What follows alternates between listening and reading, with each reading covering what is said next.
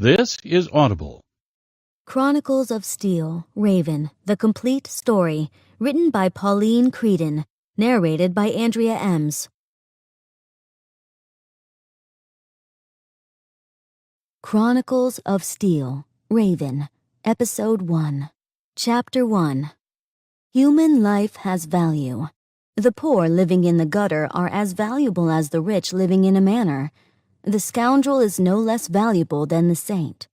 Because of this, every life a reaper takes must be redeemed. Raven Steele counted every footstep she chanced through New Haven with the knowledge that any could be her last. But the gamble wouldn't last long. She quickened her pace. Only 2 kilometers of brownstone street stood between her and the safety of the forest. A throng crowded the street. People, men, women, and children. It had become too easy to think of them as cattle. But they were human. Her deepest desire was to become one of them and live a normal human life. Gregory would make her feel human. He always did. Her heart quickened at the thought of him, and her tread became light. Raven winked at a fat-cheeked baby held by a pinched-faced woman with silver hair pulled into a severe bun. The woman looked Raven up and down, ticking her tongue and shaking her head. Even in the city, a woman in breeches instead of a skirt remained unacceptable. Or maybe the crossbow snapped to the magnets on the back of her corset made the difference. Would the woman know her secret? Raven swallowed hard and assured herself of the ignorance of the populace. Few knew what a reaper was, much less their prohibition from the city.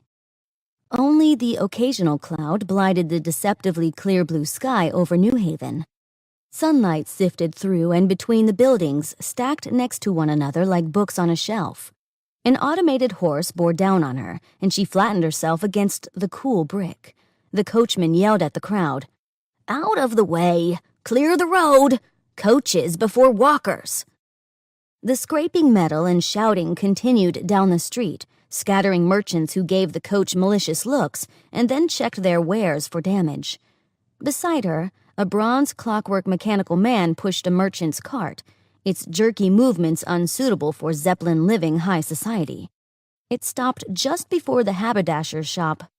With a wave of his arm and a grand flourish, the man next to the clockwork man produced a small metal gadget in his palm. "Don't be the last of your neighbors to procure this one. You've never peeled potatoes as expeditiously or had as much merriment in the doing. Your children will quibble over whose turn it is to do what used to be the scut work." He placed the gadget next to a pile of potatoes, and the clicking and whirring of the blades set the crowd into exclamations of eager yearning. The people applauded and mobbed the stand, blocking the entire walkway. No elbowing through the throng this time. With a sigh, Raven hopped off the walk onto the street, nearly stepping into a pile of manure left by a flesh horse. Her metal-heeled boots clicked with each step on the smooth stones. Seagulls crowded a fishmonger's cart on the other side of the street. The monger accosted her as she neared the bridge, but quickly moved on to the next person behind her when she shook her head. Boats docked behind him and bobbed up and down in the river. Skipping up the steps of the footbridge, she pushed away a black flyaway curl from her eyes and pulled the tendril behind her ear. Halfway across the bridge, she inhaled a lungful of the salty air and released a contented sigh. Only a day's journey still stood between her and Gregory's house, and for once, she wasn't injured. She smiled to herself as she imagined the look of surprise on his face. She planned to tell him she loved him this time. Butterflies fluttered in her stomach. Would he be ready for marriage? Was she? The fishmonger's scream broke through the chattering crowd on the bridge. He jumped into the river to avoid an out-of-control carriage pulled by a polished, brass-automated horse. Steam poured from the nostrils of the metal horse and leaked from its joints in an unnatural manner. Its black lacquer carriage careened on 2 wheels through the turn onto the bridge before righting itself. Wires shot out of the neck of the metal coachman, where the head should have been. The reins in its limp, useless hands were slack and whipping against the horse's metal flank. Raven jumped to the rail, moving out of the way of the crowd as they stampeded toward her. She gripped the lamppost, and her reaper training kicked in. No fear. Breathe deeply. Think ahead. Make quick decisions. The black lacquer carriage squeezed between the bridge railings, and the oak boards of the narrow footbridge splintered apart as though they were balsa wood. The railing to the left gave free another meter, and the automated horse jerked in that direction. In a quick, natural motion, Raven unsnapped a crossbow and felt through the quiver attached at her thigh for the right bolt. Pulling the wire from her belt's winch, she hooked it to the arrow, pointed it at the wooden post of the gas lamp standing closest to the carriage, and pulled the trigger. For a moment, the heavy metal horse hung over the edge with the carriage wedged between portions of broken railing. The horse's brass legs still poured steam as they struggled in the air, creating the eerie sound of scraping metal. Gouges raked along the black side of the carriage as it inched its way toward the river. A small hand pressed against the window. The door surged past the railing and swung open. The body of a young boy tumbled out. He hung from the door handle with his fingertips. A gasp and a few screams filled the air behind her. A female voice shrieked, "It's the young Baron!" Adrenaline coursed through her veins, and Raven leapt toward the boy, toward the river. She fell in a controlled arc, the wind pulling her long hair as taut as the line from her belt. The carriage broke free from the bridge a moment before she reached it. She thumbed her winch to release more line and grabbed the boy in a full embrace. The cold water enveloped them. The sudden change in temperature forced the air from her lungs, but she held it in as they darted below the surface. Her submerged body jerked to a stop as the line reached an end. The boy's forehead struck her in the temple. Salt water burned her eyes and stars danced in her vision. Bubbles of air escaped her lips. The boy went limp in her arms. She gripped him tightly in one arm and hit the rewind lever on the winch. She grabbed the line, and it wrenched her toward the light above. Streaks of her long black hair stuck to her face as she emerged from the river. She released her breath and gripped the line. The winch pulled her toward the bridge, and the crowd above applauded. Gasping, Raven struggled with the sudden heavier weight of the boy, struggling to hold him until they reached the top of the bridge. The line cut into her hand, and her arm muscles ached. Her tall black boots squished against the side of the bridge as they were pulled steadily up.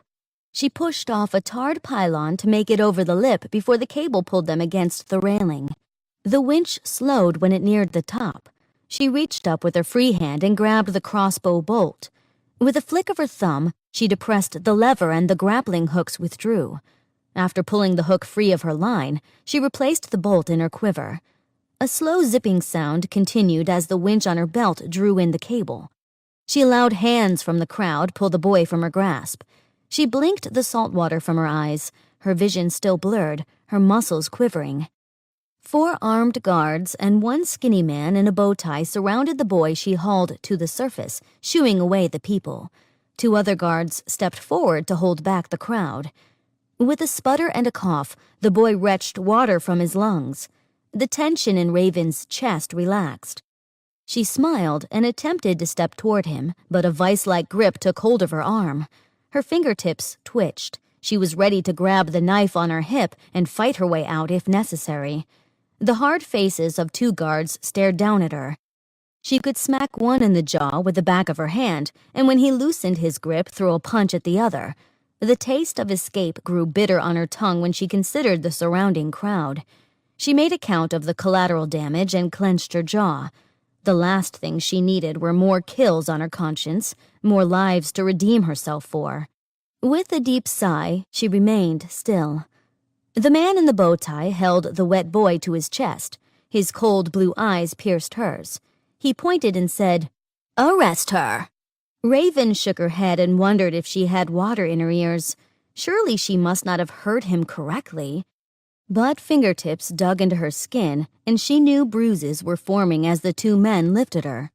They led her toward another of the brown-suited guards.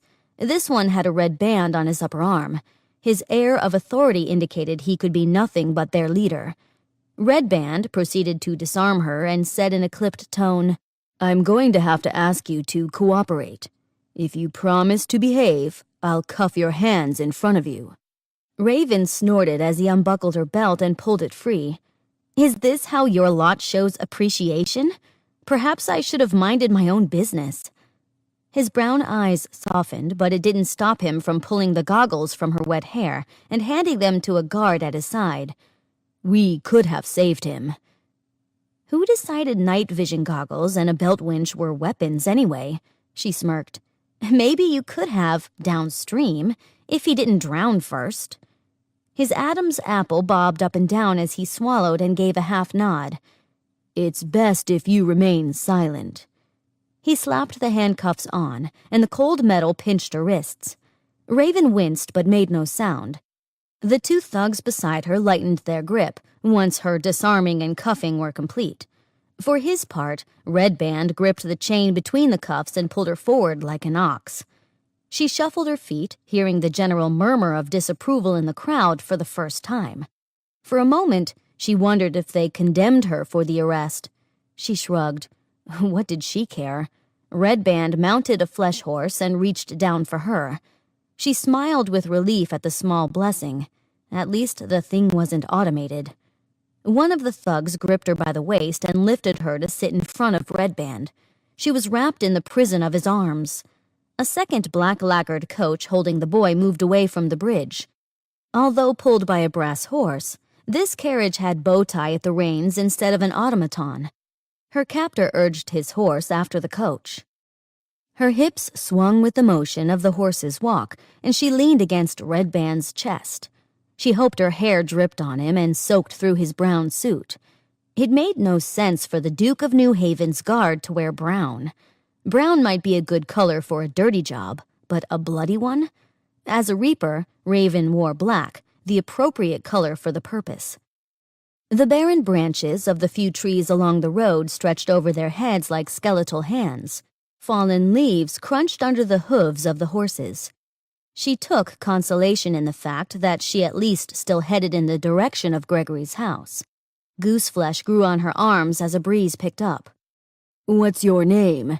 Red Band said softly in her ear. His voice sounded deep and soothing at the same time, and it made the hairs on the back of her neck stand on end. "I thought you told me to remain silent." He chuckled, and she could feel the up-and-down motion of his chest against her back. "Either way is fine." She considered keeping her mouth shut. She thought about lying. Finally, she said, "Raven Steele." "The Reaper's daughter?" He sat a little taller and inhaled sharply. "One and the same." "What are you doing in New Haven? We should have arrested you on sight." "If you had recognized me." "Dressed in Reaper black and armed as you were? I think you'd have been hard to miss." Raven shrugged. "So what's your name?" "Captain Jack Grant." His voice grew deep with pride and sounded as stiff as he sat. Raven sighed. The skin on her face pulled taut uncomfortably as it dried. She licked the salt from her lips and rubbed her cheek on her shoulder. They drew near the Duke of New Haven's court, where silver zeppelins loomed in the sky over the center of the city, like a bouquet of balloons. High society took on a whole new and quite literal meaning there. She looked longingly at the left turn she would have taken to Gregory's house. Fallen leaves gathered in patches along the sides of the road, and a puddle filled a pothole. A tear welled and her shoulders fell as she pulled her gaze away. The gates to the court swung open as the carriage ahead of them approached the entrance. The guards on each side of the gate bowed their heads. Hadn't someone said the kid was a baron? The 3 armed guards on horses ahead of Grant followed the carriage, and 2 more guards flanked her. The iron gates clanged behind them with the finality of defeat.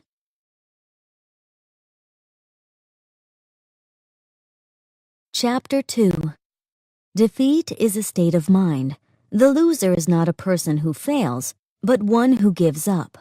If one never gives up, lost ground can be easily recovered when the opportunity presents itself. But if one's head hangs in shame, only the person's feet can be seen. Raven sneezed and her eyes watered. The dank, musty smell of the mold growing on the mortar between the smooth stones of the cell walls filled her nostrils. Her throat tightened, and she scratched at her forearm.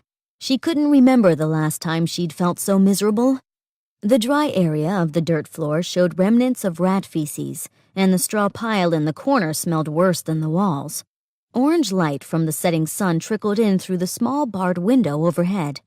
A steady sound of moaning came from a cell down the hallway. Someone else continued to sob. Raven hugged herself and continued her pacing in spite of her tired feet. An hour after she'd been led to the dungeon holding area, the outer door opened with a deep groan. Raven stopped pacing. Booted footsteps marched purposefully past the few first cells. The sobbing stopped and demands began in a begging tone. "You gotta let me out. I didn't do it. I tell you I'm innocent." She shook her head and stood on her tiptoes to peer through the bars above the flat iron front of her cell. A familiar mop of sandy hair and soft brown eyes greeted her at the window. "Step back, Miss Steele." Nodding to Captain Grant, Raven took 3 backward steps and sneezed. Her failed attempt at stifling the cry echoed off the stone walls. The door swung toward her. Grant stepped in.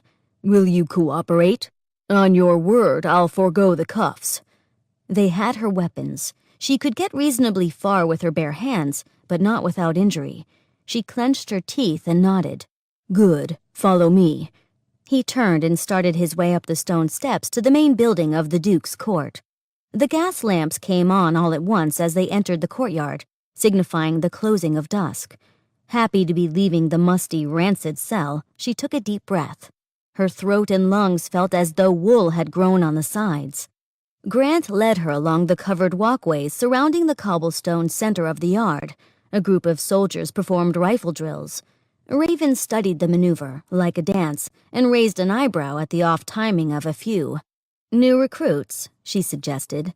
Grant stopped suddenly, and she almost bumped into him. The smell of leather and horses filled her nostrils. She backed up a step to regain an appropriate distance. He peered down at her and nodded slightly. "Mostly the boys are from the southern province.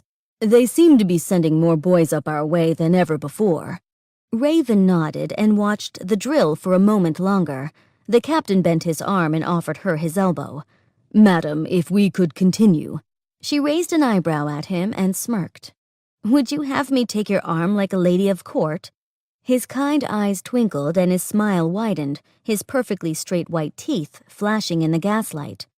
"You are in court, milady." A shout went up from the recruits and they disbanded. Raven's eyes unfocused and she sighed. "I wouldn't know the first thing about being a lady," she mumbled. Then she straightened and met eyes with Grant. "My father raised me to be a reaper, not a lady." Grant's brow furrowed. "What about your mother?" She narrowed her eyes at him and tightened her jaw. Ignoring his elbow, she marched in the general direction they'd been going. He caught up and she slowed a tick to allow him to lead again. Soon he brought her to a tall set of red doors. She shook her head in wonder.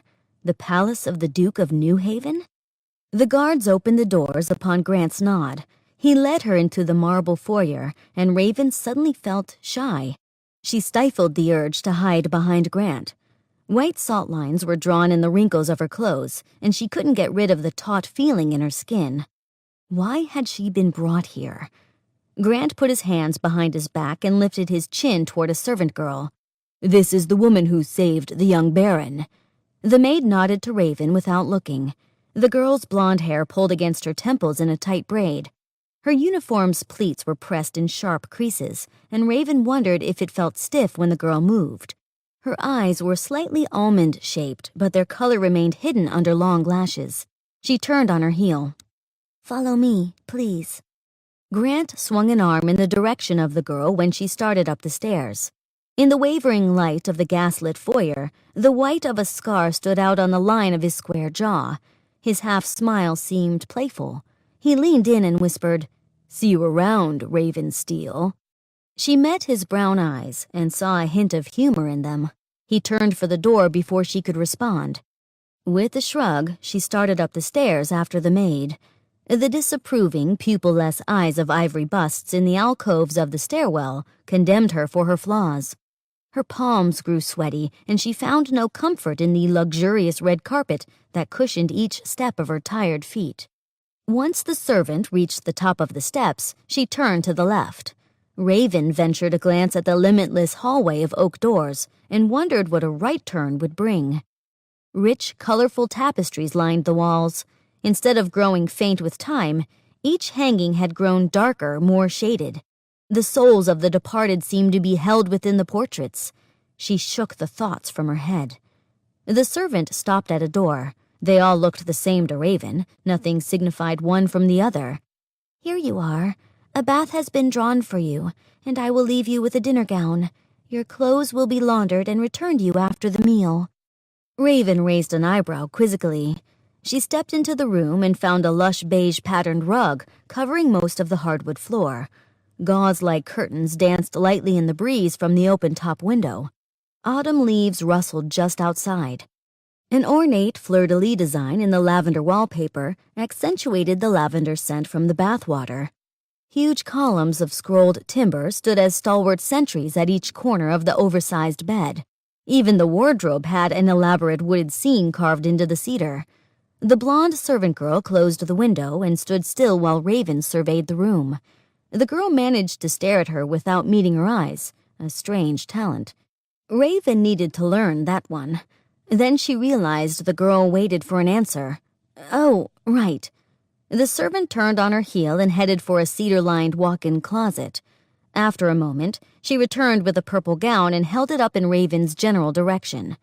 "This should fit. I used water pumped directly from the hothouse, and it should be cooled enough by now if you'd like to disrobe behind the dressing screen." A tall screen of canvas and wood stood near the porcelain tub. Inviting steam rose from the water. The servant girl laid the purple dress on the bed and stood outside the canvas screen, waiting for the salt-soiled clothing. With a shrug, Raven headed for the dressing screen and stripped her stiff black moleskin breeches, the leather corset, and her cropped purple jacket. Each item disappeared the moment she placed them over the top of the screen. She stood awkwardly for a moment, rubbing her elbows, unsure if she could stride out bare for the tub. "I will return in 3/4 of an hour to collect you for dinner." "All right." When the door clicked closed, Raven padded barefoot across the cold hardwood. An elbow in the tub found it almost too hot to bear, just the way she preferred. She stepped into the tub and felt each of her muscles relax as she sank into the almost scorching liquid. The purple dress fit perfectly. The servant girl had a good eye. Raven smiled in appreciation before the full-length mirror. It had been a long time since she'd worn a dress. Men generally held her post as reaper and bodyguard. Out of necessity, she wore the same clothes they did. The moleskin breeches were tougher than anything she could find in a shop for women, and the linen jacket breathed better. The only feminine item she refused to part with was her leather corset. The utility value of the harness within the black-laced leather and the magnets sewn in the back made it indispensable. She smiled and lifted the ankle-length skirt. The dress didn't look half bad with her knee-high riding boots. Her wet hair made the shoulders of the dress a slightly darker shade of purple. She stepped over to the drying vent on the wall and turned the crank. The brass horn expelled hot air in an upward direction, and she held her black hair over it. After a minute or two of continued drying, she lowered the vent slightly so that she could hold her shoulders and back over it in the hopes of drying the dress. "Are you ready, miss?" Raven started. She hadn't heard the servant enter while the dryer ran. She pulled the lever and backed away a step, giving a nod. The servant girl led her into the hallway again. They left the way they came, and at the foyer, they headed for the dining room. The dining area held no surprises. High-backed chairs made from a cherry wood, a long table capable of a great number of guests, and a crystal chandelier overhead. The light danced in sparkling spectrums on the white ceiling. 2 places were set at the table, one at the head, and the other place set to the head's left. The servant girl gestured for Raven to sit to the side. A butler, nearly invisible against the black and white striped wallpaper, stepped forward and pulled out the chair. His tall, thin frame reminded her of the chair's back, and his dark eyes bored into her. The skin on his expressionless face had the texture of worn leather. Even though the dress took away some of the discomfort she felt in the Duke's house, Raven had no idea how to behave. She sat in the chair and clutched the sides awkwardly while the butler pushed it forward. Soon after, a young man stepped into the room with a strange grin on his face. Raven stiffened. She didn't know what she expected in the Duke, but she certainly expected him to be older.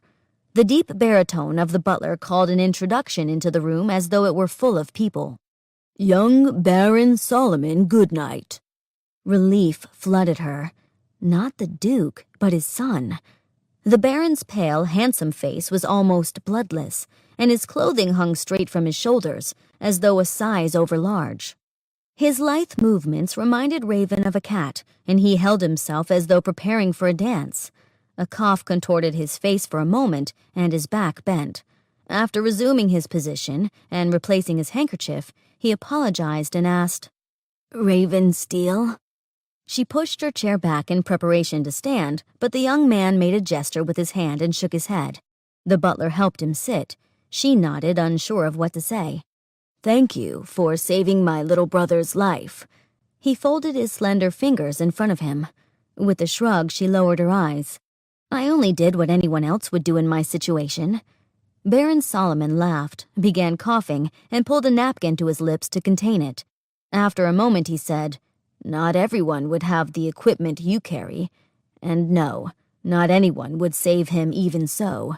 She raised her brows. "My father is not very popular at the moment. There are people on the edge of revolt. For some reason, they stay the execution of their plans because I'm the successor. If they saw me in this state, however, they might change their minds." The butler interrupted and came forward, placing a small bowl of soup before each of them.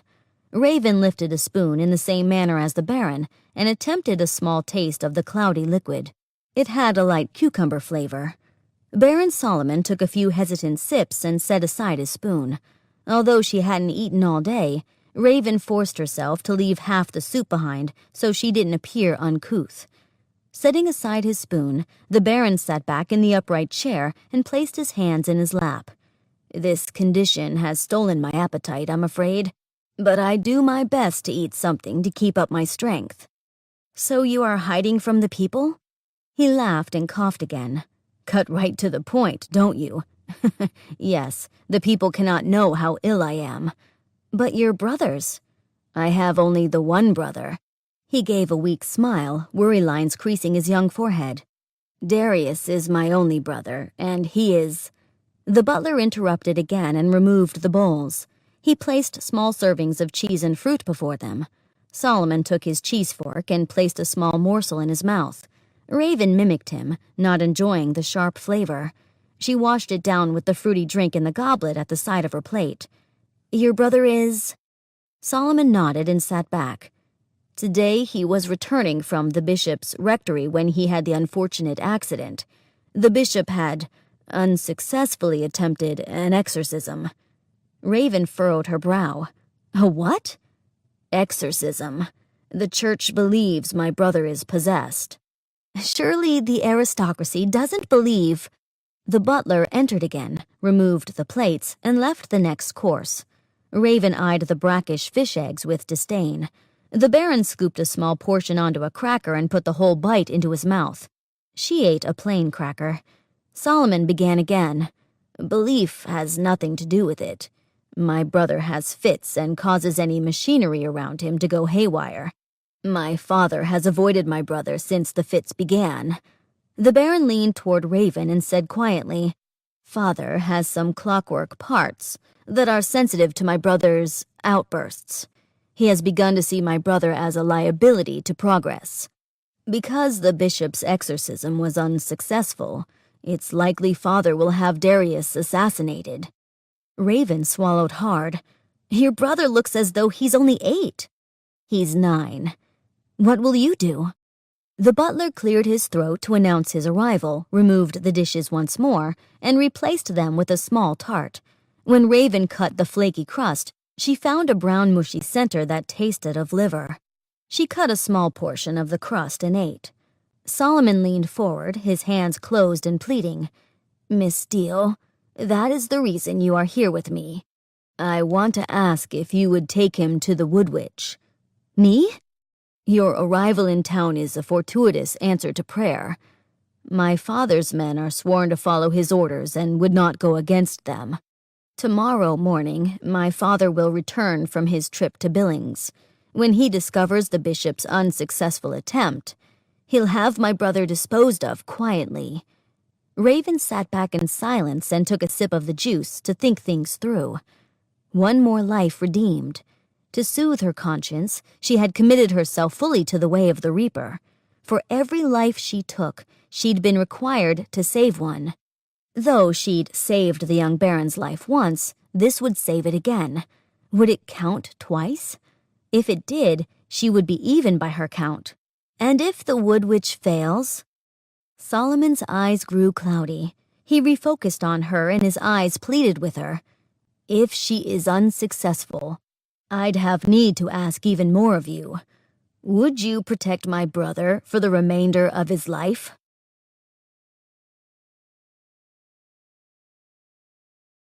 Chapter 3.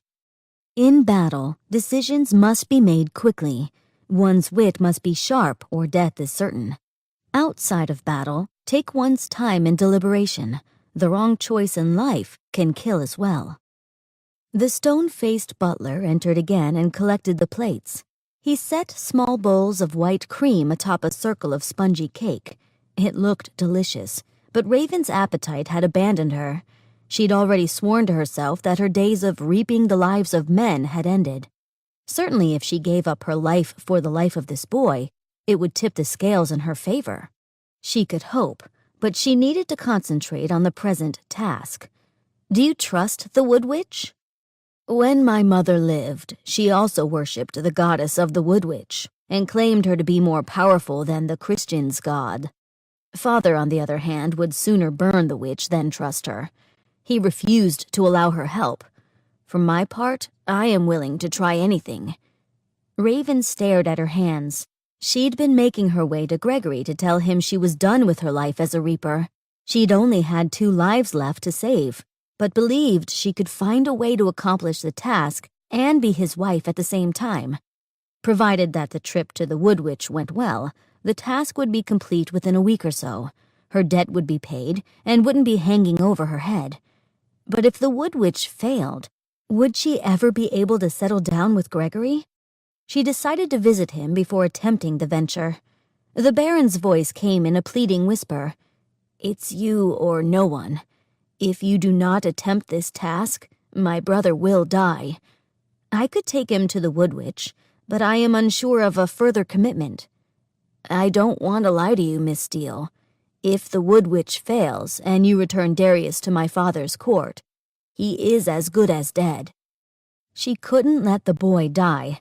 The thought of it seized her chest, and it was as good as reaping him herself. She wouldn't let it happen. With caution, she made a slow nod. "Excellent." The Baron turned his attention to the butler. "Gorman, have you made the arrangements?" "Yes, Baron Solomon. The lady's attire and accompaniments have been placed in the quarters provided." The butler stood between them, his eyes fixed on the floor. "You should leave tonight. We want to give you a solid start before Father arrives. Travel as far and as quick as you can. Because of my brother's condition, I'm sorry that I can't provide you with the fastest brass horse we have." "No, that's fine. I do not trust automated horses." "Oh, right. Then I will provide the fastest flesh horse we have. Can you be ready within the hour?" Raven stood as the butler scrambled to pull her chair. "I'll be ready in half." Folding the top flap of the saddlebag into the pouch, Raven made sure that her crossbow could easily be drawn if the need should arise. When riding a horse, the bow could slip from the magnets on her corset. She knocked an arrow into it with her thumb safety engaged. The line of sight was straight and true. She attached her quiver to a ring on the side of the saddle. If there was trouble, she needed her equipment at hand. The night had fallen while she had been entertained by Baron Solomon, and the gaslight lamps along the stable wall provided a soft glow. A Reaper's senses needed to become more acute at night. She scanned the shadows for danger, and her hand fluttered to the night vision goggles on her head. 2 steps of footsteps clipped across the cobblestone. Before they rounded the bend to the stable door, her fingers twitched over her knife. When she saw Gorman and the younger Baron, she relaxed and continued attaching her weapons. "Can I trust you?"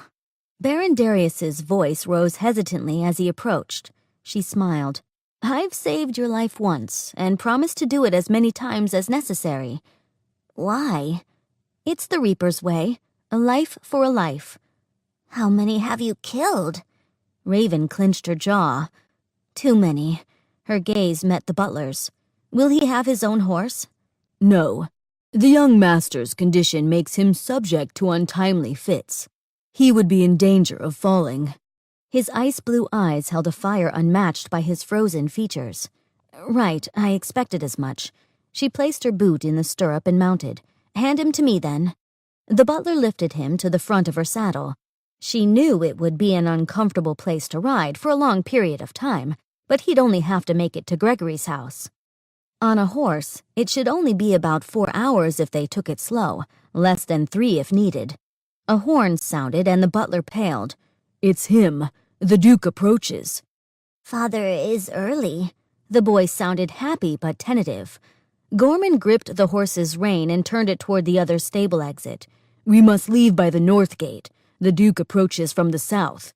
You may have as much as an hour's head start before he commands a pursuit." Raven swallowed hard. "That's not enough time." "Follow me." He released the rein and jogged forward. The horse trotted in response. Even in the jarring up and down motion of the trot, the young baron remained silent. He gripped the chestnut mare's mane with both hands. His knuckles glowed white under the lamps. Raven pulled gently on the reins to slow the horse to a more tolerable speed, but followed the butler closely. "Guards!" Gorman reached the gates, speaking in breathless tones. "Baron Solomon orders passage for this woman and the young baron." Raven recognized Grant's red band before he turned around. He narrowed his eyes at her and barked the order to open the gate. Before she could urge her horse forward, Grant gripped the bridle by the cheek-piece. He called back toward the butler. "Will she need guard?" "That will not be necessary. She is capable of caring for the young baron on this errand." Even in the half-light, Raven could see the guard's jaw tighten and nostrils flare in indecision. "Baron Solomon trusts this woman?" The butler frowned and stiffened in disapproval. Still, he answered softly, "Yes, with his brother's life." After a curt nod, the captain released the bridle. Raven nudged her horse forward into a canter. In her rush out the gate, she lost her bearings. Which way? Finally, with a turn to the east, she headed for Gregory's home. In measured beats of 3, the cadence of the horse's iron shoes beat against the cobblestone.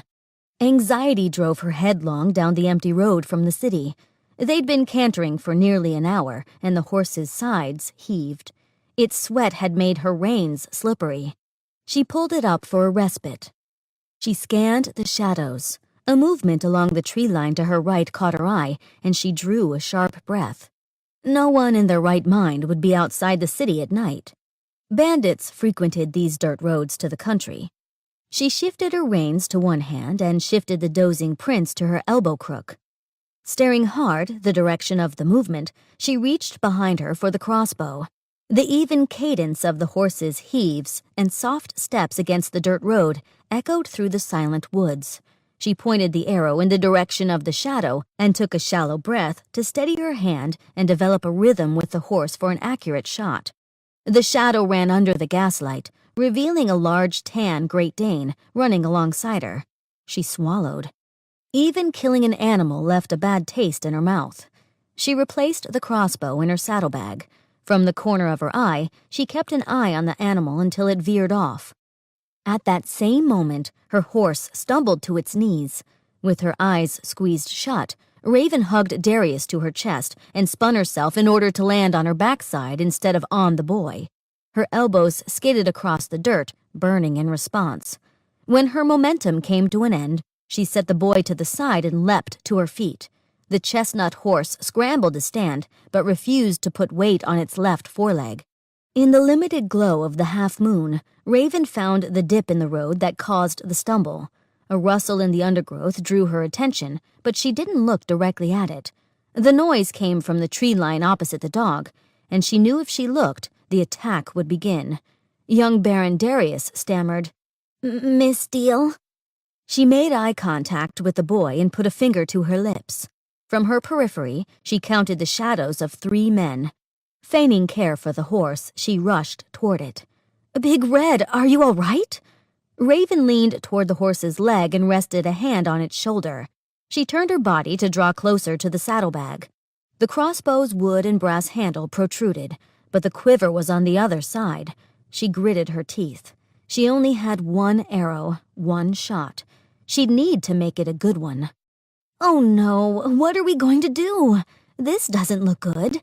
She said it in a lilting sing-song voice to hide the unsnapping of her knife's sheath.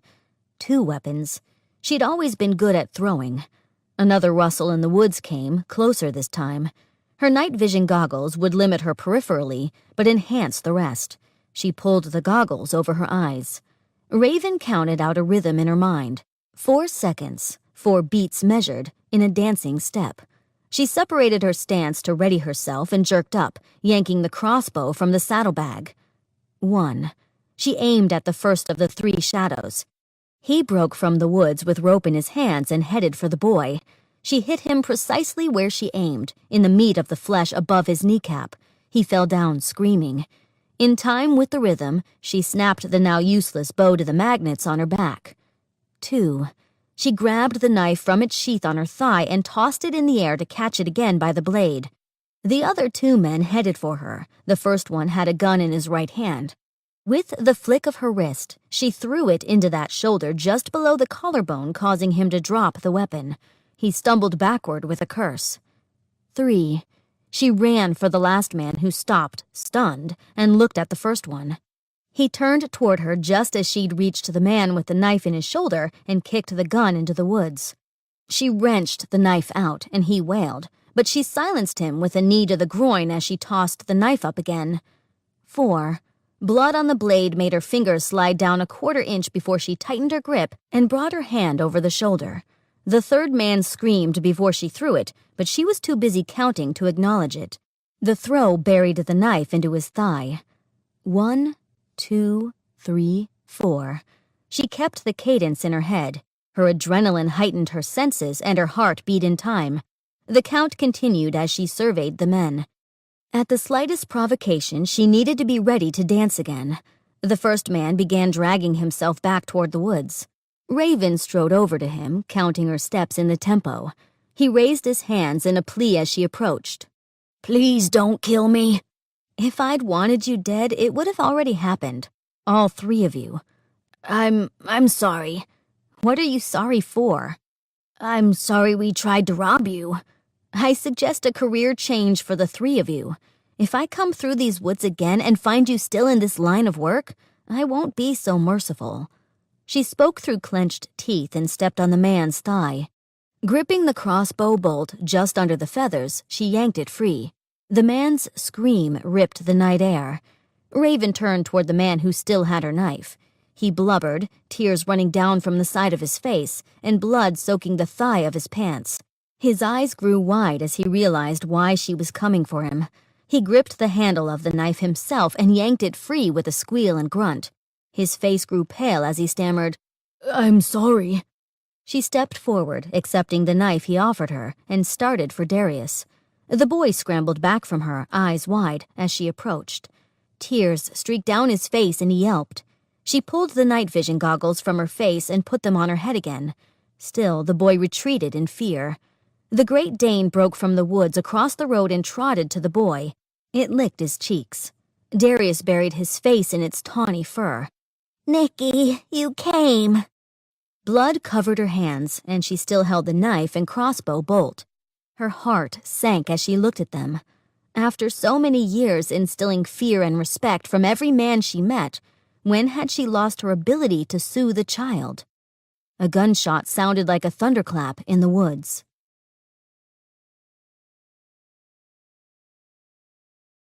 Chapter 4. The pistol is an idiot's weapon. One does not need to be faster than a bullet.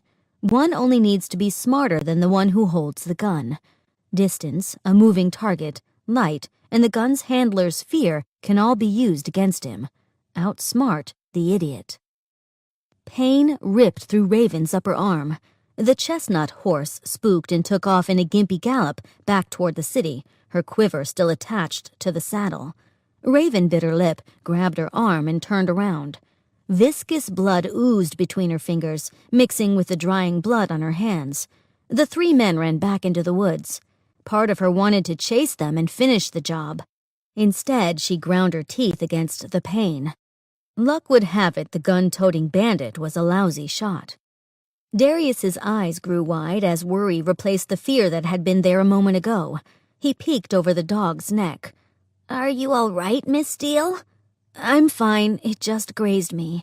She used her teeth to hold the cuff of her purple jacket sleeve so she could rip the fabric from the wrist to her wound.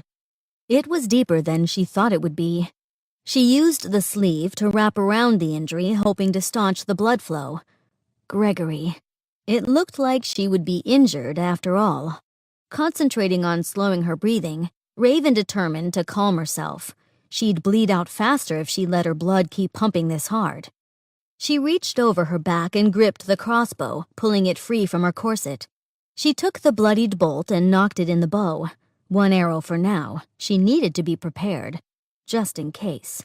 The blood on the blade of her knife had begun to dry, so she spit on it as she wiped it on her other sleeve. The Baron watched her with curiosity. "Why are you doing all that?" "If I don't keep the blade clean, it will rust." "Do you think we'll get attacked again?" Raven bit her lip. Should she tell the boy the truth and have him worry? Would a lie be a more appropriate response? She decided that a lie would be worse. Nodding, she said, "It's possible, but I hope not." "Me too." The boy pulled himself to his feet and dusted himself. He stood next to the Great Dane and seemed almost small enough to ride the animal like a horse. Raven's arm throbbed with every beat of her heart. Prickles of pain shot up and down her side. Blood seeped through the linen she knotted around the deep wound. "Let's go." The couple started down the dirt road at a forced march with the dog walking beside the young Baron. A subdued banter between boy and dog played in the background of their walk. Finally, Darius turned to Raven and asked, "What's a reaper?" She glanced down at him and tried to sound cheerful in spite of the pain. Reapers used to be a part of the Duke's elite guard. They worked in the capacity of bodyguard and assassin for His Highness. It was a great and noble tradition. Her eyes grew misty. The fastest, strongest, and most accurate warriors were the only ones in the guard. But they also had to ascribe to the Reaper's way. What does that mean? If a Reaper took a life in the capacity of assassin, he was required to actively save a life. It is necessary to keep the scales from tipping him into oblivion. "Why do you say he? You're a girl." Raven smiled. "Almost every Reaper in history has been a man." "Oh, what's oblivion?" "It's a state of mind. Some people loathe the act of killing a person at first, but as they continue to do it, it can feel like a game. They can begin to feel superior, like the winner of the game. But if the Reaper has to save a life for every life they take, it keeps them humble. It's a matter of subservience so the Reaper doesn't begin to think of himself as stronger than he is." "Why are the Reapers no longer my father's guard?" Raven took a deep, pain-filled breath, but the conversation was working to distract her, so she continued. "When I was a little younger than you, the Duke demanded that my father kill a woman, the Duchess, in fact." Darius sucked in his breath. "My father demanded the death of my mother?" "No, it was your uncle and aunt." The boy looked relieved. "I never knew my uncle." "He died before you were born, but your brother might remember him." She shook her head and continued. "Your uncle chose my father for the task because he was the captain of the 13 Reapers. The Duke claimed that his wife was unfaithful with no evidence, and the woman denied it flatly. There were no witnesses either way." "So did my uncle ban all Reapers because your father refused?" "No. He commanded my father to fulfill the act or the Duke would execute my mother and me." Raven paused for a breath, wincing from the pain. "What happened?" "My father took us and fled. The Duke had another Reaper kill his wife and ordered every Reaper to give chase and kill the 3 of us. No Reaper would be allowed in New Haven again until the deed was finished, or he'd kill each Reaper's family. Then he imprisoned all of their wives and children. Did they attack the Duke's court in rebellion to get their families back? Raven shook her head, a lump tightening her throat. No, they came after us. Darius walked in silence for a few moments, kicking the occasional rock. Raven watched him, trying to soothe the lump before continuing. He seemed taken in by the story, but gave her a moment to rest before she continued. After only a few months, they found my mother at our new house while my father and I had gone to market. She was shot in the back with a crossbow bolt while she was making dinner. Before we made it back to the house, my father could tell there was something wrong. She swallowed hard, seeing the scene play out as if she were 8 years old all over again. He never went anywhere without his weapons. Some Reapers used guns, but not my father. She smiled at Darius. He always said, "You don't have to be faster than a bullet. You just need to be smarter than the man holding the gun." Raven's smile disappeared as she continued. While he made me wait in the woods, he hunted the men down who surrounded the house and killed them. There were 8 who died. That's a lot of lives he had to save after. Raven laughed and winced as she grabbed her arm. Yes, my father did a lot of heroic and charitable deeds afterward. So what happened to the other 4? Her voice cracked as she said, "They found me in the woods."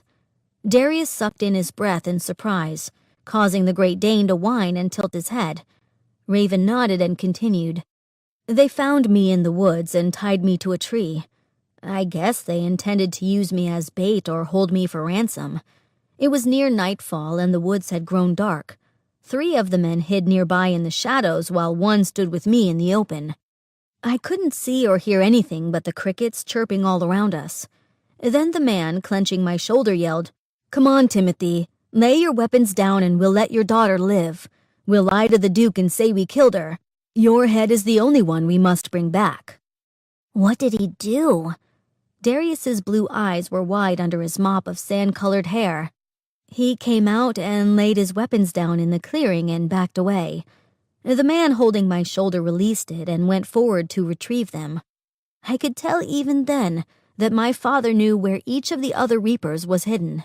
He turned in circles as he walked forward as if keeping an eye on all of them at once and called out, "Release my daughter now. There is no need for her to see her father die." The man with all my father's weapons laughed and said, "We don't need her head. I didn't lie about that. But the Duke demanded we bring the scalps of both women. I'm sorry." I expected my father to get upset, but instead he had a peace about him that I couldn't understand. He said, "Brian, Sam, Jasper, Monroe, I am giving you one last chance to change your mind. If you leave right now, I won't have to make amends for killing you." The one at my side snorted and said, "I have all your weapons. I counted them. You may have been our captain, but there is no way you could kill us all if you're unarmed."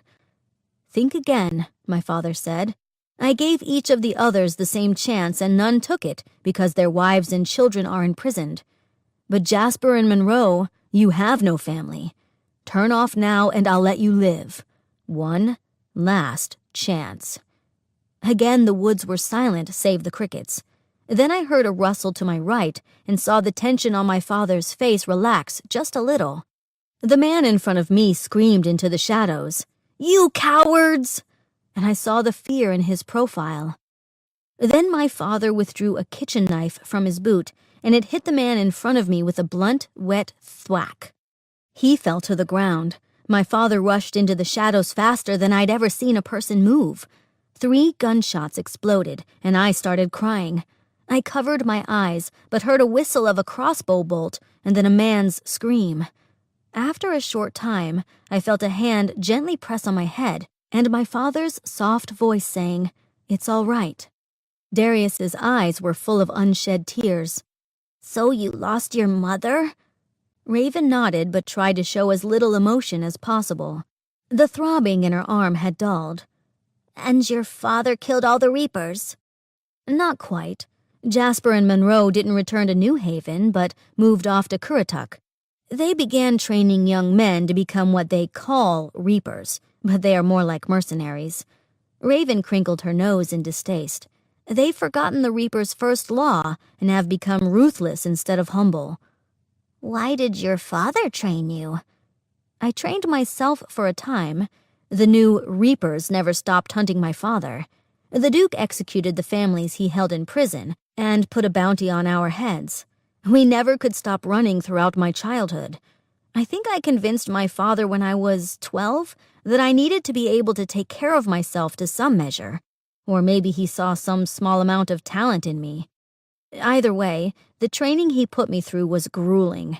He showed me no lenience as his daughter. When did you stop running? Raven heard the faint grinding of metal behind her growing louder in its approach. She stopped and turned her head to the sound. Your uncle died about 10 years ago. I was 15 and you hadn't been born yet. His mind was twisted and he killed several of his wives. He finally died of a tumor. With no heir, your father became Duke. By then, the Reapers had become nothing shy of criminals. He ordered Reapers to be arrested on sight, but lifted the bounty on mine and my father's heads. Darius looked at the road and his eyes grew wider. The scraping metal rose in crescendo and became more distinct. Raven could count them. 6. There were 6 automated metal horses approaching. Even the boy could hear them.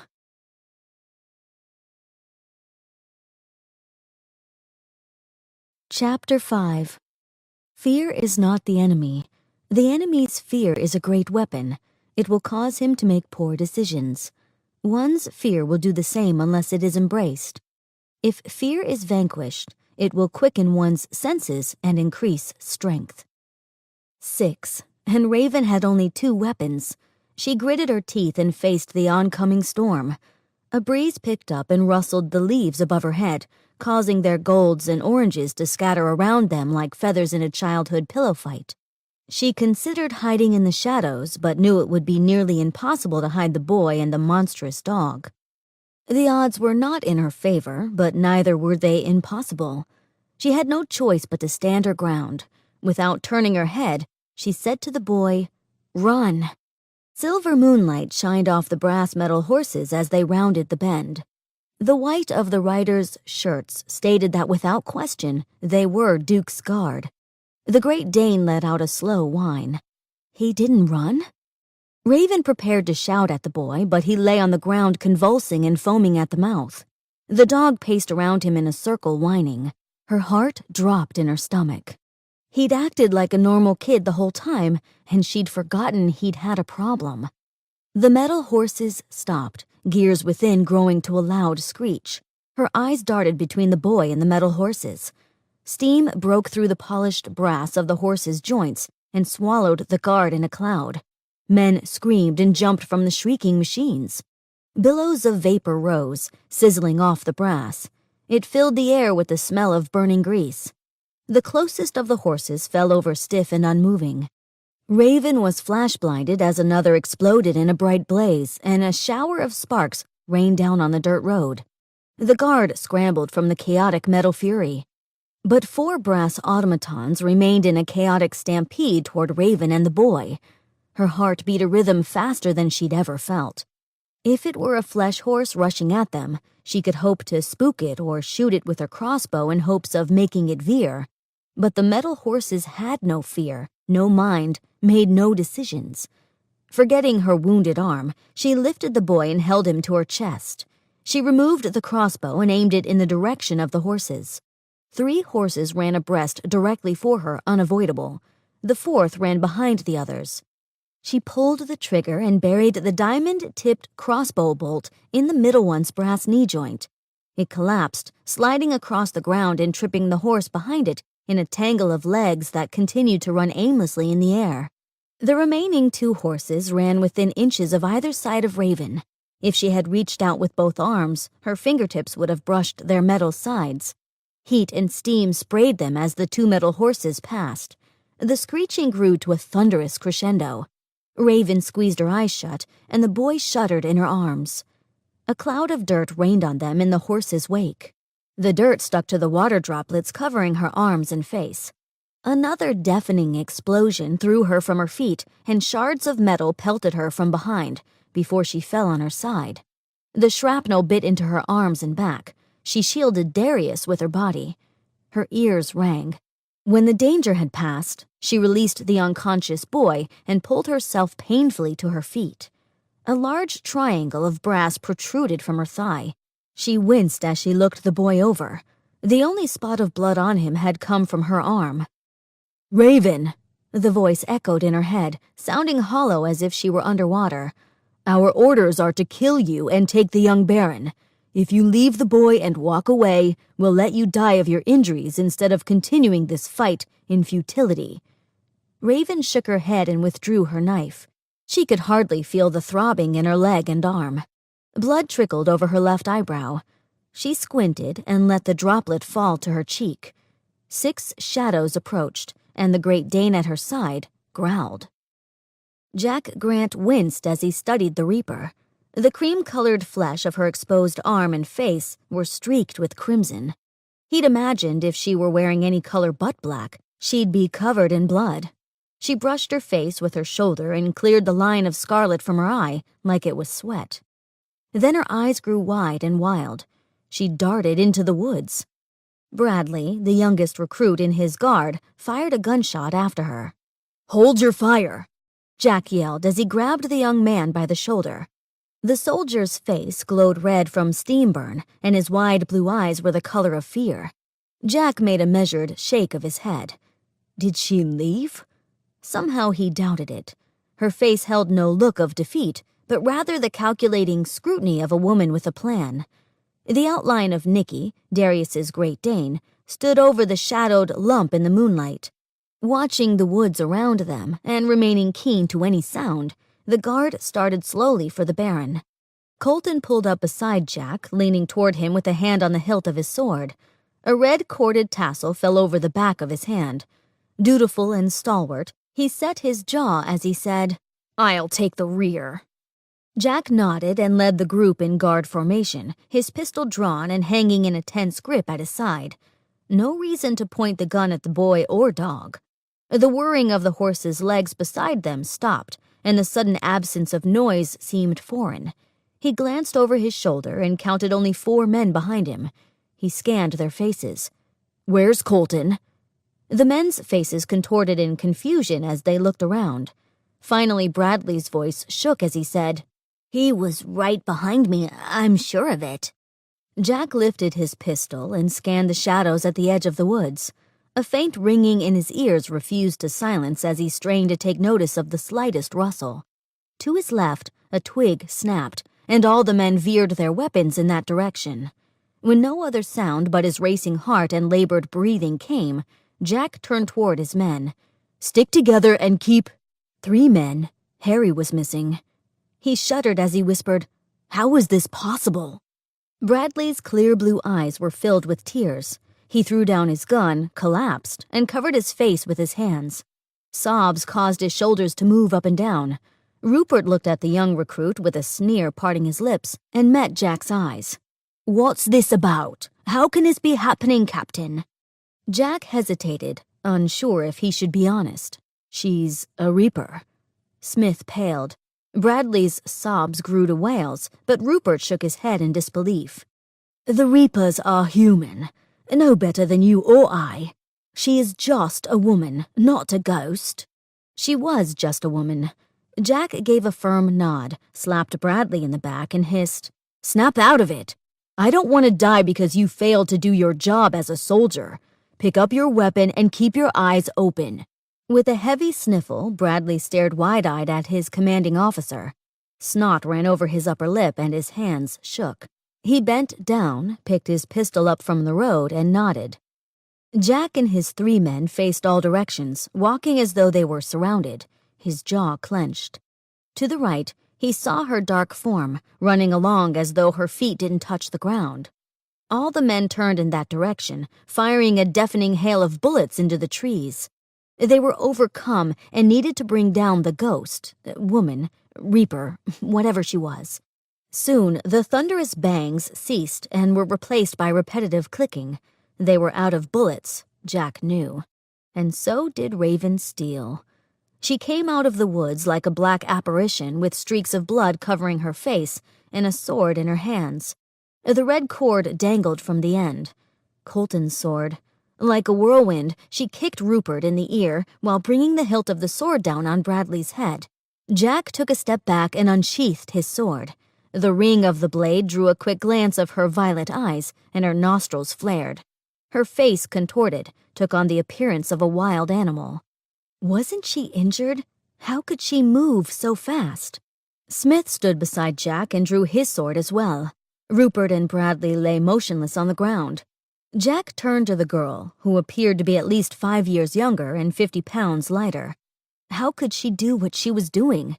His voice cracked as he stammered, "What do you want from us?" Her face changed. It softened and lost some of the animalistic nature for a moment. Her voice cracked as she whispered, "I just want to be left alone." Jack shook his head. "As long as you continue with the young Baron, I can't do that." Her eyes flashed wildly, like a violent sea storm. "You'll kill him if I leave him." He clenched his jaw, not willing to lie to the girl, but not wanting to admit the truth of what she said either. "I have to follow my commands." She shook her head. "Isn't there a higher command than the Duke's?" "We are a sovereign country and do not answer to the court of nations." She narrowed her eyes and stepped forward. Jack and Smith each took an unconscious step backward. She hissed, "If you answer to no one but the Duke, then I have nothing to say to you." With a sudden leap forward, she brandished her sword. In the furious fight that followed, Jack took notice of 2 things quickly. 1, the girl could anticipate movements better than any soldier he'd ever practiced with. And 2, the girl was using the flat side of her blade. He wondered why she would make such a conscious effort to keep his guard uninjured. Before, he had assumed that the first 2 guards who had disappeared were killed, but now he wondered. Her breathing grew labored, but her eyes were no less vivid. The movements of her arms never wavered in strength, and the blows she created bruised him severely. Sweat dripped from his forehead and into his eyes. She landed a blow with her elbow to the back of Smith's head, and he fell into an unconscious heap. "One remains," she whispered and turned toward Jack. The way she held Colton's sword with both hands barely hinted at her fatigue. With Smith's body directly behind her, a maneuver came to his mind. He stepped forward and locked swords with her. Knowing that his only advantages were his strength and weight, he forced her backward, praying she'd forget her footing. As he'd hoped, she tripped over Smith's prone form. She flailed in such emotion that he was able to remove the locked swords and toss both weapons free. He caught her by the arm before she hit the ground. The Reaper gripped his wrist. He pulled her upright in a quick tug, feeling his victory. He tasted it on his tongue as he made the motion to grab her by the shoulder. In a movement faster than he'd seen the girl move yet, she gripped his hand between her thumb and forefinger, wrenching it in a direction it shouldn't have gone. He fell to his knees for the pain and cried out.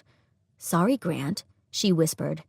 Through the watery vision of his tears, the dark form of the Reaper shadowed the moonlight as she lifted a fist and brought it hard against his temple. All went black.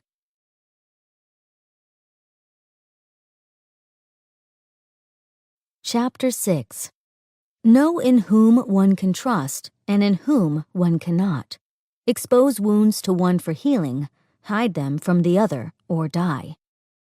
Dried blood cracked over Raven's crusted eyes as she closed them and drew a shallow, painful breath. Stars danced in her vision and filled the blackness behind her lids. Her knees trembled as she fought to stand. The adrenaline that kept her going to this point faded from her grasp like a vaporous mist. "Raven?" The boy's voice sounded unsure. "Darius." Her voice faltered and squeaked as she opened her eyes again. She made it to her feet. The young Baron stood next to his faithful camel-colored companion. His fear-filled eyes warmed her heart. She smiled through the pain and stepped toward him. "Are they dead?" he asked. She shook her head even though the action shot needles along her neck and shoulders. If she spoke, the tears would come. The look of relief on the boy's face put her at ease and made her feel more certain about her vow to stop the killing. "What will we do?" With a deeper, more painful breath, Raven forced herself upright and gauged her surroundings. Through her childhood, she had traveled this same road several times to New Haven with Gregory's family. The road itself did not lead to their house. She needed to find the deer trail near the end of the woods before they reached the farmland. It couldn't be much farther. One of the men behind her moaned, and her heart leapt to her throat. It was enough to make her blood start pumping again. She rushed toward the boy and his dog. "Hurry, this way." Each step shot a sharp sting up her leg, but she had no time for pain. She held the pace of a forced march, with the boy occasionally hopping into a jog to keep up. "Where are we going?" "Someplace safe." Blackness crowded the edges of her vision, framing every direction. Not now. She couldn't afford to black out now. Where? She found it. The worn path almost hidden by fallen leaves. An October breeze picked up and chilled her flesh, causing bumps to rise on her now exposed arms. She crossed them, rubbing each forearm. Her second sleeve hung in black tassels, torn and tied to her right thigh to stave off the blood flow. "Come this way." When it seemed like they'd been walking the animal trail for almost an hour, she noticed the lack of chatter in the woods. The three of them were causing the leaves to rustle too loudly. Her stealth had fled with her strength, causing her feet to drag. Even her limp had become more pronounced. And who could force a 9-year-old boy and his 150-pound dog to walk quietly through the woods? She giggled at the thought of it, and suddenly she couldn't stop laughing. Just a little farther. Ever notice how that almost sounds like just a little father? Who would have a little father? The world tilted in a seesaw motion. She giggled more. "Are you all right?" She nodded her head and collapsed to the ground face first.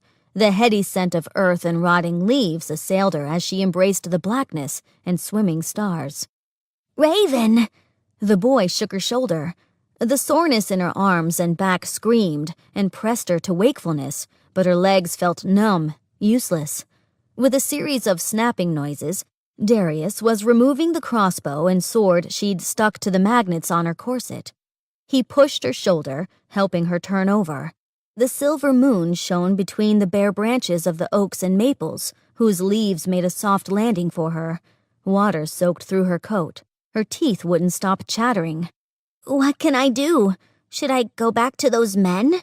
Darius's blue eyes shone in the half-light, and tears glistened on his cheeks. He removed his jacket and covered her shoulders, arms, and chest, tucking it in on the sides. Her abdomen tensed, and she couldn't stop shaking. Through her stiff and clacking jaw, she struggled to keep her words steady.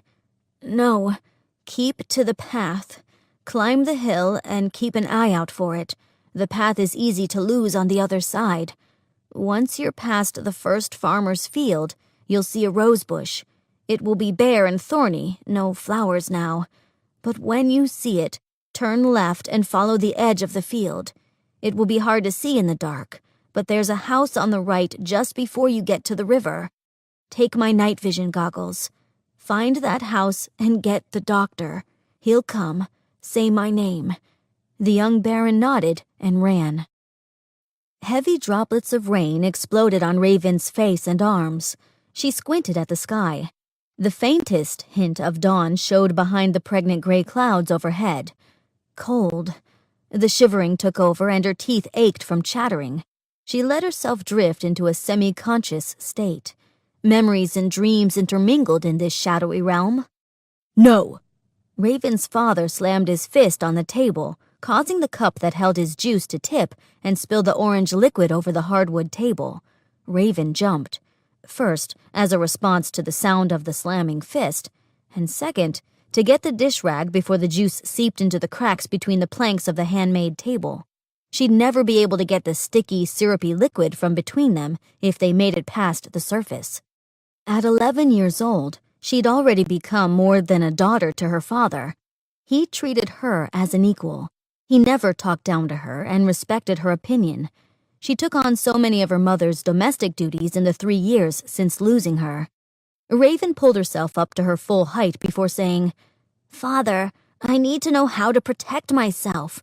By refusing to teach me the Reaper's way, you're leaving me as defenseless as Mother was the day she was taken from us." His violet blue eyes shone with unshed tears as they met hers. He pulled the unwashed black hair from his forehead, looking tired from the 2 days of work. Home for 2 days, gone for 2. Her father returned this time with the pelts of 6 animals for market. "If she had the heightened senses of a Reaper, you know she would have seen them coming. She could have been saved." Raven's voice shook from the truth of it, knowing the words pained her father as much as it cut into her own chest. Raven moaned and shifted, trying to alleviate the pain in her side. The adjustment made her thigh scream and pulled her from her memories. Still, the images of her father putting her in a blindfold for training came back to her. She remembered the bumps and bruises she'd received for weeks before she properly learned to anticipate her father's sudden attacks. Wooden swords, staffs, crossbows, guns, steam throwers danced in the shadows of her vision. The exhaustion and the cold drew her back into her memories. Gregory's green eyes pleaded with her, his eyebrows furrowed. "I don't see why you have to go."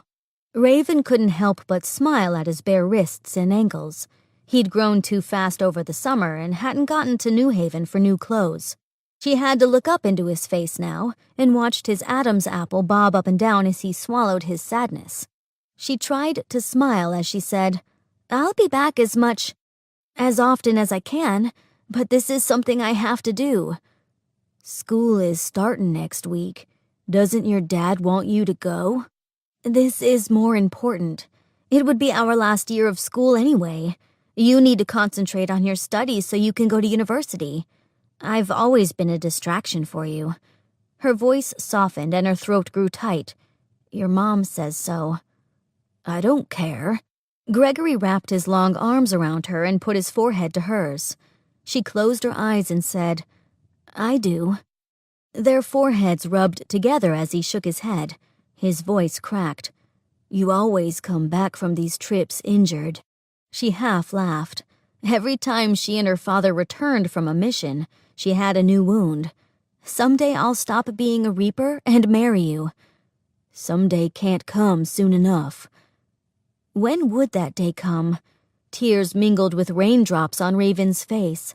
Sobs racked her body until the pain became so unbearable, she welcomed the black curtain of unconsciousness. Jack squinted as the raindrops beat a gentle drum on his face. Soon the dirt on the road through Red River Forest would become an utter clay mud pit. How long had it been raining? His head ached and warmth flooded his cheeks when he sat up. Pale morning light filtered through the rain clouds above. The scene of carnage surrounded him, looking worse than it had in the moonlight. The twisted metal bodies of the mechanized horses were tangled together in a pile of spikes and sharpened limbs. His fallen comrades were also awakening one by one, and sat up, each with a hand to his head. No casualties. It should have been a massacre. Impossible that they still lived. Each of his men stood and gathered together in a group like soaked chicks looking for a hen to sit under. Clenching and unclenching his jaw, Jack continued to sit in the fast-forming mud. The wind picked up and chilled his wet shoulders. 2 soldiers stumbled from the woods, their clothing stuck to their arms and chest. Harry and Colton seemed uninjured but shaken. "Why?" Rupert put a voice to the question that flitted around Jack's head like a caged bird. Jack met eyes with his second-in-command. Lightheaded and dazed, he decided to remain silent. Rupert's expression was hard to judge in the half-light. His dark skin and eyes made him look like a shadow against the trees. He sneered as he continued, "Not one of us is injured, except for the fog in our heads. She had Colton's sword. That blade was cared for and sharpened daily. No one takes better care of their weapon than him. So, why are we still alive?" "I don't know. It doesn't make sense." Jack took the arm Rupert extended and pulled himself from the mud with a sucking sound. The rain fell into his eyes and ran down his face. No need to brush off. The rain would soon wash the soiled clothes. "There will be no trail to follow, now with the rain." Rupert shook his head and stood with his hands on his hips. "That's for certain." Bradley came over, shivering from head to toe. His teeth chattered as he asked, "What will we do now?" Jack ventured a glance in the direction Raven and Darius had likely gone. He longed to go after them, but felt unsure in so many ways. How would it be different this time? What could he do to alter the outcome? A mistake learned from is an experience. A failure is when you learn nothing from your mistake. He shook his head, the gears turning to figure out what needed to change. Colton interrupted his thoughts. The pale blonde soldier's high cheekbones hinted at his relation to the nobility, but his wet hair stuck like straw to his wrinkled brow. "Captain, have you seen my sword?"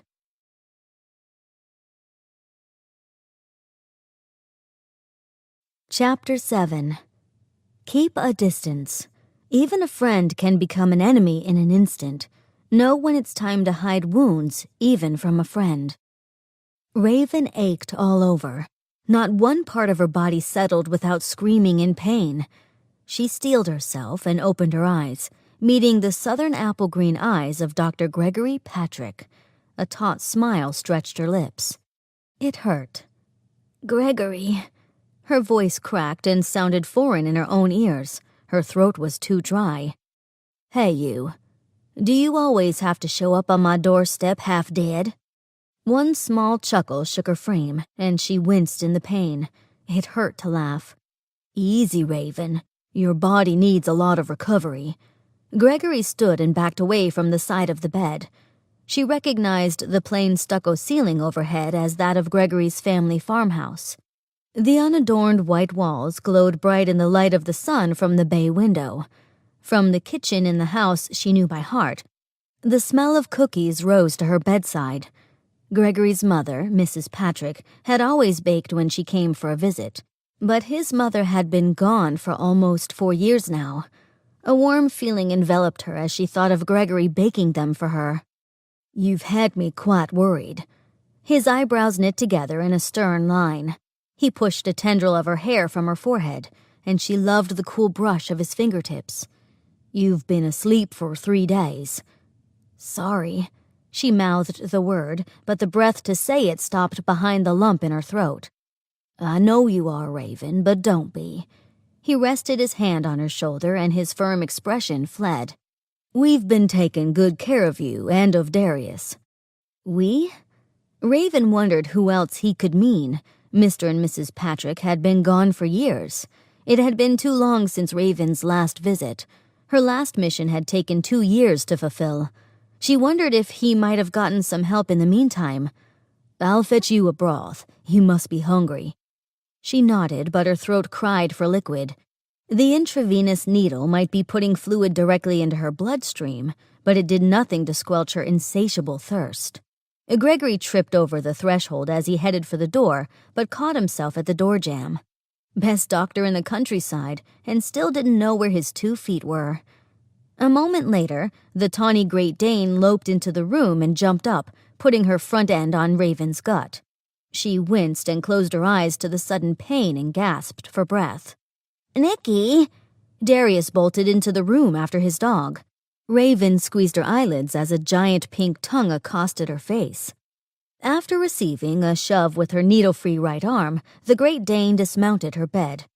Raven couldn't help but smile. "Hi, Baron Darius. How are you doing?" Her voice sounded gruff and unfamiliar. "Me? I'm fine. It's you I've been worried about for 3 days. The boy looked exasperated, and his blue eyes were glistening. He had a cup in his hand. "No need to worry about me. I'm sure the doctor is taking good care of me, as always." She took the cup and swallowed a quick sip. Have you seen his basement? He has a laboratory larger than my father's alchemist." Darius leaned his elbows into the side of the bed. She nodded and set the cup on the bedside table. Medicine is a strange mixture of science and alchemy these days, and that laboratory used to be Gregory's father's. "He told me." The sound of boots approaching on the hardwood floor of the hallway caused them both to turn to the doorway in anticipation. Like an impatient puppy, Nicky bounded out the door to meet Gregory before he made it to the room. Lifting his arm higher to keep the dog from the tray he held in his hand, the doctor chuckled as he entered. His green eyes shone like emeralds, and his dimples showed in his smile. Her heart leapt. He'd removed his jacket and vest, his red suspenders exposed in an intimate way. It reminded Raven of how his father would snap the same red straps as he talked to punctuate his sentences. The sleeves on Gregory's white linen shirt were rolled up to the elbows, exposing his forearms. They were no longer the thin, awkward adolescent arms she had remembered. His arms showed the strength and dexterity of the man he'd become. "I hope you're in the mood for a cookie or two." Before she could nod, Darius leapt to his feet. Yes. He looked at Raven, clapping his hands gently in his excitement. These are the best things I've ever eaten. Have you ever had a chocolate chip cookie?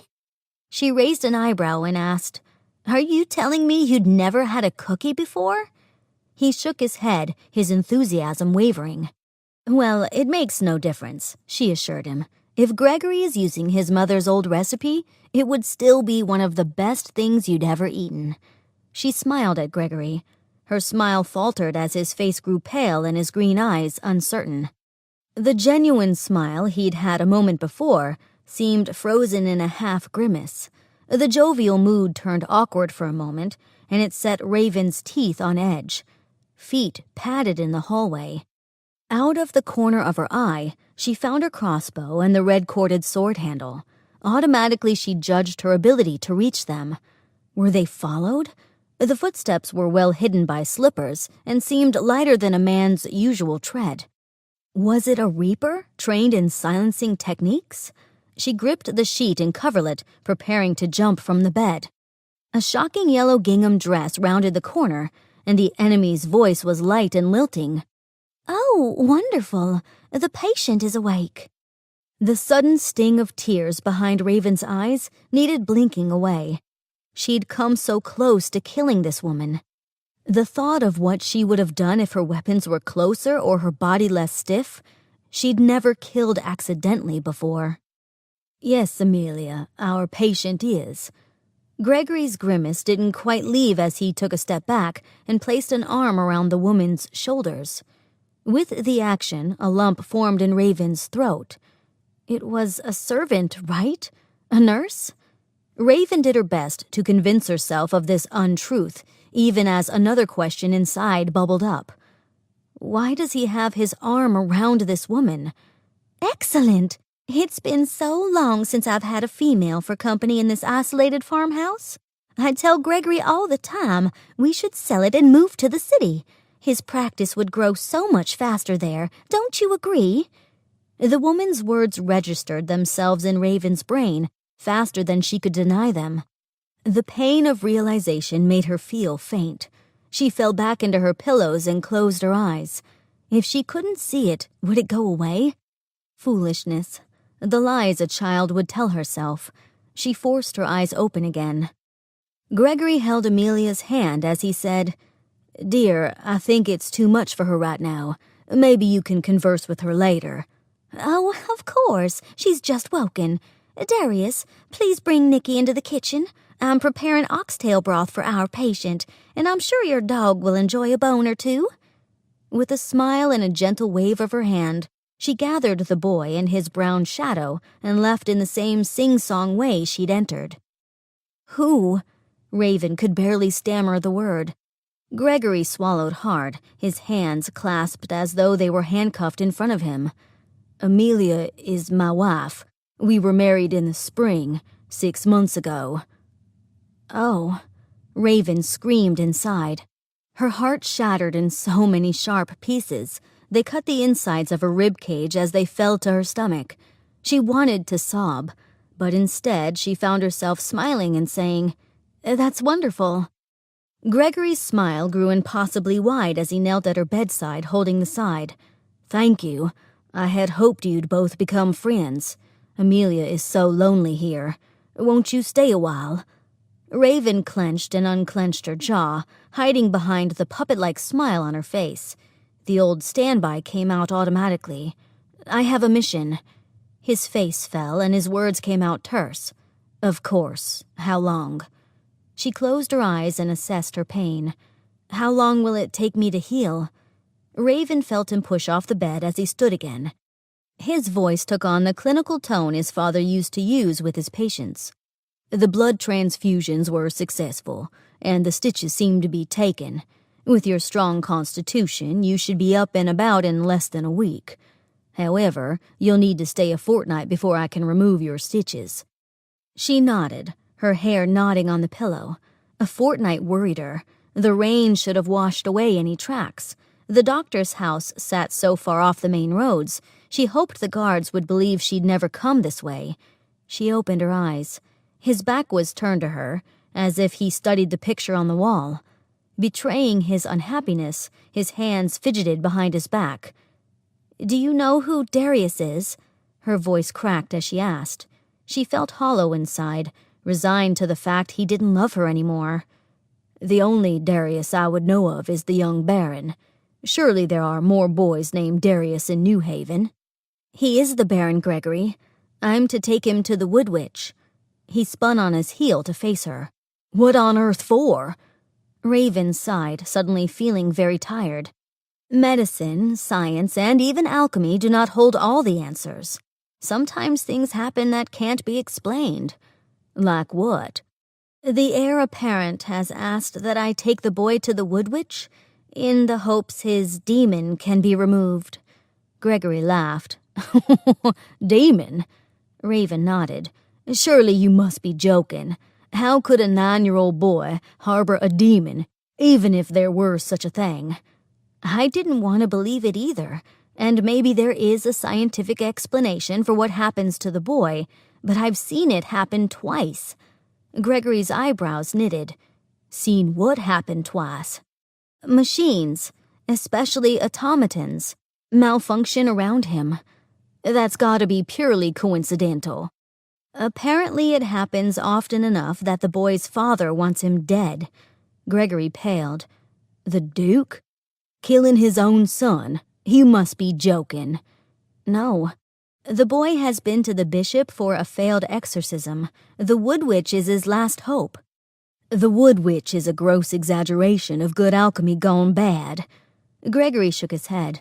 "The fact that the exorcism failed should be evidence for an explanation other than demon possession." "It makes no difference," Raven said with a yawn. "I have a mission I was paid to complete, and in 3 days I'll be out of your hair." She neglected to mention the fact she'd lost the payment when the horse ran off. 3 days is hardly a fortnight," Gregory said through clenched teeth as he paced the floor. "You can't just do whatever you want to, Raven. You're not a teenager anymore. Your father isn't even around to care if you're becoming the kind of reaper he wanted you to be. You are killing yourself for no reason. When will you stop this?" Her eyes stung and her chest tightened. She had wanted to stop. She wanted to tell him how much she loved him. But she was too late.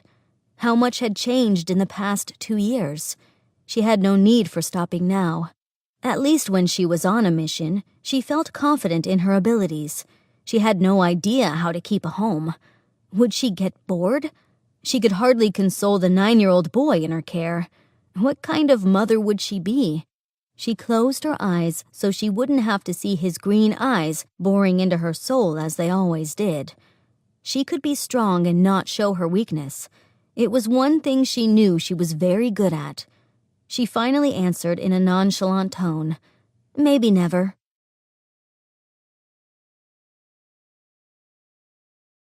Chapter 8. If the enemy knows one's weakness, he can use it to his advantage. If a stone lodges in one's shoe, do not limp. Walk with head held high. Run if need be. She wanted to run. 3 days later, Raven walked the row between the fields, ignoring the searing ache in her thigh. That pain was minuscule in comparison to the vacant place in her chest where her heart used to be. Boy and dog bounded in front of her, stretching their legs after such a long time cooped in the farmhouse. With his haircut and farm boy overalls, Darius no longer looked like a baron. She smiled at his brilliant, unplanned disguise. The doctor walked with her. "Wait at least a week before you think of removing those stitches. Please get as much rest as you can." He stopped walking for a moment and whispered, I wish you'd stay. Could he make the void in her chest hurt worse? Raven doubted it. She kept walking, forcing him to jog 2 steps to catch up. What is your plan? She swallowed. If he were found out by the guard and questioned, she would rather he knew nothing. Besides, who knew how trustworthy his prattling young wife would be? She could let a word or two go by without a thought of how it would affect things. After spending 3 days with the woman, Raven judged her a definite gossip. She decided that since she hadn't completely made up her mind yet, it wouldn't be a lie. I'm not sure. Gregory nodded as if he knew she chose not to say. Gregory? Amelia called him from the porch. Did she fear he might not return? Well, I'll leave you to your path, then. It's not as if you wouldn't know the way. Raven stopped and turned to him. She didn't know if she'd be able to speak. The words she had traveled all this way to tell him were still hiding on her tongue, wanting to break free from the prison of her lips. Instead, she said, "Thank you." His half-smile reminded her of the 100 times they'd said goodbye in the past. I won't let her talk me into moving. I will always be here for you. His reassurance washed over her with more relief than she'd have thought possible. She smiled and said, "Then I'll be back. And maybe you won't be half dead next time." Maybe. She turned on her heel and withheld the urge to run again. The boy and dog waited at the bramble of the rosebush. She met them there, sneaking a peek back. Her doctor hadn't left his spot yet, even with his wife calling his name again. Which way do we go? The boy said breathlessly. His face had gained some color after nearly a week of doing farm chores with the doctor's wife. Raven glanced back at Gregory and watched him turn away. Happy that she could make the decision without him watching, she looked both ways down the field rows. The late afternoon sun had dipped below the boundary of trees. They had a few hours of diminishing daylight left. The Duke's guard would still be looking for them along the road, so they'd have to take the wooded paths. Raven decided to go to the one place they wouldn't be searching. She turned right and started back toward New Haven. Jack Grant hated his latest mission. There could hardly be a viler town in all of the Duke's reign than Channing. The cobblestones of the street were slippery, damp, and uneven, making the walk difficult. It seemed the seaside city had a perpetual layer of fog. Accosted by the smell of refuse and human waste, Jack held a sleeve to his mouth with his left hand, while his right rested on the butt of his pistol. Rupert and Colton held the same stance as they made way for the tavern. Over the past week of searching, Jack had mulled over the fact that the woman, a trained assassin, spared their lives rather than taking them. The woman had moved faster than any of the guard, and she'd been injured. Jack shook his head as he thought about the grotesque shard of brass protruding from her leg as she'd first run into the woods. His conscience could not agree with what he was about to do, but orders were orders, and as captain of the guard, Jack always followed them to the letter. The smell of vomit, alcohol, and urine grew worse within.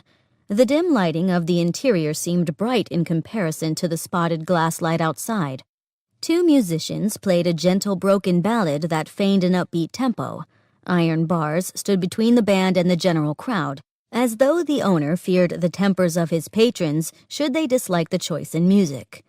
Removing his sleeve from his face, Jack straightened and stepped up to the bar.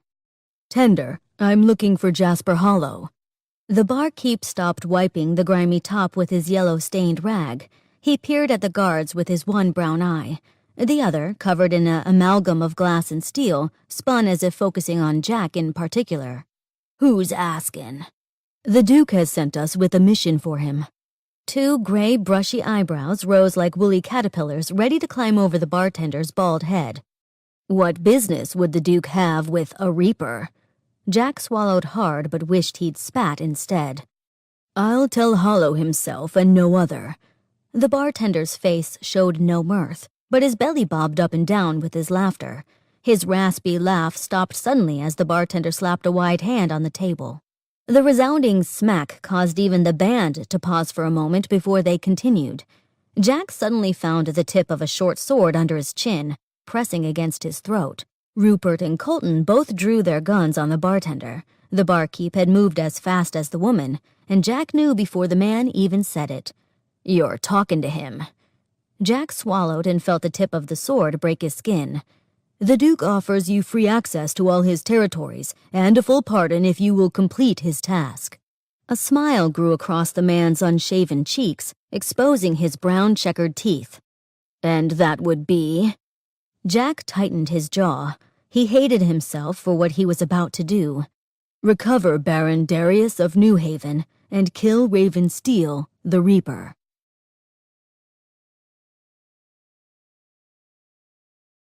Chronicles of Steele, Raven, Episode 2, Chapter 1. Be as gentle as a dove, but as cunning as a viper. Preserve one's self with intellect, and know when it is time to be either the dove or the viper. Raven's traveling dress covered her from neck to ankle, but she could not rid herself of the feeling she was exposed. Although she wore fewer petticoats than was fashionable, the extra fabric still weighed her down. The corset she wore fit snugly about her waist, and the ribbed leather held her in a comfortable hug. But without her crossbow and quiver, she could never be at ease. "Madam, the Grommet dirigible is set to leave at 12:15 for Westmoreland." The conductor covered a yawn with the back of his hand and punched a stamp across the tickets before pushing them through the window. "Platform 9, please." Raven nodded and placed a hand on Darius's shoulder. She clamped her mouth against the pain in her leg and walked straight but slow. A small crowd milled about the station, and no one gave the pair a second glance. She kept alert and guided Darius toward the small cafe under the harbor's clock. They took a seat at a table toward the middle. No one ever paid attention to the people in the middle of a crowd. They'd draw more attention if they were toward the edge. A green patina gave the leaves and vines of the wrought copper cafe chairs the illusion of life. 9 tables were laid out in a semicircle on the patio, and Raven had chosen the one nearest the middle. On the edge, 2 men in business suits read the paper over their tea. The boy still wore farmer's trousers, held up by red suspenders. It made her chest ache to look at him, but she smiled anyway. He looked more like Gregory than the Duke's son now. His skin had lost its pallor and become ruddy from playing in the autumn sun. "What's in Westmoreland?" "It's the closest we can get to the Preston Woods by airship. From there, we'll take a short train ride to Moorshead. I'll have to find directions when we arrive there." "I wish Nikki could have come aboard with us." "The dog will be fine in the cargo hold. They wouldn't allow her in the passenger compartment." The boy shook his head and lowered it a bit. "When I traveled by airship before, Nikki was allowed." Raven leaned forward in a like manner and whispered, "They might allow the Baron's dog, but not a farm boy's."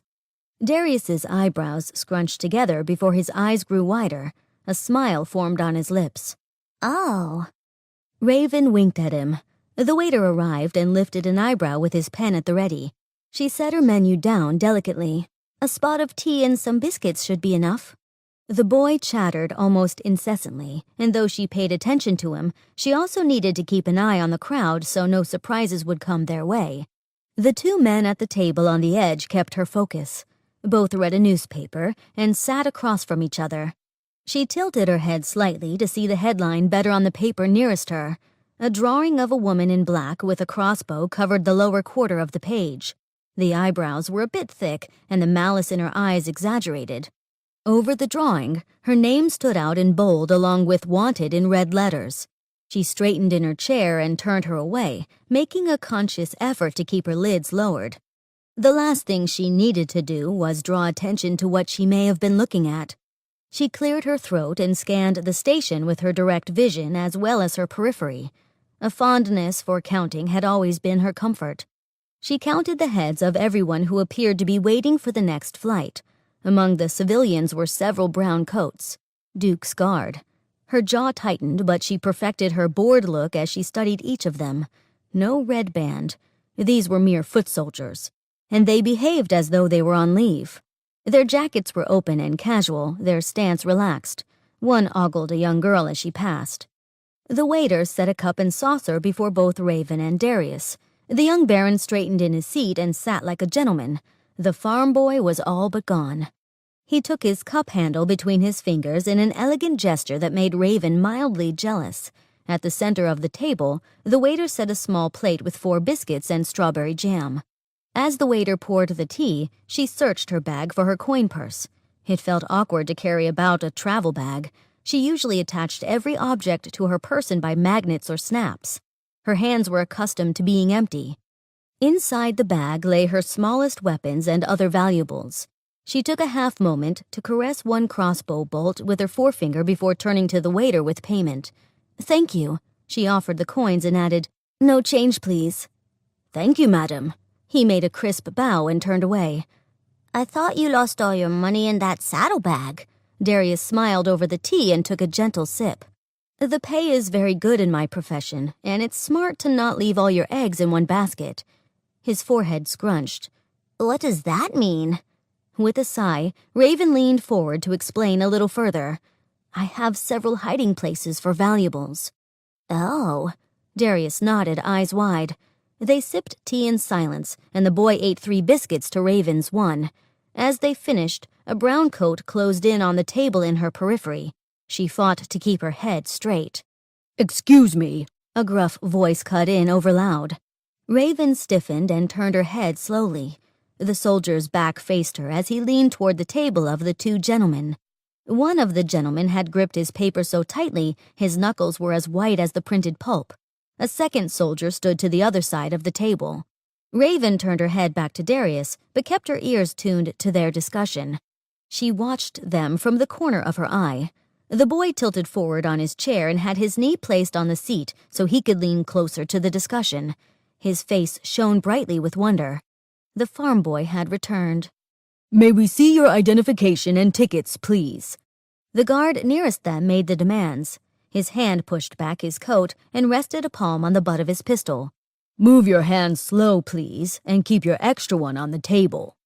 The white-knuckled gentleman threw his paper down in a huff, knocking his bowler hat to the pavement. "What is the meaning of this?" The taller guard leaned toward the gentleman's face, placing a hand on the tabletop. His overlong salt-and-pepper-colored bangs fell into his eyes. In a smooth motion, he pushed them back with his free hand. "Tickets and identification, if you please." Raven dropped her napkin from her lap and reached down to pick it up. She used the most demure look she could muster as she glanced at the proceedings. The icy blue glare of the taller guard met her gaze. She cleared her throat and sat upright with her napkin, giving the man a curt nod. He returned the gesture, before returning to the flustered gentleman who was busy pulling out papers and identification from his billfold. The red-faced gentleman murmured under his breath in an unintelligible manner. He used the word outrage at least 3 times. "Leonard Green." The taller guard held the identification card under close scrutiny. Closest to her, the shorter guard still kept his palm on the hilt of his gun. The first guard looked over at the latter and asked, "Does that name sound familiar to you, or is it just me?" The latter guard nodded, his grin so wide Raven caught a glimpse of his molars. "Seems to me that we just heard that name a short bit ago, on the other side of the station." "That's what I thought." Taller guard nodded. "What? Preposterous. I've never been so accosted and insulted in my entire life." The crimson-faced gentleman attempted to stand, but the taller guard set a hand on his shoulder and shoved him back into his seat. "Nope, I'm sure you haven't. Just as I'm sure you are not Leonard Green." He tightened his grip on the man's shoulder until the gentleman let out a squeal and recoiled from the pain. Raven felt that it was an appropriate time to stare as slack-jawed and saucer-eyed as the farm boy across from her. She turned in her seat and joined in. In a rough, awkward motion, the 2 guards wrestled the gentleman to the ground and pinned his arms behind his back. After a short struggle, they detained the man, cuffed him, and set him back on his feet. "I'll have you know—" "Oh, shut your trap!" The short guard punched the disheveled gentleman in the gut to silence him. "The jig is already up. We caught you red-handed with the billfold and identification of Leonard Green, pickpocket. You didn't think the real Mr. Green noticed you bumping him in the lavatory, did you? Well, his description led us directly to you. Now come away without any more difficulty, and I won't punch you again." "Now boarding the 2:15 to Westmoreland." The conductor's voice came over the quiet murmur in the station and echoed from the walls. Raven leapt to her feet before she remembered to slow her movements so as to appear normal. She set a hand on Darius's shoulder and tilted her head in the direction of the platform. The boy tore his eyes away from the two browncoats and hurried toward the loading dock. Raven smiled as she followed close behind, relieved to put some distance between the guard and herself. The boy's red suspenders bobbed through the crowd toward the crates waiting to be loaded into the cargo hold. She shook her head. No surprise the boy would be looking for a last chance to see his pet. "Excuse me, miss?" The gruff voice of the tall guardsman called toward her, and Raven stopped. Her adrenaline amped up, and the station faded out as she concentrated on every possible escape maneuver. Darius was too far away. Could she run through the crowd, catch him by the suspenders, and make her escape? Doubtful. She clenched her jaw as she felt fingers lightly tap her shoulder. She turned to face him, a smile frozen on her lips. Act naturally. The taller guard's formerly icy stare had melted into a cordial one. He bowed his head slightly and held up her bag. "You'd forgotten this." Raven blinked slowly, hardly recognizing the burgundy carpet bag the man held in front of her. After a moment, she took on the part of a farm girl to match her dress. "Oh, goodness! I'd forget my head if it weren't sewn on." She smiled, batted her eyelashes, and bit her lip. "What a gentlemanly thing to do. Thank you so much, sir." The tall guard blushed and grinned. "No problem, miss." He turned and trotted back to his partner. Raven let out the breath she didn't know she'd been holding. The world spun around her just a little, and she thought she might faint. A full week of preparations in the city, and she had not had one close shave. 15 minutes in the airship station, and she thought she'd been done in. Her heart still raced, and her panic seemed higher than usual. Must have been the caffeine. She really needed to curtail her intake of tea. Aboard the airship, Darius settled into his seat beside Raven. She thought he'd never sit down. For a half hour, he had bounced from window to window, repeatedly exclaiming his love for Zeppelins. It took extreme concentration to mark each passenger as threat, potential threat, or no threat. When she felt her safety assured, she leaned back in her chair. She smiled as the boy nodded off. It helped her finally have a moment to think. She hadn't been to Westmoreland in 7 years, since she was 13 years old. It was her 4th mission and her first kill. She closed her eyes and remembered the day. Timothy Steele was a tall man, nearly a head taller than most. Raven had inherited his height, but still, his lofty frame blocked out the afternoon sun when Raven looked at him. Her height would be her advantage on this mission. Dressed smartly in Reaper black, with a crossbow snapped to the magnets on the harness sewn into his vest, her father shrugged and shook his head. "I'm not crazy about the idea, Raven, but this is a mission I cannot ignore." They dismounted their horses in front of an inn at the edge of the hilly town. A grave expression traversed his face, and he refused to meet her eyes. When he was nervous, he fidgeted as he did now. He ran a hand through his sandy hair and scratched his chin. She searched his pale, clean-shaven face. "What is it, father?" "I'll be nearby the entire time, but you will be the one in the most danger." Raven's heart fluttered. It was about time. On the previous missions, she had felt little more than a third wheel. Uselessly, she did more observing than anything else. She couldn't wait to use all she'd learned. A grin spread across her cheeks. "I can handle it." Her father's violet blue eyes met hers, his lip curling in half a smile.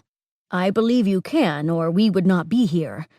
She stood a little taller, smoothing her green farm dress over her breeches. He wouldn't let her wear black yet. "So what's the mission?"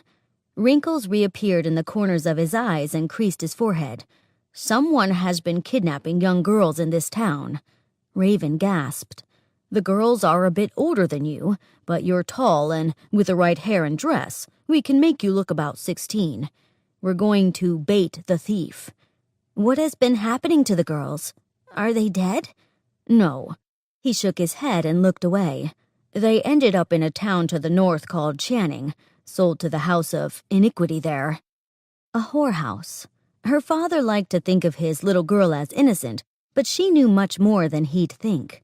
When they were in strange towns on assignment over the past 3 years, he'd thought he'd safely left her in their quarters at the inns. More often than not, she'd sneak downstairs to the tavern and watch the men there. Often they'd fight. Their drunken, slow movements were a source of amusement for her. She dismounted her horse to follow her father's lead. They brought their horses to the livery stable next to the inn and left them with the stable hand.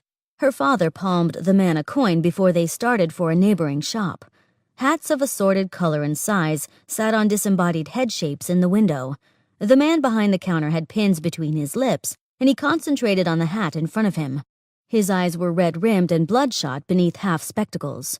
"Mr. Marsh?" Her father's deep baritone softened in the close quarter. The gentleman looked up and his jaw slackened. The pins fell from his lips and beat a musical chime on the countertop. His eyes were wide and watery as he pulled the glasses from his face and asked, "Mr. Steele?" Her father nodded and stepped up to the counter and offered his hand. "Yes, sir." The relief on the man's face seemed to melt into his shoulders, and she thought he might faint. He took her father's hand and jerked it up and down. "Thank God! I was so afraid you wouldn't accept the mission." After a moment of smiling and nodding, Raven's father finally extracted his hand from the haberdasher's grip. "Please give us as many details as you can."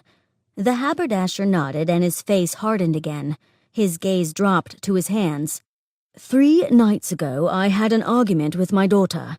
She was supposed to go to the dairy earlier in the day, so we'd have butter with our bread for dinner, but she'd forgotten. His eyes lifted, filled with unshed tears. I didn't mean for her to go right then, but she took it on herself to do so. He stifled a sob with his kerchief. Raven and her father gave Mr. Marsh a moment of silence to compose himself. I didn't even know she'd left. Mrs. Taylor came into the shop late to pick up an item, and Anna left while my back was turned. She's only 15. I wish I'd never gotten so angry. His eyes pleaded for forgiveness, and he swallowed hard before he continued. I searched everywhere for her, but the constable called her a runaway. I've hardly slept since she's been missing. I leave the gaslight on in the window every night so she'll know I'm staying up, waiting for her. After giving him another moment to compose, Raven's father nodded and said, But you're convinced she's not a runaway? The man's eyes grew determined, and he shook his head forcefully. Never. Anna would never run away. She's all that I have. We've been close since her mother passed on. I know she'd never leave me over a simple disagreement. Raven's father darted his eyes in her direction, and she suddenly knew why she was here. Her father had connected with the man at the gut level. Raven would never leave him that way either. So tell me about the common thread among the missing girls. Mr. Marsh shook his head again, slowly this time, and his eyes met her father's. For the past few months, girls have been disappearing. Everyone knows not to let their daughters walk alone at night. I think she thought she could make it to the dairy and back because it's just around the corner, but she should have never gone. His face dissolved again. After stepping up and putting a hand on the man's shoulder, Raven's father said, What happens to the girls? They've been discovered in Channing. A neighbor, Bill Mason's daughter, went missing months ago. He went to Channing to find her, but he never returned. Everyone thinks that the kidnappers have killed him. I was too scared to go myself, and the constable will not help me. This time the gentleman put his head in his hands and fell into sobs. Raven stiffened. She shifted her weight from one foot to the other. She'd never seen a grown man cry in such a way before. Her father never cried in front of her, but she thought once she heard him mourning the night he buried her mother. He wouldn't let her near enough to know for sure. Her father patted the man's shoulder. Going to Channing will not solve the problem. Channing is in the Duke's territories. I doubt that the kidnappers are from there. Someone in this town is swiping and shipping the girls north. We need to find this culprit. He will tell us where your daughter is. The man lifted his head, his face swollen and blotchy. Thank you, he mouthed, but no sound escaped his throat. Outside, the sun barely peeked over the tree line at the top of the next hill. We'll make preparations quickly. He took Raven to a dress shop and asked the woman to find a brightly colored dress that made his daughter look older. The woman raised her brows in a quizzical manner, Bud did exactly as he said. When they left the shop, Raven wore a yellow dress with bright blue flowers in the fabric, and the neckline exposed more skin than she felt comfortable with. It was also the first time she'd worn a corset. The bone ribs within the fabric poked her in the sides.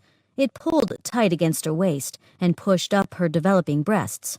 The only sign of the sun in the sky were the orange streaks of sunset. "It's nearly time." Her father nodded to the west. "You have your breast dagger?" Raven nodded. The thin blade's blunt point did not stab her as she drew breath. "I won't be far. Let's go into the inn and rent a room. I'll leave through the back entrance a bit before the street lamps are lit. Then you will wait 5 minutes before leaving on your own from the front. Understand?" She nodded. At the inn, her father waved for her to sit at one of the chairs in the lobby while he stepped up to the keeper's desk. Her corset kept her from sitting comfortably, so she sat on the edge of the settee with her spine straight. She wiped the sweat from her brow and watched her father. After making arrangements for the room, he stepped back toward Raven. "We'll use that room tonight to get some rest before heading for Channing. I already informed the keeper that we'd be coming in late." Raven nodded but stayed quiet while her father peered out the window. Her stomach growled. She hadn't eaten since luncheon, and that had only been a bit of meat and cheese with water. Her father fasted and taught her to do the same when they were on a mission. She really felt too queasy to think of eating. 5 minutes, he reiterated before stepping toward the back of the inn. Raven watched the clock on the mantel over the fireplace. The minutes trickled by. She couldn't wait to get out of the corset. She hated the thing. It made her feel too feminine. How she wished she were a boy. When it had been 3 minutes, Raven stood and paced the room. She figured that the movement might help the time pass. She walked in a circle around the room twice before the clock told her she had 30 seconds left. Counting each second, she strolled to the front door and yanked it open the moment she reached 30. Outside, the sky had become pitch black, but the gas-lit streetlights washed out the stars a bit. Her heart pounded in her chest. Raven watched the shadows but couldn't find her father anywhere. It didn't matter whether she could see him or not. He was there. She trusted in that. Across the street, a couple entered the pub. The revelry within spilled into the street when they opened the door. Orange-tinted light, the peal of an organ, and the laughter of the crowd fell to a low din the moment the door shut behind them. The street became all but silent, and not a soul stirred but hers. She needed to think like a normal girl, right? Not like a reaper. She stood straighter and kept her eyes from darting in every direction. Her ears strained to catch every sound. How did her father hear things so well? He said she'd gain it with training in the blindfold, but right now, she felt about as dumb as she was deaf. One step at a time, she started down the street. As nothing happened, she relaxed and swung her arms in a more strolling gait. Maybe she should whistle? She tried it for a few bars, then felt silly and giggled to herself. This was too easy. Nothing was happening. Besides, what did she have to worry about? Her father would pulverize whoever meddled with her. When she crested the next hill, she thought about skipping her way down. Or running. That would be fun too. But she didn't want to get too far ahead of her father. And if she looked odd, would the kidnapper still take the bait? She decided to walk down like a normal girl. As she passed an alley between buildings, she heard a small cry for help. A young girl, about 4 years old, stood under the lamp in the alley. Her hand was on the handle of the door lit by the lamp. Pink ribbons tied back her hair in pigtails, matching a faded muslin nightgown. "Can you help me, please? I need help." Raven glanced up and down the street. No one, not even her father, could be found. She took one step forward. "What's the matter, little girl? You shouldn't be outside this late. Don't you know that?" "But I need help. I lost my kitty." Raven took 2 more steps into the alley. "Where are your mom and dad?" The little girl jiggled the handle on the door. "See, I'm locked out." With a sigh, Raven approached the child. When she drew near, she knelt and met the girl at eye level. The little girl smiled and knocked on the door. It swung in and 2 men jumped out. Raven fell back against the wet flagstones in the alleyway. She crab-crawled backward for several feet until one of the men dashed behind her. He grabbed her by the hair and lifted her. Before she could scream, he slapped a grimy, meaty hand over her mouth. His voice had a gravelly edge, and he mocked her in a sing-song voice. "What's the matter, little girl? You shouldn't be outside this late. Don't you know that? Where are your mom and dad?" He laughed, and the other man handed the little girl her teddy. She grabbed the toy bear and stuffed an ear into her mouth. Her expression was neither scared nor apologetic. Obviously, she'd only done what she'd been told to do. The short man, who'd given the girl the teddy, ran a hand through his slicked-back dark hair. The gloves he wore had the fingers cut out in them and frayed at the cuffs. He smiled, revealing his orange-stained teeth. "Pickin's become slim lately, but we hit a jackpot tonight." Raven's eyes darted to the street. Where was her father? Wasn't he supposed to protect her? She glared at the orange-toothed man. He stepped forward and pulled at one of Raven's curls. "This is naturally curly, isn't it?" He pulled it to his nose and smelled it. "Lilacs and something else. Familiar, but I can't place it." Raven wanted to bite the hand over her mouth, but she knew from training it was unlikely she'd make purchase without drawing the hand closer. She waited another moment for her father, but he didn't come. Where was he? Her heart thumped in her chest, and her breath came in shallow pants over the man's hand. Orange Tooth stepped back, and he was just the right distance. She could do this. It was just like with the training dummies. She closed her eyes and steadied herself, counting. 1. She slammed her head into the man behind her. The bones of the man's face crunched. His arms around her slackened, and she stepped forward. 2.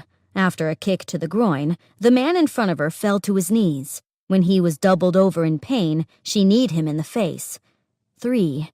She pulled the blade from her corset and spun around to face the second man, but he lay on the ground unmoving. Out of the shadows, a man stepped forward and held up a hand.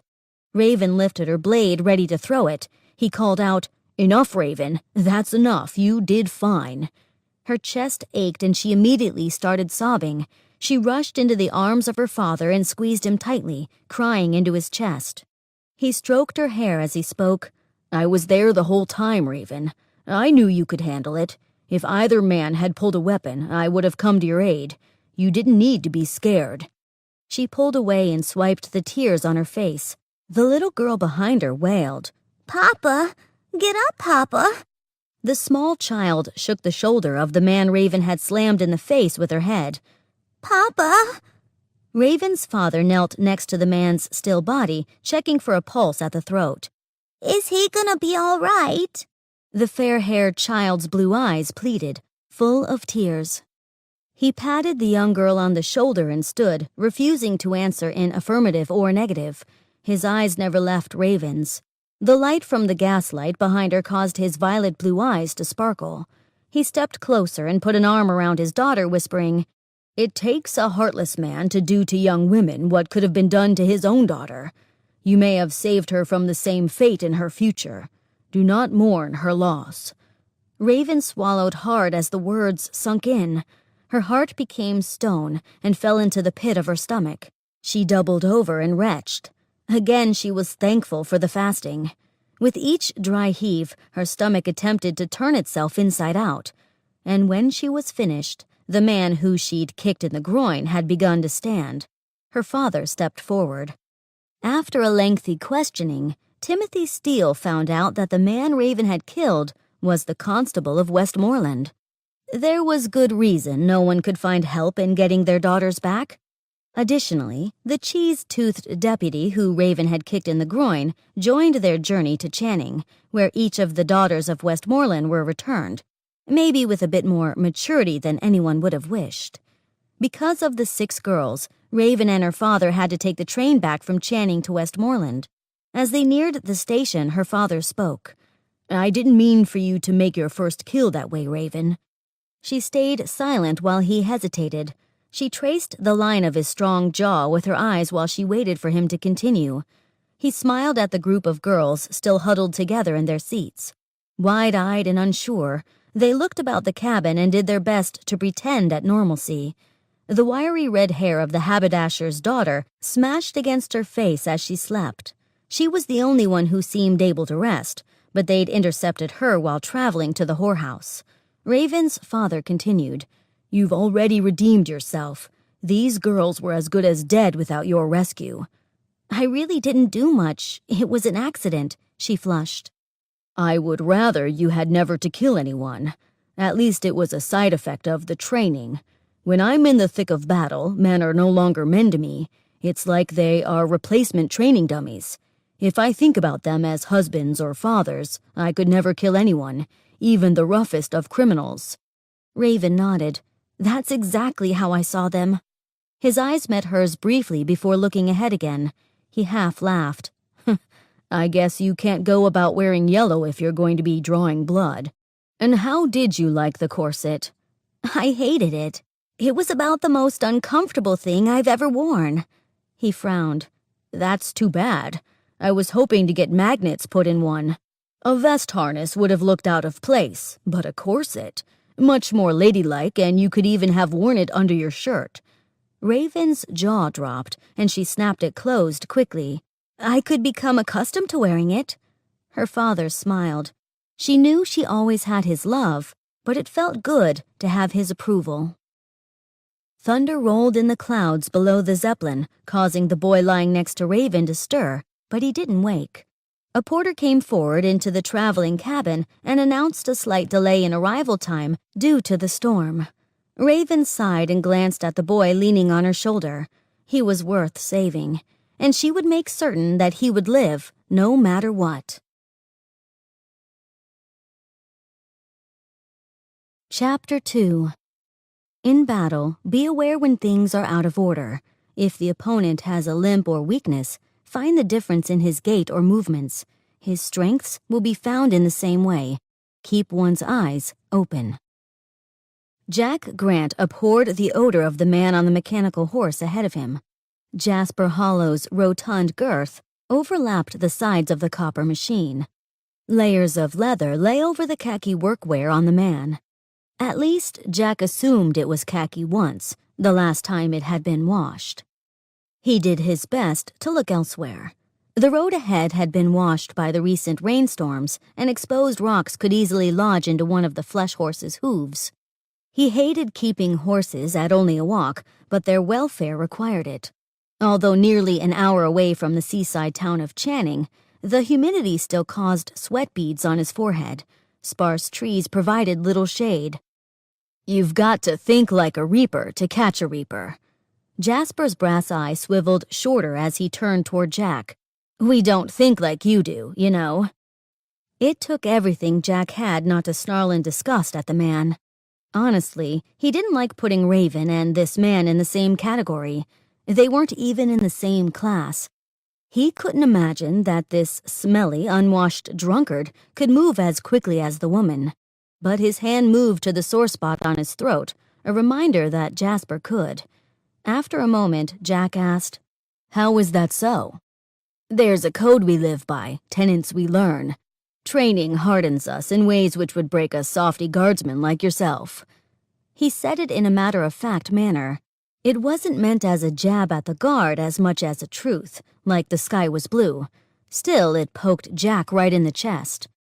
He didn't want to interrupt the man's train of thought. Raven seemed the quiet type, so it surprised him how much Jasper talked, and his lips loosened with drunkenness. "The training is so demanding it's been difficult finding new recruits. I find one man who has potential, and he quits long before I get to teaching him finesse." Jasper pulled up the mechanical horse and turned him around to face the back of the guard. He looked down the road back to Channing. "I never tell them the fate of the ones who quit.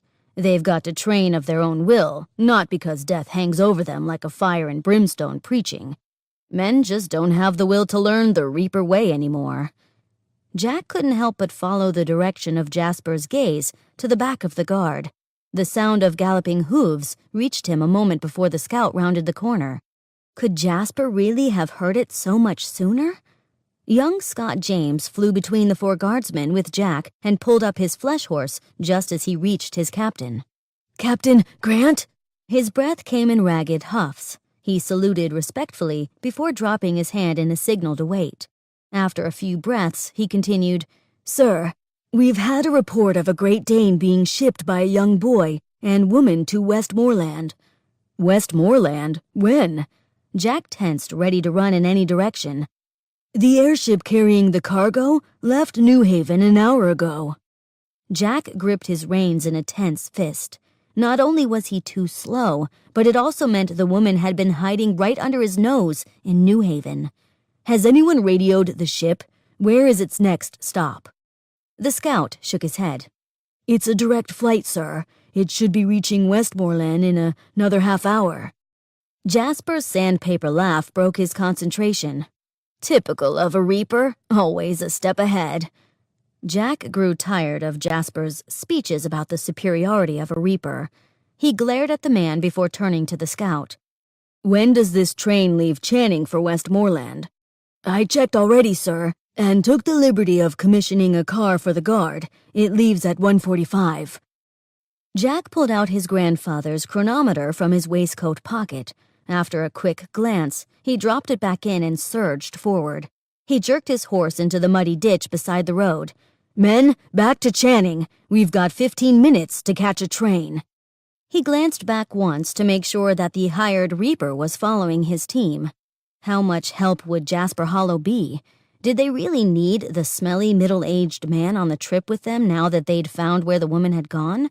The pounding hooves squelched through the mud in the ditch.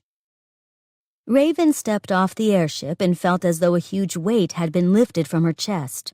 Would Baron Solomon let the guard know where she planned to take his brother? She couldn't think on that now. It was too difficult to forecast what others might do in life, outside of a battle. In the fight, she'd found them predictable. Her camel-colored cropped jacket had become a burden. The warm air of the southern town hinted at early autumn, even though it was nearly November. When they'd left New Haven, they had predicted snow for the night in the almanac. With a lilting step, she followed the boy to the cargo terminal. The airship had been delayed as they flew over a storm. It had dampened her mood, but her cheery disposition returned upon arrival, even though the sky was overcast. The hills of Westmoreland made the houses and streets roll up and down. Green trees marked each house like hatpins among the city's businesses. The culture of home business drove Westmoreland into becoming one of the major stops in the shipping industry. "Nicky!" Darius darted for the kennel as two strong men pulled it from the belly of the ship. Raven smiled, gave each man a copper and leaned toward them. "Could you please have this crate delivered to the train station?" The men grinned and nodded as she clicked a leather leash on the dog and released it from the cage. The dog's reserved demeanor exploded into excitement as it stepped into the open. Nicky jerked Raven forward as she bounded toward young Darius. When Raven handed the young boy the leather leash, she stepped back, narrowly missing the whip of the animal's tail. "Well then, the train won't arrive from Channing until this evening. We have about 2 hours to spend here until then. Should we get an early dinner?" "Is there anywhere we can go with Nicky?" Typically, an outdoor cafe will allow us to have her at our table, provided she lies quietly at our feet. "That's what Reginald trained her to do at meals." Raven furrowed her brows. "Reginald?" "He's my tutor and caretaker." He smiled wider and giggled a bit. "I call him my nanny because he gets uptight when I do." "The man with the bow tie?" "Yes, he always wears them. The guards make fun of him for it behind his back." "I'm not surprised." She shook her head. "Either way, let's find a cafe near the train station so we won't be late." "All right. Nicky will be happy to stretch her legs, I'm sure." He wrapped the leash a few times around his hand, and the caramel-colored Great Dane came to his side in obedience. Raven held her carpetbag close to her chest as she started down the first hill toward the station. When she reached the crest, she judged that they would climb 3 more hills before they reached it. The breeze from the river to their right kept perspiration from collecting and dripping down her cheek. Her limp grew more pronounced. As they trudged up the hill after hill, her right thigh burned and she noticed she'd been rubbing it. Her earlier cheerfulness disintegrated with each step. At the top of the last hill, Darius and his Great Dane waited for her. She felt like an old lady, and part of her despaired that the limp would be permanent. Realistically, she knew her mind condemned her to the worst life imaginable because of the pain. She tried to stifle the thoughts, but they dogged each painful step. The cool iron of the lamppost she leaned against pulled the heat away from her shoulder. To the east of the station sat an outdoor cafe with umbrellas sprouting from white metal tables like merry blue flowers. Raven studied the patrons of the cafe with more diligence as they approached. Her senses were dulled by the pain in her leg, and she needed to force herself to stay focused on keeping her charge safe. Patrons occupied 3 tables out of 7. A young woman laughed when her beau pulled the teacup from his nose and had a bit of white milk on his mustache. A grandmother and toddler sat at the far end. At the table closest to the train station, a man dressed in many layers sipped his tea with a grace that disagreed with the torn, dirty rags he wore. Raven's hair stood on end. When 2 characteristics about a person opposed each other, it usually meant the person hid something. She clenched her jaw and sat 2 tables from the contradiction and near the street so she could make a quick escape if necessary. She chose the seat facing the man. Darius told Nikki to lie at his side. She obeyed instantly.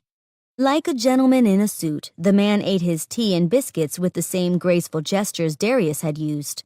Raven caught herself staring in a manner too easily noticed. The waiter came to the table and took their order.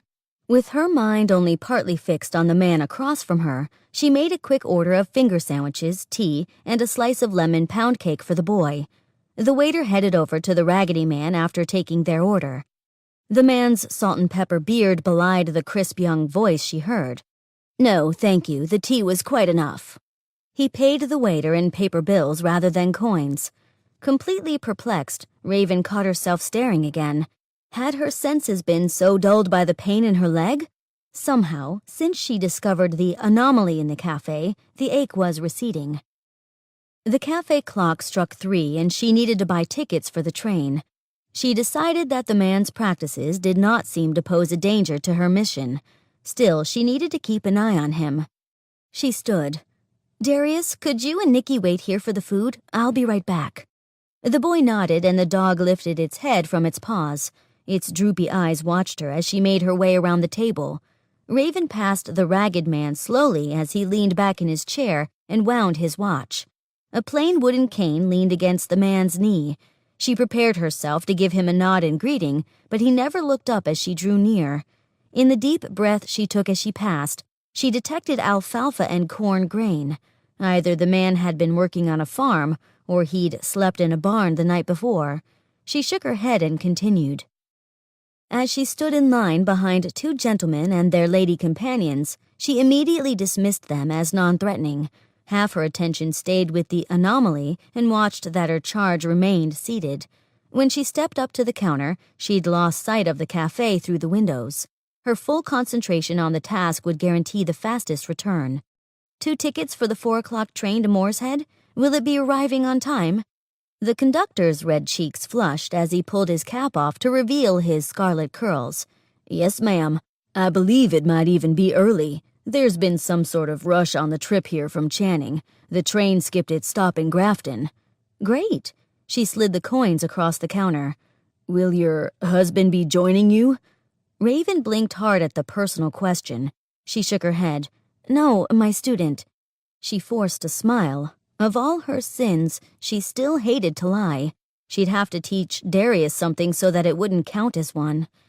"Oh." His freckled cheeks scrunched as he grinned and slid the tickets across the counter. "It's too bad you'd be leaving before my break. I would have loved to treat you to dinner." Her jaw snapped closed fast, and her teeth clicked together. She stammered, "How very kind of you. Yes, it's too bad." With the tickets in her hand, she stepped away with a curt nod. Relief washed over her as Darius came into view of the window. The anomaly still sat at his table, arms behind his head, and legs stretched out on the chair across from him. In the distance, a train's whistle blew. Raven's ears pulled back instinctively. She knew that it was unlikely anyone else had heard the sound. But the anomaly dropped his arms and looked to the south. He'd heard the whistle, too.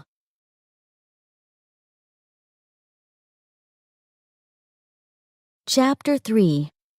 When a pit is averted and assurance grows, a pit deeper than the one avoided awaits. "We're approaching the station, Captain Grant."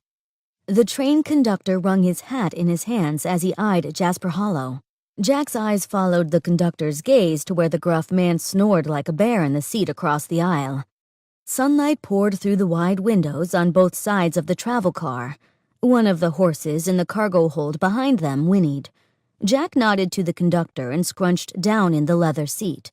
Excitement built in his chest. Usually the steady rocking of a train put him to sleep. But he'd been too nervous since they'd skipped the stop in Grafton. His nerves heightened with the realization that Westmoreland was in the outer territories.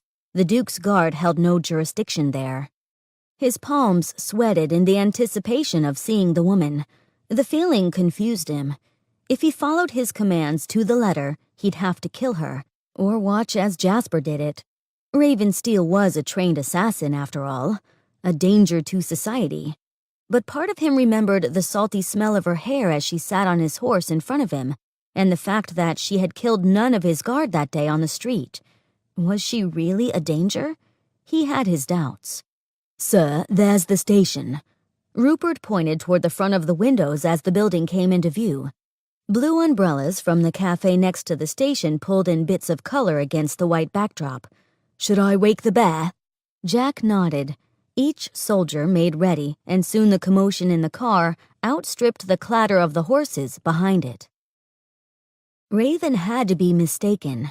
Maybe the whistle came from closer than she thought, or maybe the old man just had keen hearing.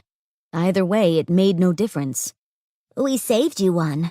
Darius smiled wide and held out the plate with one small finger sandwich remaining on the eggshell-colored porcelain.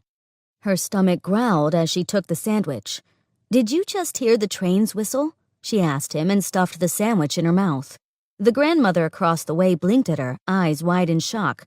Raven did her best to smile at the woman with her mouth full. "Train whistle?" As he asked, the whistle sounded again, closer this time. "There it is." The black smoke from the steam engine rose above the treetops. Raven glanced toward the anomaly.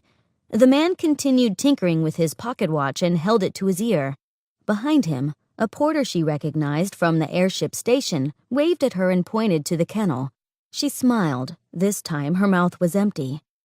Raven raised a hand and called the waiter. After giving him a few coins for payment, she downed the lukewarm tea in her cup. The waiter gave her the same wide-eyed look as the grandmother.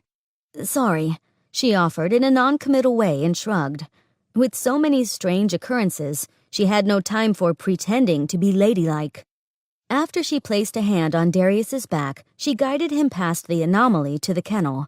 The porter greeted her with a wide smile and helped them load Nicky in the kennel. A gruff cough came from behind them. She stiffened and kept an eye on the cafe and the gentleman in rags.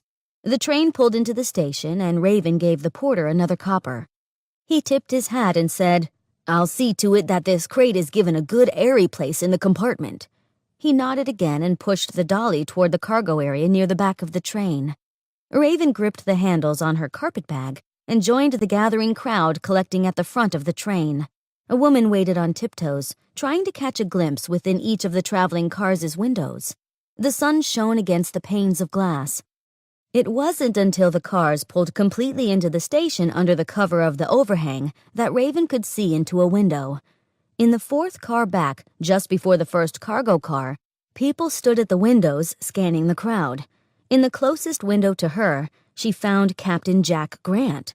Her breath hitched, and she swung her back to him. A sharp pain shot through her leg as she twisted on it. She grimaced and squeezed her eyes shut. Her pulse raced. "Is something wrong?" Darius asked. She opened her eyes and found that she'd been gripping the boy's arm. She released it. "I'm sorry." She shook her head and set the hand on his back again. "Let's go this way, all right?" He nodded and followed. They weaved their way through the crowd and found a woman selling hats and scarves. The woman behind the merchant's cart looked bored.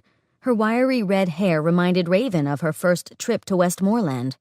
She wondered how that girl had been doing since. Raven stepped up. She didn't have time to talk. What she needed was to sound calm. "Not much business today?" The woman sat up straight and smiled, her eyes eager. Unfortunately not. The winter's not been on us enough yet for any real sales. Raven picked up a wide-brimmed burgundy hat. She checked the price and found it was the most expensive item on the cart. The woman's rags told her that she could really use the sale. She now had 2 reasons to buy the hat. That one there will keep the sun off your skin and goes nicely with your bag, don't you think? The cart girl leaned forward and licked her lips, betraying her hunger for the potential of a sale. Yes, but do you have a scarf to match? Something with a nice print. The woman held up a finger and pulled out a few drawers. The brakes on the train squealed behind them as it pulled to a complete stop. Raven stiffened further. The saleslady returned with a woven silk burgundy and camel-striped scarf. Raven nodded and leaned toward Darius. "Pick out a hat." Darius looked up at her with questioning eyes and whispered, "But I've never worn one before. I'm not cold." She narrowed her eyes. "Sometimes we must try something for the first time." He nodded and looked back at the cart. He chose a blue and red striped knit beanie and held it up to the lady to show her. The saleslady smiled wider, almost jumping up and down in giddiness as she took the coins. In a smooth motion, Raven yanked the beanie out of Darius's hands and shoved it on his head. She leaned toward him. "You'll need to wear it now, understand?" He nodded and adjusted it so that it sat over his head appropriately. Raven put her own hat on and wrapped the scarf around her chin. She glanced back toward the train cars. Grant and his team of guards spilled into the station and spread out. Among them was a large, bald, bear-like man with a brass ocular. She blinked hard. There had only been one man she remembered from her childhood who had one, Jasper Hollow. Behind her, a man coughed. She stiffened and turned slightly toward the anomaly in rags. "Excuse me, miss, but would you mind taking care of this for me?" He leaned on his cane and held out the black metal chronometer. A glass circle on the back of the timepiece exposed its gears and springs. Darius reached a hand toward the watch. With a quick motion, she snatched his arm back and stepped in front of the boy. "I don't believe we will, sir. We do not want to be held responsible for such an item." He scratched his stubble and held the watch to his ear. "I'm afraid I have some business to attend to. An old friend of mine just arrived unexpectedly, and I'm going to need to meet with him." He tilted his head toward the guards and their rotund associate. "I'd hate for anything to happen to this heirloom. And I'd trust a lady who cares so much for her son to keep care of it on the train while I attend to my old acquaintance." The man's smile made his eyes into half-moons. Their icy blue color didn't seem to hold any animosity. Their distinct color reminded her of her father's, but was missing the slightly violet vein. His smile seemed genuine, but it surprised Raven when she found her hand outstretched and the black pocket watch placed in it. The man nodded and snapped his heels together before turning and striding onto the platform, directly into the thick of browncoats and Jasper Hollow. The navy blue-clad conductor popped out from the nearest car and shouted down the platform, "Have your tickets ready as you board, please." Raven shook her head to clear it and shoved the watch into her carpet bag as she dug for the tickets. All the while her eyes never left the ragged man for more than a moment. "Did you know him?" Darius asked. She shook her head as she pulled the tickets out. "He acted like he knew you." She nodded and stepped up to the conductor, tearing her eyes away from the situation brewing down the platform. When she handed the conductor her papers, he used a paper punch to stamp them and offered Raven a hand as she mounted the step. When the conductor gripped her hand, the commotion intensified. She stiffened but did her best not to look. Darius gaped at the upheaval as the conductor started toward the tumult. Raven reached back and snapped one of his suspenders. "Let's go." "But he moves as fast as you." His eyes were wide with both wonder and horror. "I saw him. He had weapons hidden under the rags, and he's attacking the browncoats." Raven nodded and pushed him into the train car, afraid to look. The last thing she wanted was to see the killing ways of another Reaper. A pang of remorse struck her heart at the thought of seeing Captain Grant die. Jack stepped off the train before the rest of his guard, but stood on the platform to survey the crowd standing in the station. Not one person dressed in all black. Either Raven wore a disguise, or she wasn't there. A man in leather and rags approached, waving an arm to get their attention. His eyes were fixed on Jasper. The bald bear of a reaper noticed the ragged man at nearly the same moment. The sinews on Jasper's neck stood out as he tensed. Jack's eyes darted between the pair in momentary shock. "Monroe Stryker," Jasper said through clenched teeth. "It's been a long time." "Still the sharpshooter, Jasper?" The ragged man smiled wide and tipped his head. Jasper's nostrils flared, and he lifted his chin. "The only reaper to choose a gun as his weapon of choice," Monroe continued, "and loved the weapon so much he had a doctor of alchemy replace his eye with an ocular to help with long-range aim." "There are not many reapers anymore, Monroe." "I heard tell you were training new recruits." Jasper harumphed. "No true believers. No real reapers." Jack drew hold of himself and peered over the shoulder of the two older men. He found a woman in a burgundy hat, her face hidden, boarding the train. The wide-eyed boy with her reminded him of Darius, but why would he be getting on the train? Still, it wouldn't hurt to check it out. He took a step forward, but a wooden cane snapped in front of him and blocked his way. "Sir, might I request a word with you?" Before Jack could respond, Jasper's short sword, with a barely noticeable flick of the wrist, pointed at Monroe's chin. Monroe pulled a sword from beneath his rags and pointed it at Jasper's chest faster than Jack's eyes could register. Jasper snarled. "This conversation is over." He knocked the sword away from his chest and lunged toward the rag-covered man. The movements of the older men astonished Jack. They moved in the same impossible speed that Raven had possessed. Jack didn't know how long the melee lasted, but somehow he and his men ended up in the middle of the fray. His men were as bewildered as he when nothing they did could slow down the fighting of the blurred figures. Instead, the browncoats were kicked and punched whenever they neared them. Like a tornado, the clashing of swords and wooden cane moved about the station, entangling with everything in its path.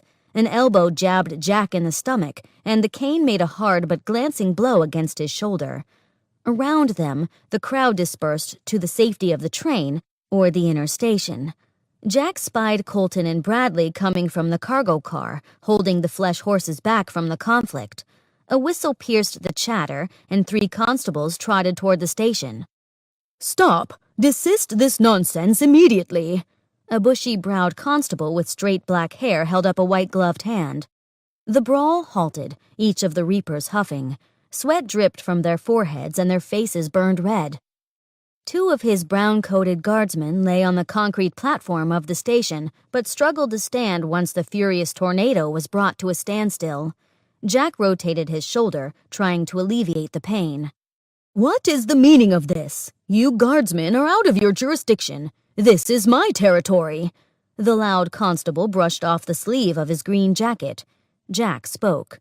"We are here by order of the Duke himself. His son has been kidnapped, and we have reason to believe him aboard the airship Grommet. We request permission to search the airship." The constable's eyebrows met in the middle of his forehead. "That is no reason for this commotion you have caused here. You are in the Southern Territories, Captain—" He waited for an answer. "Grant, Captain Jack Grant. Constable Rockley at your service." He gave a clipped bow. "Regardless, Captain Grant, we do not take kindly to strangers trampling our Southern hospitality." He glanced in the direction of the 2 panting older men. "And am I to assume these men are criminals?" Jack shook his head. "One is our tracker, the other is just leaving," Monroe said as he straightened. He flashed his ticket toward the constable. "I'm afraid that the guardsman's tracker is an old friend of mine, and there has been bad blood between us for years. I'm sure we will cause you no more trouble." He swept back into a deep bow and turned on his heel. The deputy started forward but shook his head and threw his hands up in a gesture that said, "Forget about it." He turned back to Jack. "I don't want to see your guardsman or that tracker tearing up my town to find some boy who may or may not be here." Jack seethed at the "some boy" comment. To disrespect the Baron in such a manner within New Haven could get you a night in the prison. "It is not our intention to cause you any disruption." The train whistle blew, signaling the train's departure. Colton and Bradley led the horses toward the street to keep them from spooking when the train moved. In slow succession, the train began to pass by. One of the porters had trouble pushing the door to the cargo hold closed. A large kennel sat near the opening, and the animal within let out a bark as it passed. Jack froze. Nicky? Hey! He jogged forward with the train. We need to stop this train. Deputy Rockley put his hands on his hips.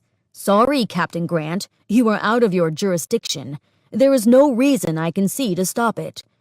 Jack came to a standstill and glared at the ignorant constable. Obviously, he was a man chosen by a popularity contest instead of merit. We have reason to believe the Duke's son is on that train. Deputy Rockley rolled his eyes. First he's on the Zeppelin, now he's on the train? Which is it, Captain? Jack locked his jaw and glared at the man's iron ignorance. He watched the train pick up speed and swing around the corner. From the caboose, Monroe leaned against the railing and waved. Raven and Darius bypassed the traveling car and made for the dining car to get another spot of tea. The Reaper's stomach growled. She promised herself that she'd keep it light, but not fast entirely on this trip. There shouldn't have been any need.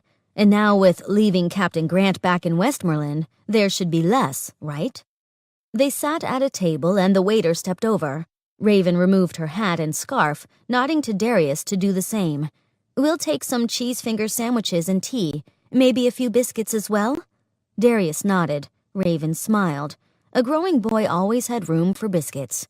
The afternoon sun peeked in between the branches of pine trees as they passed. The river ran beside them to the east, reflecting the few orange rays of light. Inside the car, the tables and seats were fixed to the floor in booth-type formation, across from each other with an aisle between. Before the waiter returned with their tea, the ragged Reaper sat down at a table across from them. He didn't wear black. His rags were earth tones, or at least covered with dirt. No blood stained them. Raven's shoulders relaxed before she realized. Wait, if this man made it aboard the train before departure, did anyone else? Her eyes darted toward the back of the train, the direction from which the man had come. He leaned across and smiled. Don't worry your pretty little head. No one but me made it on the train. He put his feet up on the seat across from him. I waved at them all from the caboose. Darius laughed, leaned his head in and whispered, So you didn't kill anyone? The man put his hands behind his head and slumped into his seat, closing his eyes. No need to kill anyone unnecessarily. More lives to redeem is not what I need. You sound just like Raven. Raven glared at Darius and shook her head once. She didn't want the boy to talk to the ragman at all, much less talk about her. The man opened one eye. You don't mind if I ask for that chronometer, do you? She shook her head. She'd forgotten about it. Her red carpet bag sat on the seat beside her in the booth. She pulled it into her lap and dug through. The black pocket watch lay next to her arrows and a sheathed knife. Its metal felt cool to the touch. She held it out across the aisle to the man, but pulled back as he reached for it. What is the significance of this thing, and why did you ask me to hold it? His gray eyes grew misty, and his lips grew small under the stubble of his salt and pepper beard. My best friend gave it to me after I had a part in the death of his wife, and there is no person I would trust more with it. Raven swallowed the sorrow lodged in her throat. You knew my father? And I knew you once upon a time, but it was so long ago you'd not likely remember me. I was different back then, not enough like your father. He was always a true believer. I just thought I was one. He gestured toward the watch and said, Read the inscription on the inside cover. Raven pressed the button at the top of the watch, and the cover popped open. Inside was the etching of a bird, a raven, and below it were the words, Take care of her. Tears sprung in her eyes. She felt warmth embrace her like her father reaching out to her for the first time in years. The tears streamed down her cheeks, but she wiped them away quickly. The ragman continued. I figured if I didn't make it back from my meeting with Jasper, you'd open the watch and know that at least I had tried to redeem your mother. Raven blinked hard and dropped the watch into his outstretched palm. You killed my mother? Not directly, no, but I was there. As far as I'm concerned, I had a hand in it. There are times when no matter how hard you want to redeem yourself for your wrongs, you just can't do enough. You can't pay enough." His watery eyes met hers. "Do you understand what I mean?" "I think so." Raven looked at the weapons in the bag she held. If a man could work for years to redeem himself for his crimes and still feel guilty, what kind of a person had she become? She could shrug off each kill as not her problem when she paid the debt. "Raven, we each learn in our own time that killing a person leaves a stain on our souls that we can't wash out by good deeds alone. Jasper learned long ago that he can't replace what was once lost, and has quit trying to do it altogether. He kills without redemption." After a hard swallow, Raven narrowed her eyes at the man and shook her head. She didn't need this. As shameful as it was for a reaper like Jasper Hollow to kill without redemption, she wouldn't sell herself short on the ability to redeem herself.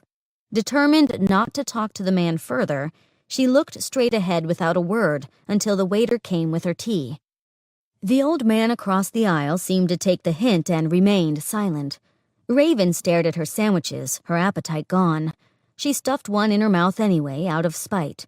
She refused to let the rag reaper ruin her appetite. The cheese spread on the bread tasted like foot to her, but she washed it down with a gulp of tea. She leaned back, unwilling to take another bite. The reaper had closed his eyes and continued in the same reclined position. She glared at him. "So, what are you doing here?" He opened one lid, eyed her, and closed it again. "I'm your assigned guardian angel, Raven. I've been following you discreetly for years. It did my heart a lot of good when it seemed you were going to stop reaping and start raising a family. I thought maybe we'd be done and I'd be redeemed." Raven clenched her jaw. What load of manure was this? This guy had been following her? How did he know so much about her? She started caring less that he knew her dad and more about what he was doing now. "Who are you?" He opened his eyes again and dropped his feet to the ground. He turned into the aisle and reached out a hand. "Monroe Stryker, and I thought you'd never ask."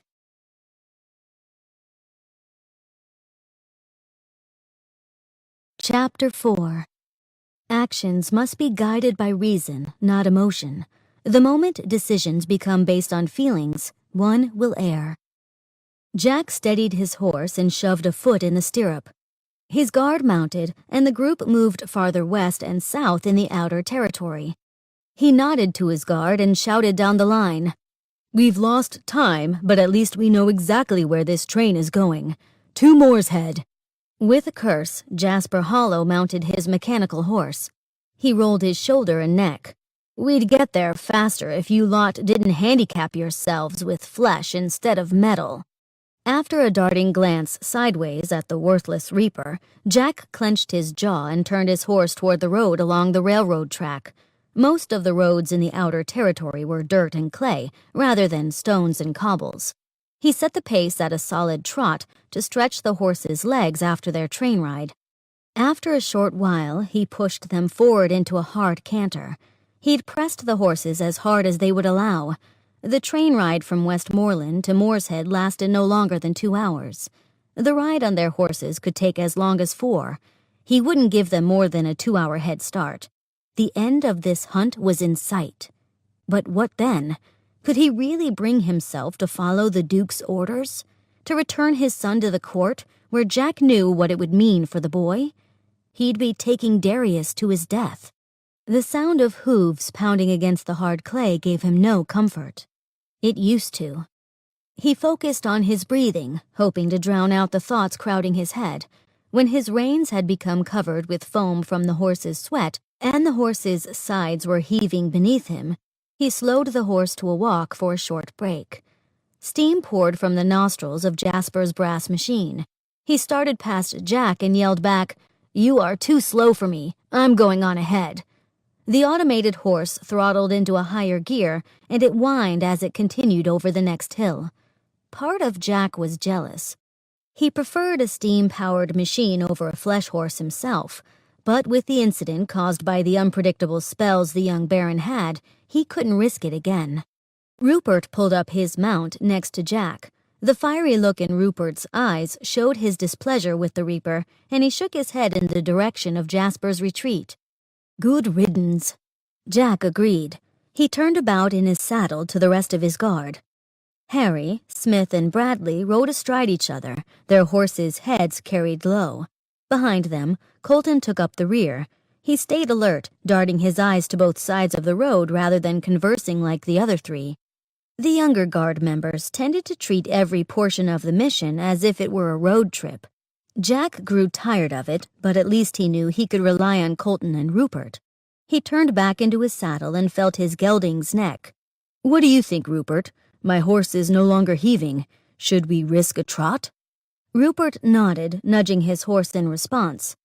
Jack clucked his horse on without looking behind. The others would follow their lead. He caught up to his bouncing friend. Rupert always gave away his feelings through his expression. It helped Jack to understand him, trust him. The dark-skinned second-in-command never spoke an unnecessary word, never repeated an intimate counsel.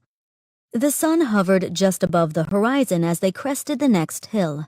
It melted slowly from the sky, leaving streaks of itself in its wake. The wispy clouds didn't block a single ray. Jack shielded his squinted eyes as they rode directly into the sun. Because of an issue with some cattle on the tracks, the train had been detained. They arrived at the station 15 minutes late. Raven wondered how hard the Duke's guard would have to ride to catch them. Did they have flesh horses or mechanical? If mechanical, she would need to quicken her pace. Only 6 passengers exited the train, including Darius and herself. She herded the boy off the train, knowing the old man followed right behind them. They headed directly for the cargo hold. The boy needed his dog, and she needed her weapons. The limited number she'd been able to carry on the train would not be enough for the trek to and through Preston Woods. Gypsies and highwaymen would scour the roads for unlucky travelers. She only hoped that with the little traveled road, the marauders would move on for better resources. After securing her bag from a porter, she gave him a quick smile and a copper. She nodded to Darius, who had Nikki on a leash. "I'll only be a moment in the ladies' room. Stay right here on the platform."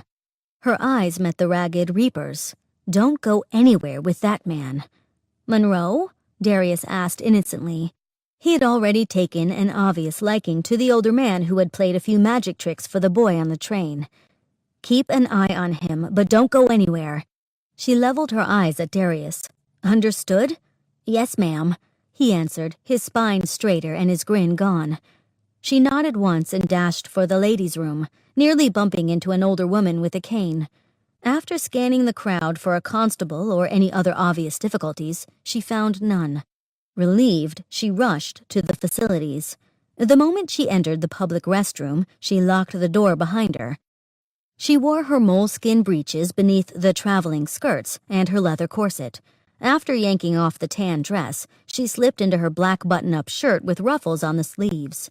Her larger travel bag also held both the red corded sword and her crossbow. With great relief, she snapped both to the magnets on her back.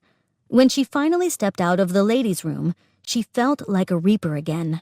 She pulled her long black curls into a quick bun and placed in it 2 long sticks with green balls of glass at each end. She hadn't used the chemicals in the sticks for over a year, but the hunt after her now felt more threatening because of Jasper Hollow. She needed to be prepared for any eventuality. She placed her night vision goggles on her head and pulled the strap tight around the bun in her hair. The sun sank over the horizon, leaving the sky a shade of midnight blue to the west, and stars were clearly visible to the east. Moorshead had no gas lamp streetlights. The farming town had no need of them. The station the train stopped at was little more than an outpost. The general store, the barber, the bank, and the blacksmith were the only 4 buildings surrounding the station. The other 3 passengers had family to greet them and take them in. By the time Raven stepped up to Darius and the Ragged Reaper, the train had gone and they were the only ones remaining on the platform. Monroe sat cross-legged next to Nikki on the platform, one arm around the dog. "I believe the general store has a few rooms above it for rent." "We have no time for rooms. We must hurry." She grabbed the boy by the arm a little harder than she'd meant to. He cried out. His eyes glistened with tears even in the limited light. Raven released him, feeling her temper mounting. Frustration ate at her insides and made heat flush to her face. She was letting it overtake her. A reaper must never do that. Clenching her hands into fists at her sides, she took deep breaths, counting to 3 in each inhale and in each exhale. She relaxed her fists and stretched her fingers out. Crickets chirped a chorus all around her, their orchestra overwhelming. In the distance, a tree branch cracked as a heavy owl shifted its weight from talon to talon. Though no longer visible, the train's brakes squealed as it rounded a turn in the distance. The calm of knowing her surroundings washed over her. When she opened her eyes again, she felt in control. "I'm sorry, Darius. I didn't mean to grasp you so hard." He swiped his eyes and lifted his chin. "It's all right." His smile was genuine. She wished she could have the sense of forgiveness found in the eyes of that child. "I really am very sorry, but we also really need to go." Darius nodded and pulled on Nikki's leash. The dog jumped to its feet. The ragged reaper grabbed the Great Dane by the collar and allowed her momentum to help him up. The moment the dog pulled him to a standing position, he released her. Nikki had shown no hindrance of the man's burden. He dusted off his breeches and asked, "So where to, boss?" Raven seethed. She had never had a partner except her father. When she was with him, he was in charge. Honestly, she'd never given orders to anyone. She just didn't feel comfortable with that kind of control. It was easy dragging a child around with her, the object of her protection. Dragging around this old man was another thing altogether. She shook her head. Could she really stop the Elder Reaper from doing anything he wanted? She sighed. "Preston Woods is southeast of here. I think it will be best if we stick to the wooded paths rather than main roads. The guard is coming, but they will likely adhere to the known means of transportation." "So we're taking the road less traveled." He grinned, his white teeth shining in the moonlight. The full moon washed out the stars and created abundant light along the way to the woods off the main road. A path ran alongside the road, a few yards in, and Raven felt that they'd be safest on it. She could keep an eye on the road from there and remain unseen as well. She reached into her bag and pulled out 2 headlamps. The lights were powered by clockwork key. With each 30 winds, the lamps produced 10 minutes of light. She took one and placed it on her forehead with the strap toward the back. For a moment, she was unsure whether to give the other to Darius, as she'd originally intended, or if it would be more appropriate to offer it to the Ragged Reaper. Monroe lifted a hand and shook his head, pulling a hand out of his overcoat. "No need, I have my own." Of course he did. She handed the other to Darius. The boy asked, "How come we're not using the night vision goggles instead?" Raven tilted her head. "Firstly, I only have one set. It's much easier to procure one of these from a mechanist than goggles from an alchemist. Secondly, the visual in the goggles leaves you with a greenish tint that makes it harder to determine friend, foe, animal, or plant without extensive training." "I remember looking through them and seeing all green." "Right." Darius took the headlamp and began winding the key on the side. "If we get into any trouble and need to douse the light, take the key and turn it counterclockwise. It will stop the mechanism. Understand?" "Yes, ma'am." Darius answered, shielding his eyes from Raven's headlamp. She smiled and started forward. The light on the trail kept her from tripping over roots. As a child, she developed a fear of spiders. Her father had told her that she was never more than a meter away from one at any time. She didn't want to believe it, but the first time they walked in the woods with headlamps on proved it. Across the ground, the night shine in the eyes of a dozen spiders glistened in the light of the lamps. One glittered green and gold like a multifaceted jewel. When the light shined upon it and she passed, Raven found it to be a mother wolf spider with an uncountable number of offspring, clinging to its back in a defensive position. Raven shivered, clenched her jaw, and did her best to ignore the shimmering points of reflection in their eyes. As a reaper, she trained to conquer her fear, yet the thought of 8 hairy legs creeping across her skin made her cringe. She swallowed hard and cleared her throat. "Right then, we'll travel until we find a safe place to make camp for the night." "I still don't see why we didn't stay at the inn," Monroe said in a sing-song voice. Raven glared at the ragged reaper, but his headlamp pointed in another direction and he couldn't have seen it. She turned and marched down the trodden animal trail. As they walked, they heard an occasional rustle of an animal in the woods. A deer darted across the path. It took her mind off the spiders. After an hour of travel, they hadn't yet found a clearing of any kind. The pathway continued to keep them close to the main thoroughfare to Moorshead. The dirt road to their left remained empty. Not one horse, carriage, or hiker broke the silence on the road. The frogs and crickets' songs filled the night air. As the night drew on, the air turned cooler. At least they didn't have to deal with mosquitoes and bugs. The tree canopy here in the south created a dense ceiling. Silver flashes of moonlight occasionally filtered through to the path, but without their headlamps, the going would have been much slower. Then a rumbling sounded in the distance. At first, Raven wondered if it might be thunder. But as it continued unabated, she realized the sound came from the steam engine of a single mechanical horse. She clenched her jaw and darted her eyes, taking a measure of the brush to be certain they had enough cover. She found the expression on the ragged reaper's face had lost all its mirth and grew an edge of seriousness. His eyes had become the cold gray of a winter sky. "Douse the lights." His words came out in a harsh whisper. Raven agreed and nodded to Darius, whose nervous hand turned the crank on his lamp the wrong direction at first, making the light brighter. He winced and then corrected himself. Spots of light fluttered before Raven's eyes, and it took her a moment to adjust to the darkness. She slid the night vision goggles on, and the setting of the road washed in green. The rumbling grew in volume. Nikki whimpered and drew close. "Darius, put your dog back on the leash. We can't have her jumping out." "Right." The boy pulled the leather strap from his pocket and snapped it to the Great Dane's collar. "Get down." Monroe grasped Darius by the arm and pulled him toward the path. With the goggles on her face, Raven could see not only the glowing eyes of the spiders, but their full form. As she crouched in the path, a full web glistened green next to her face, with an enormous orb weaver stretched out in the center of it. Raven swallowed the bitter taste in her mouth and did her best to ignore the 8-legged monster inches from her face. The rumbling drew nearer, and the light of the headlamp came into view. A lone automated horse squealed to a slower gait as the rotund man atop sketched a shape that she recognized, though she could not make out facial features.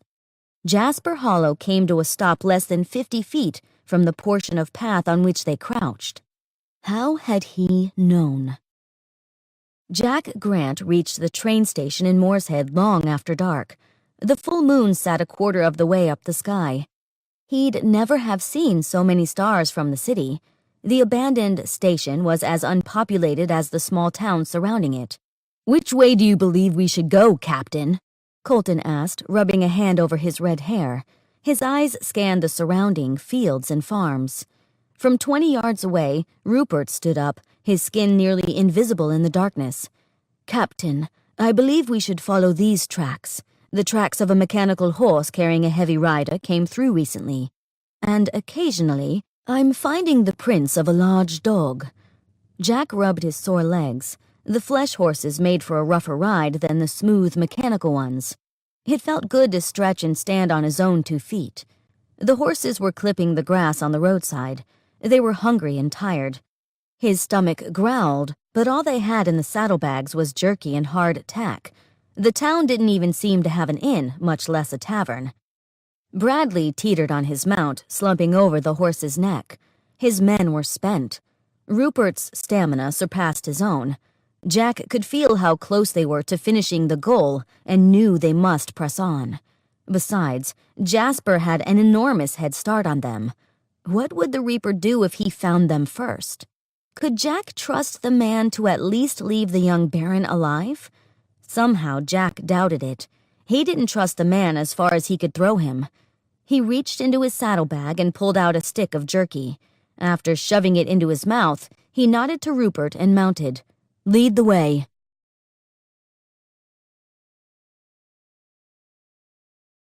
Chapter 5. Concealment is the reaper's friend. What cannot be found cannot be attacked. Raven held her breath as the man dismounted the metal horse and flipped the levers to shut the steam-powered beast down. After a whistling huff exhausted the last of the machine's steam, it became silent. Even the crickets and frogs had suspended their constant chirping. The brass ocular over the rotund man's cheek whirred as it moved in and out, scanning and measuring the surrounding woods. He breathed heavily, nearly panting. Raven let out her breath between her teeth as slowly as possible. A few crickets and frogs started their song once more, covering the silence with a blanket of safety. The dog shifted position and its collar rattled slightly. Raven hoped the cacophony might cover the minuscule sound, but still, she held her breath again and counted while she waited for a reaction from the hunter. Hunted. Like déjà vu, the feeling stirred in Raven the same sort of unease and fear she'd had as a child. It had been so many years she'd forgotten. Jasper Hollow stood hunched over like a grizzly on its haunches. The massive man nearly had the girth and height of a bear. Raven knew better than to let conventions deceive her. A typical man of this size would have strength but no speed. This man was not typical. He was a reaper. Jasper tilted his head and took a halting step closer. An owl leapt from a branch among the pines. The branch cracked and cascaded down the tree to the forest floor. The ruckus and resulting crash distracted the reaper for a moment. As if the owl's departure had been a signal for all clear, the nightly chorus within the woods resumed its normal volume and tenor. For a moment, the grisly reaper stood with his hands on his hips, determined to listen. Provided that the threesome and dog could remain reasonably quiet, there wouldn't be a chance they could be heard over the wood's refrain. He shook his head and spit in disgust. His heavy boots solidly thwacked the ground with each step. Stealth would never be this bear's strong suit. As he mounted the brass mechanized horse once more, the tightness in Raven's muscles loosened. She breathed a little easier. Jasper adjusted the levers on his horse and initiated startup. Steam belched from its nostrils as the engine rumbled to life. Raven felt a quiver against her leg and turned her head slowly in Darius's direction. His eyes rolled back in his head, and his body shook with great force. The Great Dane whimpered. Jasper leapt from the back of his machine, and in 3 quick steps, he stood directly in front of them, his pistol drawn and his sword in his other hand. Monroe leapt to his feet faster than Jasper dismounted. A squealing and grinding emanated from the machine. Raven held the boy's shoulders and grabbed the leash, hooking it to the boy's belt. She needed these two to stay out of the way. As she readied herself to stand, the horse behind Jasper exploded in a flash of sparks and scraping metal. She twisted her body to cover the boy and squeezed her eyes shut. Too late. The night vision goggles had multiplied the flare. Ripping the goggles from her head, she rubbed her eyes, still blinded by the explosion. She jumped up and blinked. No matter how she strained, she could see nothing but the flash. The Great Dane continued to whine. Raven crouched again, feeling for Darius. The boy had stopped convulsing, but sweat covered the back of his shirt. The clashing of swords to her left caught her ear, and her eyes had adjusted enough so that she could make out the moving shapes of the 2 reapers as they battled. With a couple of hard blinks, she still couldn't make out which was which. She rued her new handicap, until finally she gave up and wound her headlamp. Through the beam of the lamp, more of the picture came into view. The 2 reapers grunted with each strike and parry, their movements blurred. Light glinted off a shard of brass protruding from Monroe's upper thigh and 2 from Jasper's back, giving him grotesque brass wings. Streams of blood flowed from wounds on the bared flesh of the reapers. Sweat dripped from their faces, and if they hadn't worn black, they'd be covered in crimson. Raven swallowed hard, the flash blindness all but gone, now only spotting the edges of her vision. On the ground, Darius moaned and rolled over, his eyes fluttering.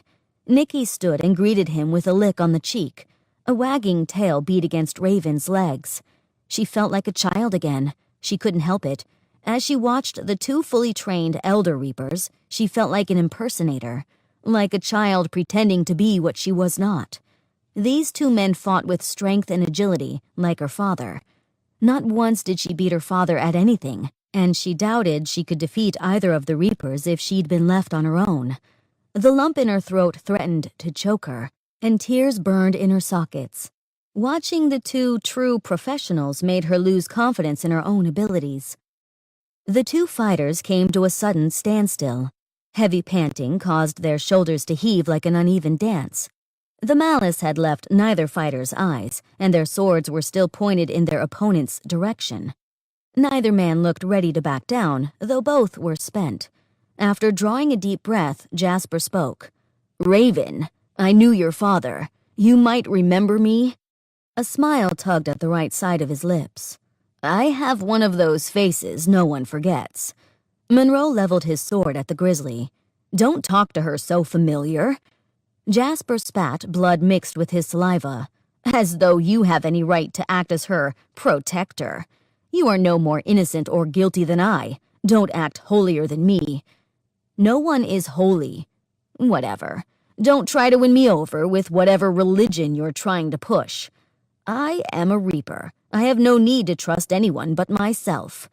"You call yourself a Reaper, but you don't even live by the code." "The code never got me anywhere. The training is what really counts." Monroe gave a hard laugh that sounded like a cough. "Earlier today you talked of true believers. What did you mean if you weren't referring to the code?" "The rigors of training as a Reaper are too hard for most men. They want everything to come easy, and when it doesn't, they quit. Not one true believer among them." "Ah," Monroe nodded. "At least some wisdom has made it through that steel-hard capitulum." Jasper lost his temper and jabbed his blade at Monroe a few more times. The parries lasted for about a half-dozen hits when the standstill recommenced. They were both out of breath once more. "Raven, Steele," Jasper resumed his yelling after panting again. "Don't trust this man. He is the one responsible for your father's death." The ice-cold water of betrayal poured down her spine. She waited for Monroe's denial, but none came. The ragged Reaper remained silent. Raven squeezed her eyes shut and shook her head. It made no difference what the Reapers said. She knew Monroe didn't kill her father. She had been there. His death had been her fault. When Jack and his guard found the start of the woods, the tracks split. The trail the dogs' tracks led would have been better traversed on foot, so they chose to stay on the main road, which the mechanical horse hoofprints continued along. Fatigue was an unwelcome companion and kept them at little more than an amble for the entire trip. As the moon rose higher in the sky, Jack considered finding a field to make camp and continue the search in the morning. Bradley and Harry continued to nod off, leaning on their horses. Jack adjusted in the saddle and spoke quietly to his second-in-command. "Rupert, what do you think? Should we make camp and continue the search tomorrow?" Rupert shrugged, but he looked worn out. His eyes had lost some of the shine and focus they'd had when he first found the trail. Jack sat up in the saddle and let his hips move with the horse's motion. Honestly, part of him just didn't really want to catch up with Jasper Hollow tonight. If the Reaper had found Raven and the Baron, he didn't want to witness the grisly scene. And if the Reaper hadn't found them, he didn't want to spend the night with the snoring bear again. His drive to move forward dissolved. Then the thunder rolled and Jack shot a look to the northwest. The clouds made a distinct line in the sky. Overhead, they could still see a clear sky full of stars, but not far to the west, lightning struck again. It lit up the obvious line of storms. Bradley and Harry became alert in their saddles. Jack nodded and called back to them. "Men, let's trot ahead and see if we can find shelter." The horses barely needed urging as the wind whipped up, rustling the trees to each side. Lifting their ears and flaring their nostrils, the horses stepped up on high alert. They felt the storm coming and wanted to outrun it just as much as the men. A sudden drop in temperature accompanied the wind. The horses pulled into a forward trot. Over the howl of the wind, Jack thought he heard the clashing of swords. They rounded the next bend, and in the near-pitch blackness, the smoldering remains of a mechanical horse sizzled in the road. And next to it, The two reapers stood still in a ready stance for battle. Jack tensed his jaw, but couldn't see Raven or the boy nearby. Pulling up his horse, he held his arm out for the guard to follow suit. He dismounted and handed the reins to Rupert. "Stay here. I'll check things, but withdraw your pistol, just in case." Rupert nodded, the reins of two horses in one hand, his pistol already in the other. Jack stepped forward, calling ahead to the two reapers. "What's going on here, Jasper? Met your match?" He nearly slapped the man on the back when he noticed the protruding shards of metal. He swore. "Are you all right, Hollow? How can you be moving with an injury like this?" The icy wind whipped at Jasper's sweat and blood-soaked clothing. The reaper's breathing came out in a wheezing pant. He didn't sound well. "It's nothing for a reaper to ignore pain." More reaper superiority talk. Just what Jack needed. He shook his head. But it pricked him in the heart that there had to be some truth to it, since even the woman reaper had ignored her injured leg in their battle. The thunder rolled again, sounding angrier. Lightning flashed and he saw her. Raven stood in the woods, Darius and the Great Dane at her side. Jack's heart skipped a beat. Even after the light provided by the flash dissipated, he could make out the cream-colored skin of her neck and face. Jasper coughed, and splatters of blood clung to his bottom lip. Jack stepped toward him. The clouds opened up, and snow fell mixed with sheets of ice. It beat upon his shoulders like small, sharp stones. Lightning sparked again, and he darted his eyes to the woods. She had disappeared. He blinked hard and rushed past the two older men to where she'd been standing. The ice and snow melted as it stuck to his skin, dribbled down his face, and fell into his eyes. He turned his head both directions, whipping moisture from his hair, but he could see no sign of her, the boy, or the dog. Visibility reduced to almost zero in the sheets of snow and ice. "Captain!" Rupert yelled.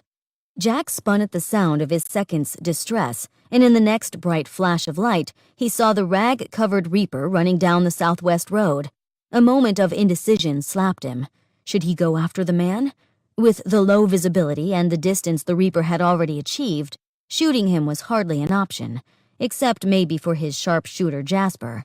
The bloodied man stood before him, teetering on his own feet and catching himself.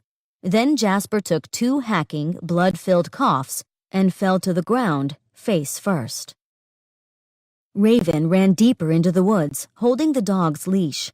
The young Baron ran just ahead of her, his headlamp back on. Sleet and snow fell in torrents, making the path slick with mud and ice. When the path intersected with the road again, Darius stopped, as if unsure of where to continue. "This way." Raven answered his unspoken question and unhooked the leash from the dog. They were far enough away that the dog shouldn't cause trouble for them. The road would make the fastest, easiest travel. It made no difference if they stayed in the woods now. They'd been found. And the hard snowfall would cover their tracks. "Keep running, understood?" Raven started at a jog again, willing the 9-year-old boy to keep up. The dog loped just ahead of them, happy to be off the leash. Raven whipped the lamp from her forehead and wound it as she ran. When the key hit the stopper at 30, she placed it back on her head without a misstep. The light bounced in front of her on the road, reflecting off the sheet of white falling from the sky. They hadn't been running long when the light of a house came into view. She hesitated, debating the stop. The cottage stood back a bit from the road, set half in the woods and half out. The lightning had subsided, but the sleet and snow still covered everything in a blanket. It seemed the kind of storm that would last all night. If they could get the owner to kill the lamps, the house might be dark enough for the guard to pass it unnoticed. It would be her best hope. She turned and ran for the cabin. Chapter 6. Pay attention to what the opponent does and says. Flaws will be exposed. Use them to one's advantage. After trying the door handle, Raven knocked on the pine wood. She wiped the melted snow from her face, happy to have had an overhang to huddle under. The wind picked up and caused a shiver. Darius's teeth chattered. They waited for a few moments before an old woman opened the small window to peer onto the porch. "Who's out there?" "Sorry to bother you, madam, but we were traveling through Preston Woods and were caught in the storm. Any chance you'd allow us to take shelter until it passes?" Raven smiled and pleaded with her eyes, but couldn't help but assess the possibility of forcing her way in and subduing the old woman. The woman stepped back and called into the house, "Griselda, we've got company." 2 of them. The old woman may not have been a challenge to subdue, but Raven abhorred the thought of having to restrain more than one innocent. The old woman pulled her cottony hair into a bun. Raven watched her through the small window. A shock of auburn hair and bright green eyes appeared and blocked the view. The younger face studied the threesome on the porch and scowled. Her southern accent held more twang than the others they'd heard on the trip. "I'll not have that beast in my house. I don't care if it's a full-on blizzard. My house is too small for the likes of that mongrel." "She's not a mongrel," Darius protested, his hands on his hips. His words shook with iron through chattering teeth. "I'll have you know she's a pedigree Great Dane." Raven clenched her jaw and put a hand on the boy's shoulder. She'd hoped he'd look at her so she could tell him with her eyes to be quiet, but he was too busy glaring at the woman. "Oh, ho, ho! Don't you just sound so high and mighty for a wet rat standing in the cold." The woman smiled, and one of her front teeth shone gold, while on the other side, her smile exposed a gap farther back. Her heavy makeup cracked in the wrinkles of her face. To Raven, these things exposed the woman's vanity. Vanity walked hand in hand with greed. Darius started to speak, but Raven pulled him behind her. "If it's about payment, we have no problem making up for any inconvenience we cause. The dog is almost the size of a horse," she said, and laughed in agreement with the woman. "She can stay in the shed barn if you don't mind." Behind her, Darius pulled his arm from her grip. She peeked back and saw he held his arms across his chest, his glare aimed upon her now. She winked at him and rolled her eyes, hoping he'd understand her situation and get some control of his emotions. "Well then, why didn't you say so?" The little window snapped shut, and locks on the door clicked open. Raven and Darius stepped back and made room for the door. The woman's lips were frozen in a smile, while her eyes assessed and judged the threesome on the porch. When her eyes landed on Nicky again, she asked, "You do have a leash for that thing, don't you?" Without a word, Raven snapped the leash on the dog and handed the end of it to Darius. "Put Nicky in the shed barn. She'll be warm and safe in there." She kneeled to his eye level and tried to reassure him with her tone and smile. "Don't worry. I'll wait for you right here." His large, sorrowful eyes had lost their edge. Tears mixed in with the snow melt on his face. His shoulders slumped in defeat, and he trudged off the porch and into the sleet, heading for the small shed next to the cottage. "That mutt will be fine in there with the chickens and the goat." She narrowed her eyes at Raven and straightened her apron. "But if it kills one of my animals, you'll be paying double what it's worth at the market. Understood?" Raven drew herself up to her full height and looked down at the woman. She clenched her jaw to keep herself from snapping the woman's neck. After a deep breath, she gave her a slight nod and a forced smile. The woman held out her hand. She wanted payment up front. Raven reached into her bag and pulled out 4 coppers. The woman took the money and looked her up and down, as if seeing Raven for the first time. "Awfully strange get-up you have on there. Did you ride in? I didn't see a horse. What are you doing in Preston Woods? Hunting?" The woman continued babbling as she started back into the house, answering her own questions the moment she proposed them. Raven let the woman widen the gap between them as she waited for the boy to return. He bolted back from the shed. The snowflakes had grown larger and the sleet had slowed to a steadier, lighter icing, but a cold wind picked up with it. The boy's cheeks glowed red in his pale face. If his cheeks felt like hers, they were numb from the cold. She shivered and herded him inside the door. The warmth of the small cottage enveloped them and made her exposed skin burn in the sudden heat.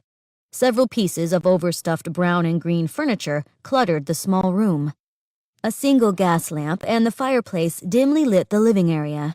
Raven assessed the situation. What would be the best way to contain the 2 women and douse the light? Carrying a tea tray, the red-haired woman returned to the cozy room. She hummed a tune as she entered. "Some tea to warm you both, and a few biscuits." She looked up at them both, her green eyes still full of judgment, but she stopped herself and continued. "Oh, what was I thinking? You are both dripping wet. Do you have a change of clothes?" Raven looked again at her carpet bag and wondered how waterproof the bag might be. She had shaken the snow from it on the porch and hoped the moisture stayed out of the bag. "We might. Do you have a place we might change?" "Absolutely." The old woman set down the tea tray and grasped the single lamp. She led them up the rickety stairs. Each step released a squeal or cry, threatening to crack under the weight of their footfalls. At the top of the stairs, they found 4 doorways. The light of the gas lamp revealed the color of each as a teal green. Raven had to duck her head a bit in order to keep her hair from catching in the exposed thatch. The woman led them to the room directly across from the stairs. With a squeal and a crack, the door opened into a cramped room with an even lower ceiling.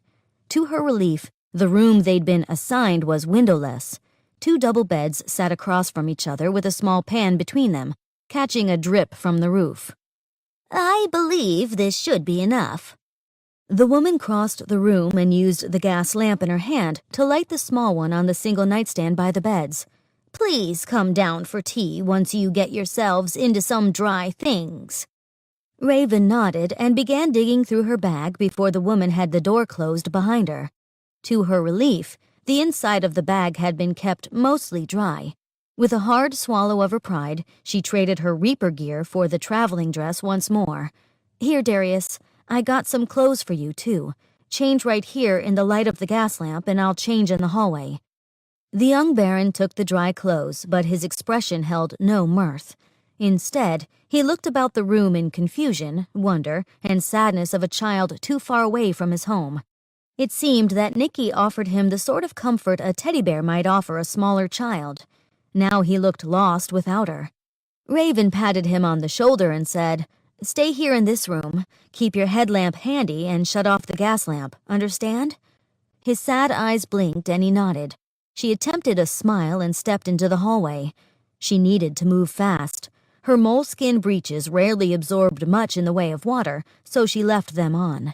The water did not soak into her corset. She could keep it as well. After unbuttoning her shirt in the dark, she wound the headlamp a quick 10 times. She didn't want to put her dress on backwards. Her wet arms stuck to the insides of the pale dress's sleeves. At the same time, the cold fled the moment material covered her bare, wet skin. She held the headlamp in her palm as she descended the stairs. Flames flickered in the fireplace, and shadows danced on the cozy walls of the living room. The 2 women and the gas lamp had to be in the kitchen. Raven tiptoed to the door and listened to the women. The gruff voice of the older woman rang clear and she huffed a laugh. "I can feel the boy's strength. The foolish Duke and his court have no idea the power that boy holds." "I really don't need to hear your craziness, Mother." The red-haired woman, Griselda, interrupted the elder woman and moved about pots and pans in the room. "They are paying me good money for keeping them, and no one believes in that magic you always speak of." The argument continued, but Raven didn't have a moment to lose. She snuffed the flames in the fireplace, using the bucket of sand and ashes next to the fire. It smoldered for a moment before finally dying. Raven clenched her eyes to get rid of the spots caused by the embers. Then she slipped the night vision goggles over her face so she didn't trip over any of the furniture. She returned to the door, removed the goggles, and entered the kitchen. Jack led his gray gelding through the snow with Jasper lying over the saddle. The rest of his guard rode a short bit ahead of him as he trudged through the knee-deep drifts. Snowflakes clung to his eyelashes, and he blinked frequently to keep his vision clear. They needed to find shelter or a clearing to set up camp. At least the sleet had stopped. Rupert turned back to him and cursed. "Travel in this is impossible. I suggest we consider making camp right here on the road, sir." It seemed the best recourse, and Jack nodded. They stopped and pulled the horses in a huddle. "Bradley and Harry, clear this area of as much snow as possible. One of you brought a shovel?" Bradley nodded and dismounted from his horse. "Good, let's begin. Rupert and Smith set up camp. Start a fire." Yes, sir. Smith untied the straps from the tent attached to the back of his saddle. The movements of his men showed some fervor for the task at hand. Colton, search the area for about 1.5 miles ahead. If you find tracks, farm, or any sign of life, report. Colton nodded and turned his horse back up the road. The snow lightened to barely more than a flurry, but the wind still whipped through Jack's wet hair. He pulled his brown coat tighter around his body. The gray gelding nudged him impatiently. He patted the horse on the head and whispered assurance. In a moment, Cutlass. We'll get you some oats. By the time Bradley and Harry had cleared the roadway, the other two had already gotten the fire started. Jack called the two young ones. Come over and give me a hand with this. They laid a tarp onto the road and pulled Jasper down from the horse. Gently, they set him down on his stomach to determine how to remove the shards of brass from his back. The 3-beat sound of pounding hooves caught Jack's attention. Colton rounded the corner, returning to them at a canter. Captain! He called out as he approached and pulled his bay mare up. The horse's hind end slipped, and it fought for footing. There is a house about 1/4 mile up ahead. I almost missed it, for the light went out a moment after I found it. Excellent work, Colton. Help Rupert and Smith pack up the camp once more. Bradley and Harry, let's get the Reaper back on my horse. After a moment's struggle, Jack's guard team had undone everything they'd accomplished in setting camp. They started up the road, with Colton leading them to the place where he'd found the cottage. Set back in the woods and covered in snow, it would have been an easy place to miss with the lights out as they were. Out of habit, the guardsmen surrounded the house while Jack approached the door. He stomped his boots on the porch to free them of the snow. Now that he was closer, he saw the door was painted teal. He stepped up and knocked 3 times. Raven stood at the darkened window and marveled when the guard turned directly for the house. It had been over an hour since she'd cut the lights. Her jaw tensed as the men split up and surrounded the cottage. Boots stomped up the porch steps. If she attempted to pretend no one was home, how would they respond? She shook her head in the dark. They'd break in the door and take over the house in the name of the Duke, nonetheless. 3 knocks rapped soundly on the wood. Raven stood next to the door, considering the option of allowing them to break it down and then using it as a funneling point to take down each guard member as they entered. She drew the red-corded sword and prepared herself. Coming! A cheerful voice called through the house, and the elder woman approached, her cottony hair tinged green by the night vision goggles. Raven blinked hard, incredulous. The woman had been unconscious, on the floor and tied up when she had left her. She swallowed hard and stepped back as the woman smiled up at her and made a shooing motion with her hands. The little old woman opened the small window in the door like she'd done earlier when they'd first arrived. Yes, what is it? Captain Jack Grant's voice rang deep and clear. Sorry to bother you, madam, but we've been caught in the storm, as you can see. One of us is horribly injured, and we could all use to get out of the cold if you'd allow. How many are you, sir? This is a small cottage, and there are already 4 of us inside. Raven's jaw dropped. The woman's voice held no malice for Raven, having knocked her unconscious. There are 7 of us, I'm afraid. Boots moved to the other side of the porch away from Raven. Your barn is small as well, so if our horses stayed out in the weather, we'd be able to fit 2 or 3 of us in the barn. I just worry about our injured man and would rather have him near a fire. That sounds fair, young man. If 3 of you can stay in the barn, 4 of you may enter. She closed the window and stepped back from the door, studying Raven with her hands on her hips. Raven swallowed, but gripped her sword tighter. If you don't want to be found out by these men, the woman whispered, I suggest you head upstairs and remain. I'll be sure to tell them that the upstairs is fully occupied. Raven nodded and snapped the sword once more to her back. And take the tea tray with you. The tea might still be lukewarm anyway. The woman waved her hand in the air and bent down at the mantel to start the fire once more. Unsure of what else to do, Raven did as she was told. She took the tray and balanced it as she made her way up the rickety stairs. As she reached the top, she heard another knock at the door. The floorboards continued to creak beneath her feet as she made it to the teal door that housed Darius. She opened it and entered. The gruff sound of men's voices and stomping boots entered the living area downstairs. A cheery voice rose above them. The woman said louder than necessary, "Please remove your wet boots at the door. I'll be in the kitchen getting some tea ready. Try your best to keep things quiet. We have a guest upstairs with a baby that was just put down for a rest." A baby? The old woman truly was remarkable. Men like the guardsmen hardly knew which end to hold upright when handed a baby. They would do their best to avoid coming upstairs at all costs now. She smiled and backed into the small room with the tray. What would the old woman want in return for her help? She closed her eyes against the boy's headlamp as she entered. The night vision goggles could damage her vision if she left them on in any sort of bright light. She set the tea tray on the foot of the bed across from the one the boy sat and pulled the goggles from her head. "Hungry?" she asked Darius as she sat on the bed. "The guardsmen are downstairs. We need to be very quiet. Understand?" "Understand?" the boy whispered in harsh tones, surprising Raven. "You keep asking me that as if I'm a baby. I'm nearly 10. Raven nodded, her eyes widened. She took her headlamp and wound it to the end. "I'm sorry, Baron Darius. I don't mean to be condescending to you. It's just very important that we make no mistakes. One small error could cost us our lives." "I know that. My life is at stake just as much as yours." His eyes glistened in the light from the two small lamps. "I'm tired. I'm lonely, and I just want to go home."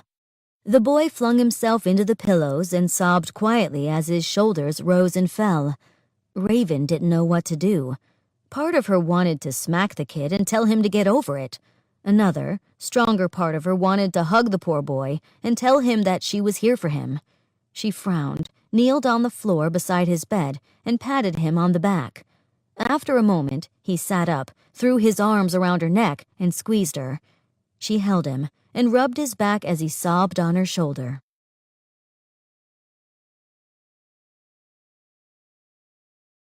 Chapter 7. True strength is not found in muscles or size. It is entirely within the mind. Only from within can true strength be found.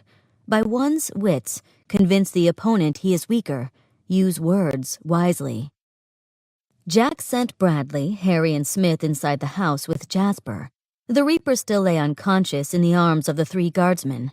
He stood at the bottom step of the porch with Rupert and Colton as the others went into the warmth of the house. The wind had a bite to it now, even though the snow had stopped falling. Pulling up his jacket around his neck, he patted one of the horses on the rump as he passed. They tied the horses loosely to the porch, filled feeder pans with oats, and broke ice from the top of the water trough.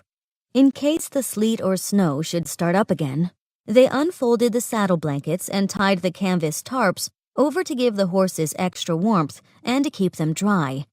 Rupert patted Jack on the shoulder and handed him a bedroll. "Here you are, Captain." Jack smiled and took the roll. "I think Smith was happy you didn't accept the offer to stay inside with them. I doubt the company in that small house would be worth the heat. Who wants to listen to the bear snoring all night long again?" Colton shook his head and laughed. "Not me." They trudged through the knee-deep snow to the shed barn. Jack couldn't wait to lie in his bedroll and get some rest. It seemed that the day would never end. The branches of the trees in the surrounding woods cracked and moaned in the wind. Snow fell from a nearby branch onto the roof of the shed and slid down the side. Disrupted icicles tinkled and fell to the ground. The barn smelled of chickens and goats. Jack left the door open and used the limited light from the moon to check the surroundings. The men made clear space to set up their bedrolls. Rupert and Colton moved a few bales of straw and pushed some chickens onto the other side of a stall door. A jingling sound came from one of the other stalls, and Jack wondered if they put tags on their goats. He peeked over the stall door just as the animal leapt at him. Jack's heart jumped into his throat as he stumbled backwards. The camel-colored animal was larger than a goat and still came for him. Colton drew his gun and pointed it at the creature as it pounced on Jack again and licked his face. "Nicky," he whispered as the realization hit him. "Colton, hold your fire." Colton loosened the grip on his pistol, and his eyes focused out the door of the barn. "They're in the house." Jack got the dog under control and stood. Nikki's tail beat against his legs as he herded her back into the stall she'd been in. He looked both men in the eyes and tried to keep calm. "We'll need to keep this quiet and form a plan of action." They both nodded, but went to stand in the doorway of the barn and stare at the house. The cottage had no windows on the second story, and it seemed small. The woman and the boy were trapped on the second floor if they could secure the lower story. "I think you both should stay here and keep an eye on the house from the outside. I don't see a means of escape, but if she somehow makes it back to the first floor, there are exits to the front and to the back." Colton shivered in the cold, his wide blue eyes fixed on the house. "Colton, stay here to the back." "Sir, with all due respect, I don't see how we're going to do this by brute force. We attempted it once in the woods, to no avail. We cannot sneak up on her, nor can we defeat her in battle, no matter our number. The 6 of us were rendered useless in a short time." Jack swallowed and Rupert opened his mouth to protest, but Colton held up a finger. He twisted his lip as if he smelled something rancid as he continued. "The Duke forced that other Reaper upon us, and we put our hopes in him. Look where that has gotten us. We're now carrying around his injured body, and can only just barely keep him alive on this journey. I, for one, am not giving up." Rupert started. Jack set a hand on his shoulder and gave him a sharp look to stay quiet. Rupert and Colton were his equals. The black-skinned second-in-command had been like a brother to him, but he was more passion than calculation. Colton had been brought up as a noble, but because the line to any sort of title or hold was long for him, he'd joined the guard. The man's sharp chin and soft, handsome features expressed his nobility. Never once could he get any of the other guardsmen to accept a game of chess with him, for he did not lose. "What do you suggest?" "Negotiation. Lay our cards down and see what she'd say. She must have some sort of motivation for what she's doing. This woman is more than just a kidnapper, even if that is what the Duke calls her." It made perfect sense. Jack glanced at the house and nodded. The idea that one of these men watched each side of the house for the Reaper's escape was ridiculous. She could cut her way through every man faster than the rotating blade of a steam-powered cotton gin. His heart raced.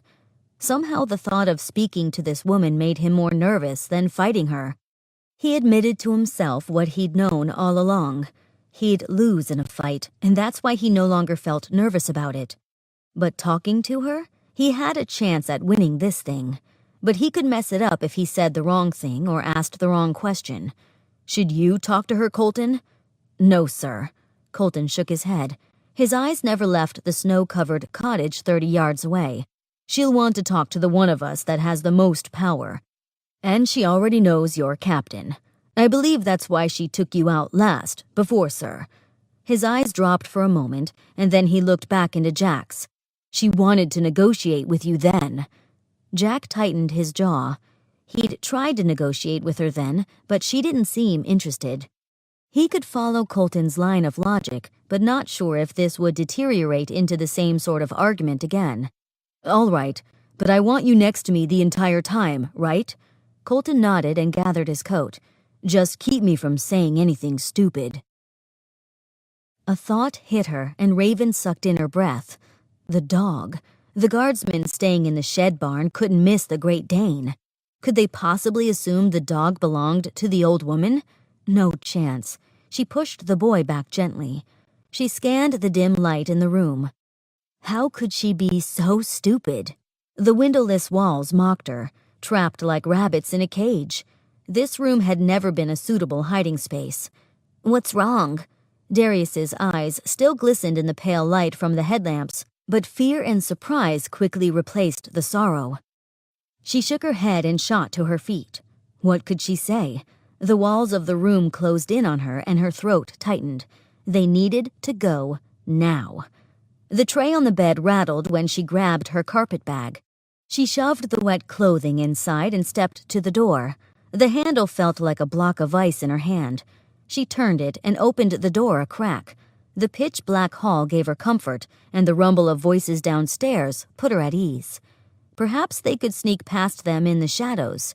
If she could get the old woman's attention, maybe the woman could get the men into the kitchen.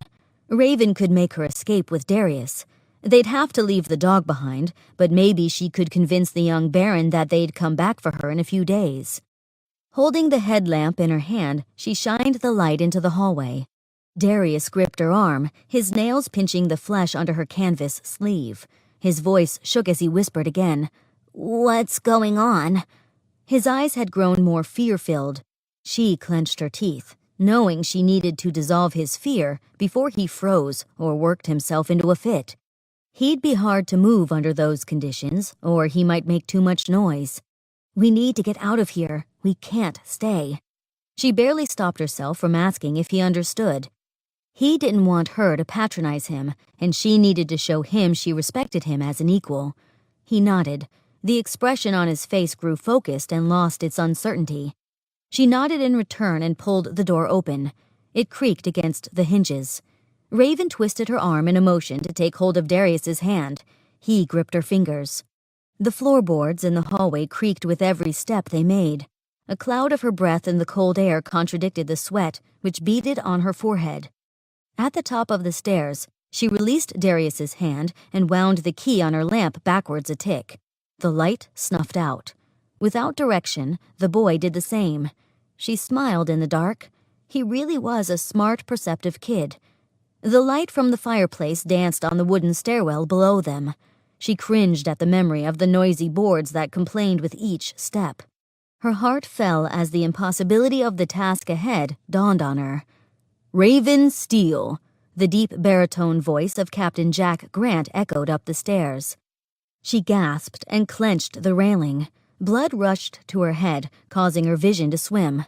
It was too late. They'd already found her out.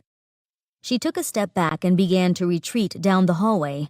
The building had a thatched roof. Maybe they could lift it. Would the snow be deep enough to break the fall from this height?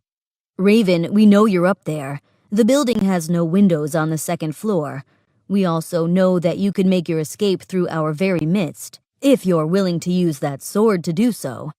His voice grew softer. "We're not interested in dying, Raven. We only want to talk." The half-laugh, half-huff came out her nose without her conscious thought. Talk? Women talked.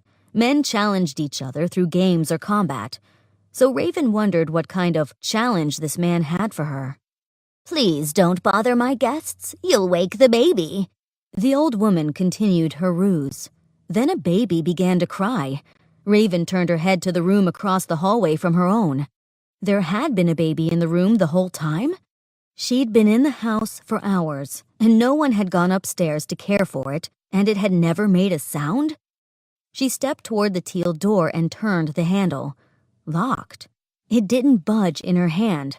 They locked the room with the baby in it?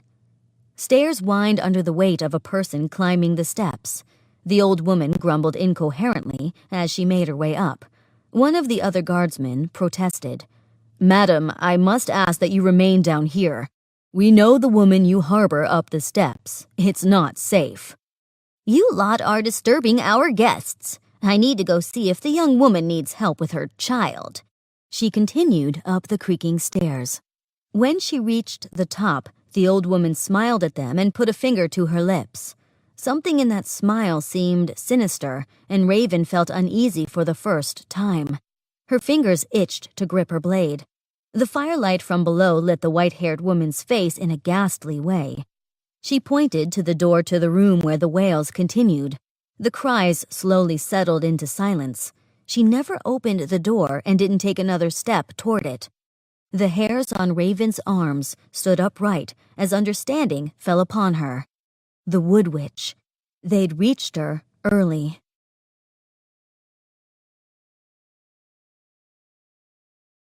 Chapter 8. Neither underestimate or overestimate one's opponent or his abilities. Do not work on assumptions. They are often wrong. Jack paced to the bottom of the steps. The baby's cries had grown silent almost immediately after the stairs stopped groaning under the weight of the woman. The quarter hour had passed in an eternity. He gripped the bottom railing and fought the temptation to run up the steps after her. "What are you waiting for, Captain?" Colton stood at his shoulder, the firelight causing his blonde hair to glow. Jack furrowed his brows. "What do you mean?" "I believe that if you go up the stairs alone, the Reaper would not feel threatened. She'd take your attempt at negotiation more seriously than asking her to come down the steps." "Why didn't you say so earlier?" Jack rolled his eyes and dashed up the steps 2 at a time. At the top of the stairs, he froze. Raven Steele lay on the ground, choking. Darius cowered against the back wall, tears streaming down his face. The old woman's cottony hair glowed in the teal light that emanated both from the doors and from her hands. Without a second thought, he yelled and rushed at the old woman, tackling her to the ground. The eerie teal glow immediately snuffed out.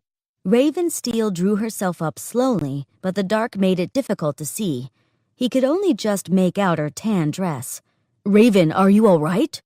Get off me, you ox! The woman beneath him struggled, but he held her down. Her arms were pinned under her body. "Stay still, woman. The more you struggle, the more I feel it necessary to hold you down." Behind them, the stairwell creaked with the weight of another rushing up. Colton called out, "Captain, is everything all right?" "All's well, guardsman. Hold your ground and come up no farther." The last thing Jack needed was for Raven to fight her way through this. The sound of a key grinding through clockwork gears filled the small hallway. A small lamp in the Reaper's hand lit the circle surrounding the 4 of them. Her eyes were wide and questioning. "Why? Why did you stop her?" He furrowed his brow. "What do you mean? She was hurting you and scaring the young Baron." Her head tilted as she studied Jack. "But I was incapacitated. You could have helped the woman keep me that way." Jack shook his head. It was strange. The thought hadn't occurred to him. As he considered it now, it still didn't make sense. "I don't know this woman. Why would I trust her?" Raven's violet eyes danced in the small light, and she smiled. "You trust me more?" "I definitely don't trust a woman using magic." He lifted his eyebrows. "Unless you use magic to move as fast as you do."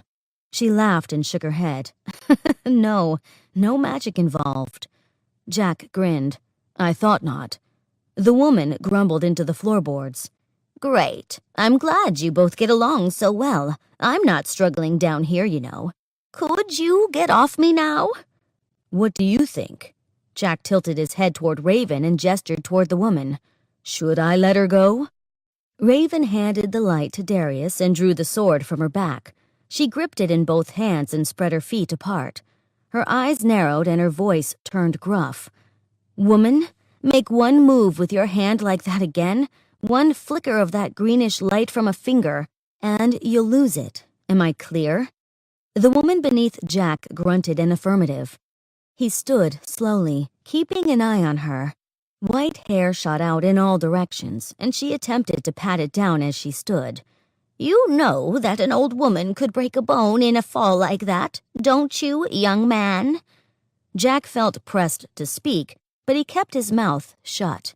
He didn't need Colton there to tell him to let Raven handle this woman. It seemed an obvious part of the negotiation. He leaned against the railing of the stairs and peered down. Colton stood still halfway up the steps. The firelight danced and showed Rupert at the bottom step as well. Jack nodded to them and held a hand out, motioning for them to stay put. "What was the meaning of this, woman?" Raven's voice lost its questioning tone and became commanding. The woman hunched over and looked suddenly older than she'd been earlier. "Forgive me, Reaper. I only wanted to help." "Help?" Raven took a forceful step toward the woman, the point of the short sword leveled with the woman's chin. "How do you contort your actions as help?" The woman straightened up, indignant. She put her hands on her hips. You made a move I took as aggressive. You attacked me. Are you not here for my help, Reaper? Did you not bring the young Baron to me? Raven blinked hard and shook her head. "You are the Wood Witch." "As you suspected." "I am here because Baron Solomon asked me to bring the boy. You claim the power to cure Darius?" I can remove the boy's affliction." The woman nodded and folded her arms across her chest. She looked neither powerful nor weak. In the dim light of Raven's lamp, it became difficult to believe the woman had debilitated the Reaper. Jack began to doubt what he'd seen and heard. The woman had to have him under a spell of some sort. It made it hard to think about or remember the magic she'd used. "You're bewitching us, woman. I can feel it." Raven's eyes met Jack's. "You feel it too, don't you?" He nodded. Raven pressed the point of the sword to the old woman's chest. "Stop it." "I'm afraid I don't know what you're talking about, girl. You're a bit kooky, aren't you?" The woman laughed and straightened her shirt sleeve. The Reaper's nostrils flared. The lamp winked as Darius fumbled it from one hand to the other and shook his head. "She's not kooky. I feel it too, Raven." The woman ignored them both with a cunning smile and turned around. She patted Jack on the chest with the back of her hand dismissively. "Let's all go downstairs for some tea and talk this over like adults, shall we?" Jack took a hesitant step back and let the woman by. Colton and Rupert stepped out of the woman's way as well. Raven snapped the sword to her back and stepped up next to him. Her blue eyes challenged his. "I'm not giving you Darius until my mission is complete. If this woman cannot cure the boy, I will not hand him to you." Her hair smelled clean like the snow outside. And lavender. He swallowed before he spoke. "Those are your terms?" She nodded once and started down the stairs, holding Darius's shoulders in front of her. The light descended the steps with her. Jack closed his eyes and took a deep breath before following them. Raven stopped at the bottom step and surveyed the crowded living room. Jasper Hollow lay on his chest in front of the fireplace, his back and his wounds exposed. 3 guardsmen sat on the floor around his body, their mouths agape. The old woman's wild hair glowed like a halo around her head in the firelight. Her body hunched forward as she strode across the room with purpose. Above Raven, Captain Jack Grant continued down the steps, each one groaning under his weight. The sound pressed on her and forced her forward. She stepped into the room, her fingers still gripping Darius's shoulders lightly, guiding him to stay with her. She couldn't let him get too far away. It felt as though she held a bird by the tail feathers, and if she gripped too hard, the feathers would rip out, but too lightly, and the bird would fly away. Her breathing slowed, and she tried to regulate her heart rate. Fear closed in on her from all sides, like the dancing shadows on the walls around the room. But she refused to give in to the fear. Her adrenaline wanted to heighten her fight-or-flight instinct, but she needed to stay calm. It wasn't time for that now. Ignoring the eyes of the men on her, she pushed open the teal door to the kitchen. To her surprise, the red-headed woman, Griselda, still sat in the chair with her hands tied behind her back. Raven remained in the doorway and could hardly form the words. How did you—" The old woman sighed and rolled her eyes. "Wood Witch, remember?" "But you didn't free her?" Raven asked, pointing at the redhead. The Wood Witch shrugged and started pouring water from her bucket into a kettle. "I didn't see a point in it. Griselda is a good kid, but she'd only get in the way. I might be her mother, but even I tire of her nagging and prattling at times." Raven blinked. The woman motioned for them to take a seat at the kitchen table. Behind them, the door pushed against Raven's back. She took a step forward and gestured Darius toward the chair. She remained standing. Jack Grant entered the room and leaned against the door, preventing any others from coming in. He nodded in Raven's direction and folded his arms across his chest. With a flick of the old woman's finger, the flame on the top of the stove joined the light of the single gas lamp on the kitchen table. She hummed as she set the kettle over the burner. She turned to Raven, one side of her lip curled up into a smile. Her gray eyes were glazed over with cataracts, but the woman didn't squint or struggle to meet Raven's gaze. "So you've brought the boy to me to be rid of his issues." "On the Elder Baron's orders, I've brought him, but I don't trust you." The witch gave a short huff and cackle. She stepped toward Raven and pointed. "Who would trust a witch? Only a fool." Raven furrowed her brows. Are you telling me you are untrustworthy? The old woman shrugged. Magic comes at a cost most are unwilling to pay. Raven thought of the gold left in the saddlebags on the horse that got away when the highwaymen attacked her in the woods outside of New Haven. Baron Solomon had never said how much it would cost. Darius still held the carpet bag between his knees. She could only hope that she had enough in the bag. If not, would the witch take a down payment? The woman cackled longer and stepped forward again. I see you counting the cost in that young head of yours. You don't have enough to pay what I ask. That is for certain. But how do you know? What do you ask for? The witch reached out for the top of the boy's head, but Raven pulled the chair back. It scraped across the hardwood floor. She stepped in front of him. Grant had uncrossed his arms and put a hand on the hilt of his pistol. The witch whipped her head in the captain's direction and glared. Would you shoot a defenseless old woman? I don't believe you're without the means to defend yourself, witch. The captain didn't release his pistol and stepped farther into the small kitchen. She laughed. You would be right, wouldn't you? I'm not defenseless, nor am I afraid of your pea-shooting pistol. Jack tensed his jaw and stepped back. The woman made a shooing motion with a flick of her wrist, and Jack pulled his hand off the hilt and crossed his arms, assuming the stance he'd had before. A look of confusion covered his face. His eyebrows furrowed, and the tendons on his neck stood out as though he strained against something. Raven pulled Darius to his feet and pushed him behind her, backing up in the kitchen so they were as far away from the woman as possible. The witch stood taller, and the flames at the stove behind her flared up. Raven's throat closed, and she swallowed against her tightened esophagus. The woman began speaking gibberish, the same as she had upstairs. Raven's heart raced. She froze, her muscles unable to move again. That same teal light glowed from the witch's fingers. Raven clenched her eyes, willing herself to move, but not one of her body parts obeyed. Then, just as before, her body collapsed to the floor. Her eyes flew open, but she was unable to turn them in any direction. Then the words became clear. The witch spoke about things she couldn't possibly know. How can you live after what you've done? You are worthless, not valuable enough for your father to have sacrificed his life for. No one could love you. You have too much blood on your hands. Nothing you do can redeem you. Even Gregory rejected you. Jack had fallen to the floor as well. His boots were inches from her face in the small kitchen. Darius whimpered behind her, seemingly untouched by the witch's spell. A tear pulled at the bottom of Raven's eye and spilled over the side of her face. She couldn't blink. Never in her life did she feel so out of control. And the witch put a voice to every fear she'd ever had. Could it be true? Her father didn't deserve to die for her? Gregory was probably better off without her. Why couldn't she have been the wife he had needed? It grew increasingly difficult to push those thoughts aside.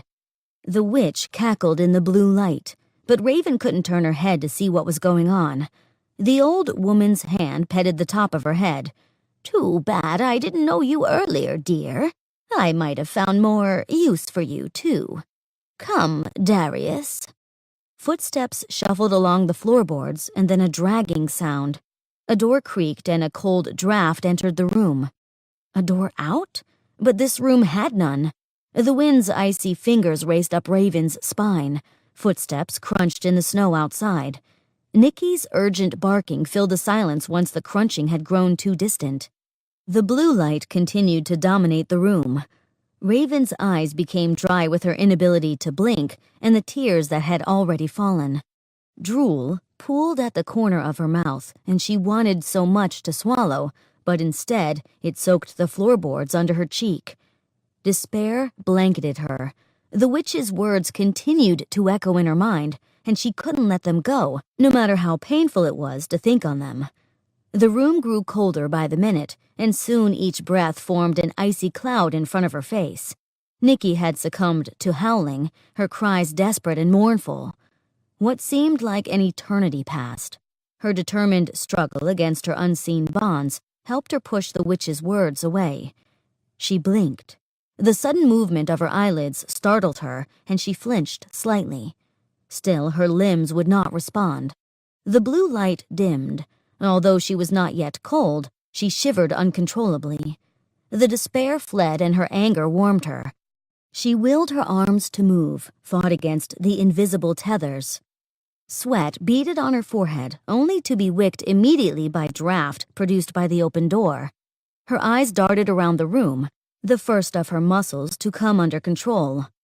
Grant made a choked groan, and Raven tried to speak, but could do no more than sigh. That guardsman would not gain control of himself before she did.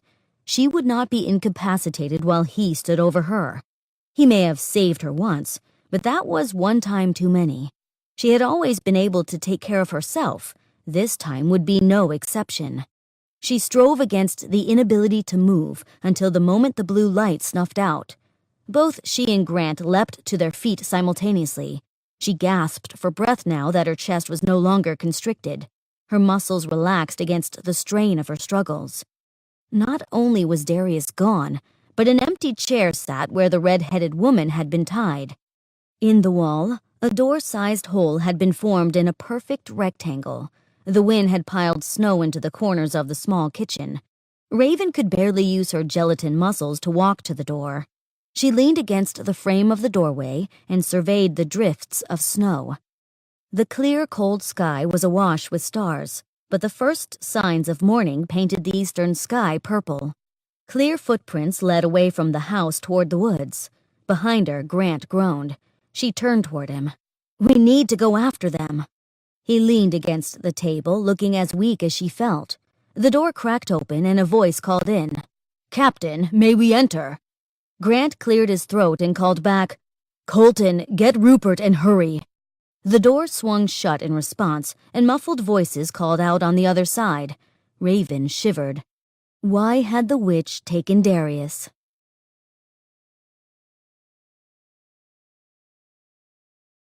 Chronicles of Steele, Raven, Episode 3, Chapter 1. Remain open-minded. Watch for change in both people and environs. When things do not go as expected, be willing to change one's expectations. Raven held Nikki on a leash and trudged in the knee-deep snow after the three guardsmen. They were so different from one another. The fair hair and skin of nobility proved Colton's heritage. He could almost blend with the snow. In contrast, Rupert's dark tone rivaled Raven's hair, and Captain Jack Grant's appearance lay somewhere in between, with his russet hair and green eyes. He stood taller than the other two, but seemed younger than Rupert. His eyes met hers and she averted her gaze. The morning sun cast long shadows from the trees overhead and reflected off the snow in clear spots. Rupert stopped and bent low to the ground. "The tracks are becoming hard to follow. The wind has blown snow into the prints and made them shallow." Raven shook her head and unhooked the leash from Nikki's collar. The camel-colored Great Dane bounded ahead, woofing as she loped over the snow. Raven passed the men in a jog after the dog. "I suggest we follow her. I'm sure Rupert is a fine tracker, but I've never heard of anyone who could out-track a dog." The guardsmen crunched in the snow after her. Raven's legs were tired, and her thighs yelled at her that they wouldn't be able to keep up this jog for long. She ignored them, hoping for a second wind as they burned. A flock of blackbirds took off at the sight of the dog barreling toward them. The ruckus they made didn't slow Nikki as she continued bounding across an open field. On the other side of the clearing, a dark figure stood and bent over an object. Raven bolted toward the other side. Her legs and arms pumped hard as she raced across the field. The snow had been blown into drifts along the edge of the woods, making the field itself shallow and ankle-deep rather than halfway to her knee. The easier running helped her gain that second wind. As she approached, the hunched-over body stood erect and turned toward her. Nikki reached the person and greeted him with tail wagging. "Monroe!" He pulled the hood of his cloak from his head and held a stern face in greeting. His eyes looked past her and focused on the three guardsmen behind. He swept his rags to the side and exposed the hilt of his sword. "Stop!" Raven cried out as she slowed in front of him. "They are with me." He nodded and bent down again. "I see you. A shock of red hair hinted at who the dark form might be, half hidden in the snowdrift. Monroe's blue eyes met hers. "She's dead." Raven started. "Did you?" "No." Monroe shook his head and pushed the snow from the woman's face. "I only got here a moment before you." Grant, Rupert, and Colton assembled beside them. She felt indignant at their gasping for air. Did guardsmen not run to stay fit? She shook her head. Grant met her gaze and offered her a half-smile before standing up straight. He nodded toward the body. "Is there any sign of the young Baron or the witch?" "None." Monroe drew up to his feet. The body suddenly jerked. It startled the men and caused all four to unsheath their weapons. The redhead spoke in a garbled tone, deeper and less feminine than before. "Mother, where are we going? Snow is getting in my joints. Can't keep up." It jerked again and died. "An automaton?" Colton stepped forward, studying the body on the ground. Monroe's eyes grew wide and he shook his head. Her flesh felt cold but soft and human. This is the first time I've ever seen one which actually looked human. Raven narrowed her eyes at the redhead. It moved and spoke like a human. I, for one, was completely fooled. Rupert stepped forward and shook his head. He spat at the mechanical woman and his nostrils flared. "Witchcraft." Captain Grant pushed back his long coat as he leaned forward to take a closer look. He studied it for a moment, lifting a limp arm and letting it drop back into the snow. "Well, I'm willing to bet the Baron's condition caused this automaton to fail. I guess we're lucky she didn't explode." The mouth dropped open and a hiss of steam escaped from the body. Everyone took a hesitant step back. Raven shook her head. "This is a distraction. It makes no difference. We need to keep following the trail." Nikki sniffed around in the snow, running in all directions as if searching for a scent. They watched her for a moment, the automaton all but forgotten. The Great Dane howled and bounded off to the north. The chase began again. Snow crunched beneath Raven's boots, and the going became slow as she pushed through drifts. She heard the running water before they reached the fast-running stream. Nikki ran back and forth on the bank. Raven looked both directions. No bridge. Monroe had stayed right behind her through the woods and stopped at the river with her. He didn't pant or huff, and she couldn't help but smile at his reaper ability to stay with her. He assessed the fast-moving water. It seemed only a few feet deep, but in no way crossable. "It appears the trail stops here." Nikki can't find a scent either direction, so they must have crossed. Monroe pointed to an empty patch of shallow snow where the drift had failed to cover completely. "Or there may have been a small boat moored here for the witch to use." Raven nodded. The three guardsmen finally caught up to them. Sweat dripped from Colton's forehead and caused his blonde curls to stick to his face. He was the first to speak. "I'm starting to wish we'd brought the horses." Monroe eyed him. "Nobility can afford to keep their horses in shape while their bodies are spoilt. Guardsmen used to walk and run when I was one." Captain Grant held up a hand. "Monroe, there is no need to insult us. We are all on the same side here. Let's keep the hostilities toward our common enemy." The red band on his jacket had been caught by a tree branch and hung loose on his arm. He ripped off the loose portion and wiped the sweat from his forehead on his sleeve. Monroe nodded and paced up the river. Raven split into the opposite direction and paced downstream. There had to be a way to cross, or another boat, or some clue. Nikki stayed beside her and trotted a few steps ahead. The day grew warmer and the snowmelt dripped from the tree branches overhead. Colton and Grant crunched in the snow behind her while Rupert had gone with Monroe. Raven attempted to ignore them. It had been 2 years since she'd traveled with her father, and she'd grown accustomed to being alone. Darius had not been the same. He needed her protection and took orders from her.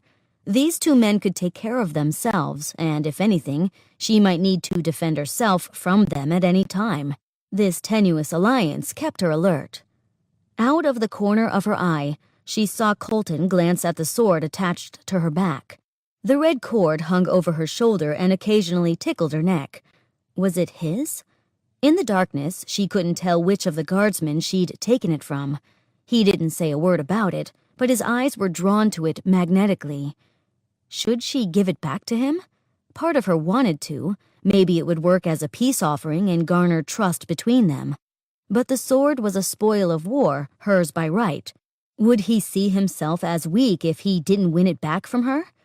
Captain Grant strode next to her, jogging to keep up. "What are you thinking?" "What do you mean?" Raven furrowed her brow at him and then continued to look for a means to cross or travel the river. "You shrugged and threw your hands up. I thought maybe you'd come up with a plan and rejected it." Raven shook her head. She didn't need to tell this man her thoughts. "I didn't think that the Wood Witch lived so near the road. In the stories, she always lived deeper in. Sometimes truth is stranger than fiction. I remember hearing stories about her being in the center of Preston Woods near a lake. Right, not a road, not a river for that matter. Could she have more than one house? It would make sense then." He lost his footing as he stepped in between two stones. Raven shot out an arm to catch him. She smiled. Maybe it wasn't just Gregory who lacked sure-footedness. She continued, "I thought at first that the house belonged to her daughter, and she was there to pay a call. She talked to the automaton as though it had thoughts of its own. Thoughts, choices, answers even. But now we know it was just gears and cogs. It makes little sense anymore." He nodded, his eyebrows furrowing together. Raven stopped and Colton stepped on her heel, unable to halt as suddenly. He apologized and she rolled her ankle to relieve the small pain. She checked back upstream but could find no sign of the other two. "Do you think the others might have found something?" Captain Grant shrugged. "Maybe, but I'm sure Rupert would give us a whistle if he wanted our attention." Raven nodded and continued downstream. The water had gained intensity and depth as they walked. Their walking became more difficult as the shore drew into a narrow strip against the forest. Still, no matter how far she looked ahead, she found nothing helpful. She stopped again. Colton caught himself just before stepping on her this time. The pale-haired man got on her nerves a bit. She eyed him as she spoke to Grant. "What do you suggest, Captain? Should we continue this endeavor downstream or turn back and rejoin the other two?" As she finished her question, she spotted a dark object bobbing on the river, and it was heading swiftly toward them. She shook her head and pointed. Grant and Colton followed her gaze. As the object drew near, she smiled. The dark-skinned guardsman sat at the middle of a small boat with oars. Monroe, at the back, handled the rudder. He steered it to shore right where Raven stood. Grant and Colton grabbed the bow. Rupert hopped out and the three of them pulled it ashore. The rickety John boat seated more than 6. Nicky leapt into the boat uninvited and lay at the stern with Monroe. He rubbed the dog's ears and she licked him full on the face. Raven tilted her head and grabbed the side, bound in and sat in the bow. Colton and Rupert sat in the middle, each with an oar. Captain Jack Grant pushed the boat off and hopped in. She caught him by the arm as he lost his balance. He settled in beside her, and she drew comfort from his close proximity. Raven grabbed Grant's arm as the choppy water threatened to tip their craft. They settled into the fast-flowing waves, and it seemed the oars were hardly necessary.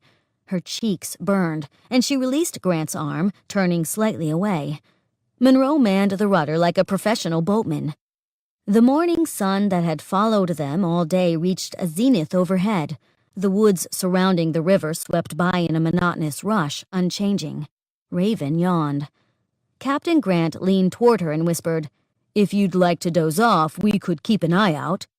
She shook her head, but tired tears stung her eyes and she yawned again. Could she let her guard down around these men? She trusted none of them like she did her father. Without showing Grant what she was doing, she pinched herself in the thigh. She needed to stay alert. These men had had no more rest than she'd had. If they could continue, so could she. Captain Grant nudged her with his elbow.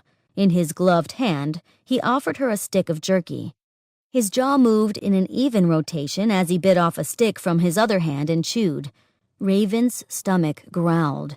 She hadn't realized she'd been hungry until the food sat right under her nose. Grant smiled and moved the jerky toward her again. She nodded, took the small stick of meat, and said, "Thanks." Unused to sitting close to a stranger, she found it difficult to position herself comfortably. Their thighs touched on the small bench of the bow. It reminded her of when they'd ridden his horse together. Why hadn't it felt uncomfortable that time? She'd never been so close to a man except her father and Gregory. Unless it was in a fight, she'd never let this one get close. Her face flushed as she took her first bite of jerky and stared at the dappled light reflecting off the water. She needed to think about something else. What do you know about the Wood Witch? Grant swallowed the last of his jerky and looked at the water on the other side of the boat. We've all heard tales, stories to keep us out of the woods and in our beds at night when we were children. I'm sure they are mostly exaggerations. Maybe, but maybe there's truth to them too. He shook his head and gave her a half smile. I doubt it. I don't think she flies on a broomstick, or she would have used that as her means of escape, don't you think? Well, that's for certain. And I didn't see a crumb of gingerbread around that house of hers. It had more substance than one made of candy or confections. Raven shook her head, racking her brain for more details about the Wood Witch. Rupert leaned forward. But does she eat children? Would that part of the stories be true? Raven's jaw clamped so hard and fast, her teeth clicked together. If that witch had intentions of eating Darius, Raven would rip her throat out. Colton spoke up. In the palace, there are fewer fables about the witch. She's considered an amalgam of apothecary and alchemist. Occasionally, she's called on if a noble has an ailment the doctors cannot cure. Grant shook his head and turned so that he straddled the bench and could see his companions. His movements rocked the boat and forced Raven to grip the seat. He asked, So among the common populace, tales of woe surround the witch, but among the rich, she's just a healer? Colton nodded. That about sums it up. Monroe cleared his throat from the back, drawing all eyes to him. The Wood Witch is a bit of both, I'm afraid. A person is rarely ever purely good or evil, black or white, but rather has shades of gray. They have good points and bad points. Raven ground her teeth. How could she have brought Darius to this woman, even if it had been at the Baron's request? Wait, I thought the Duke doesn't approve of witchcraft. Isn't he the top of the nobility? Colton tilted his head and his blue eyes met hers. That's also true. Some of the nobility still call on the witch for her services, but rarely do they do it in the open. If a spy brought news to the Duke about her use, it would be fodder for a possible ousting of their seat. Grant leaned forward, his eyes alternating between Colton's and hers. So you're telling me this woman has been shunned by the nobility because of the Duke's prejudice? Colton nodded. Raven's eyes grew wide as she connected the dots. She has a motive to hurt the Baron. If she could hurt the Duke through his son? Grant nodded. She'd get revenge.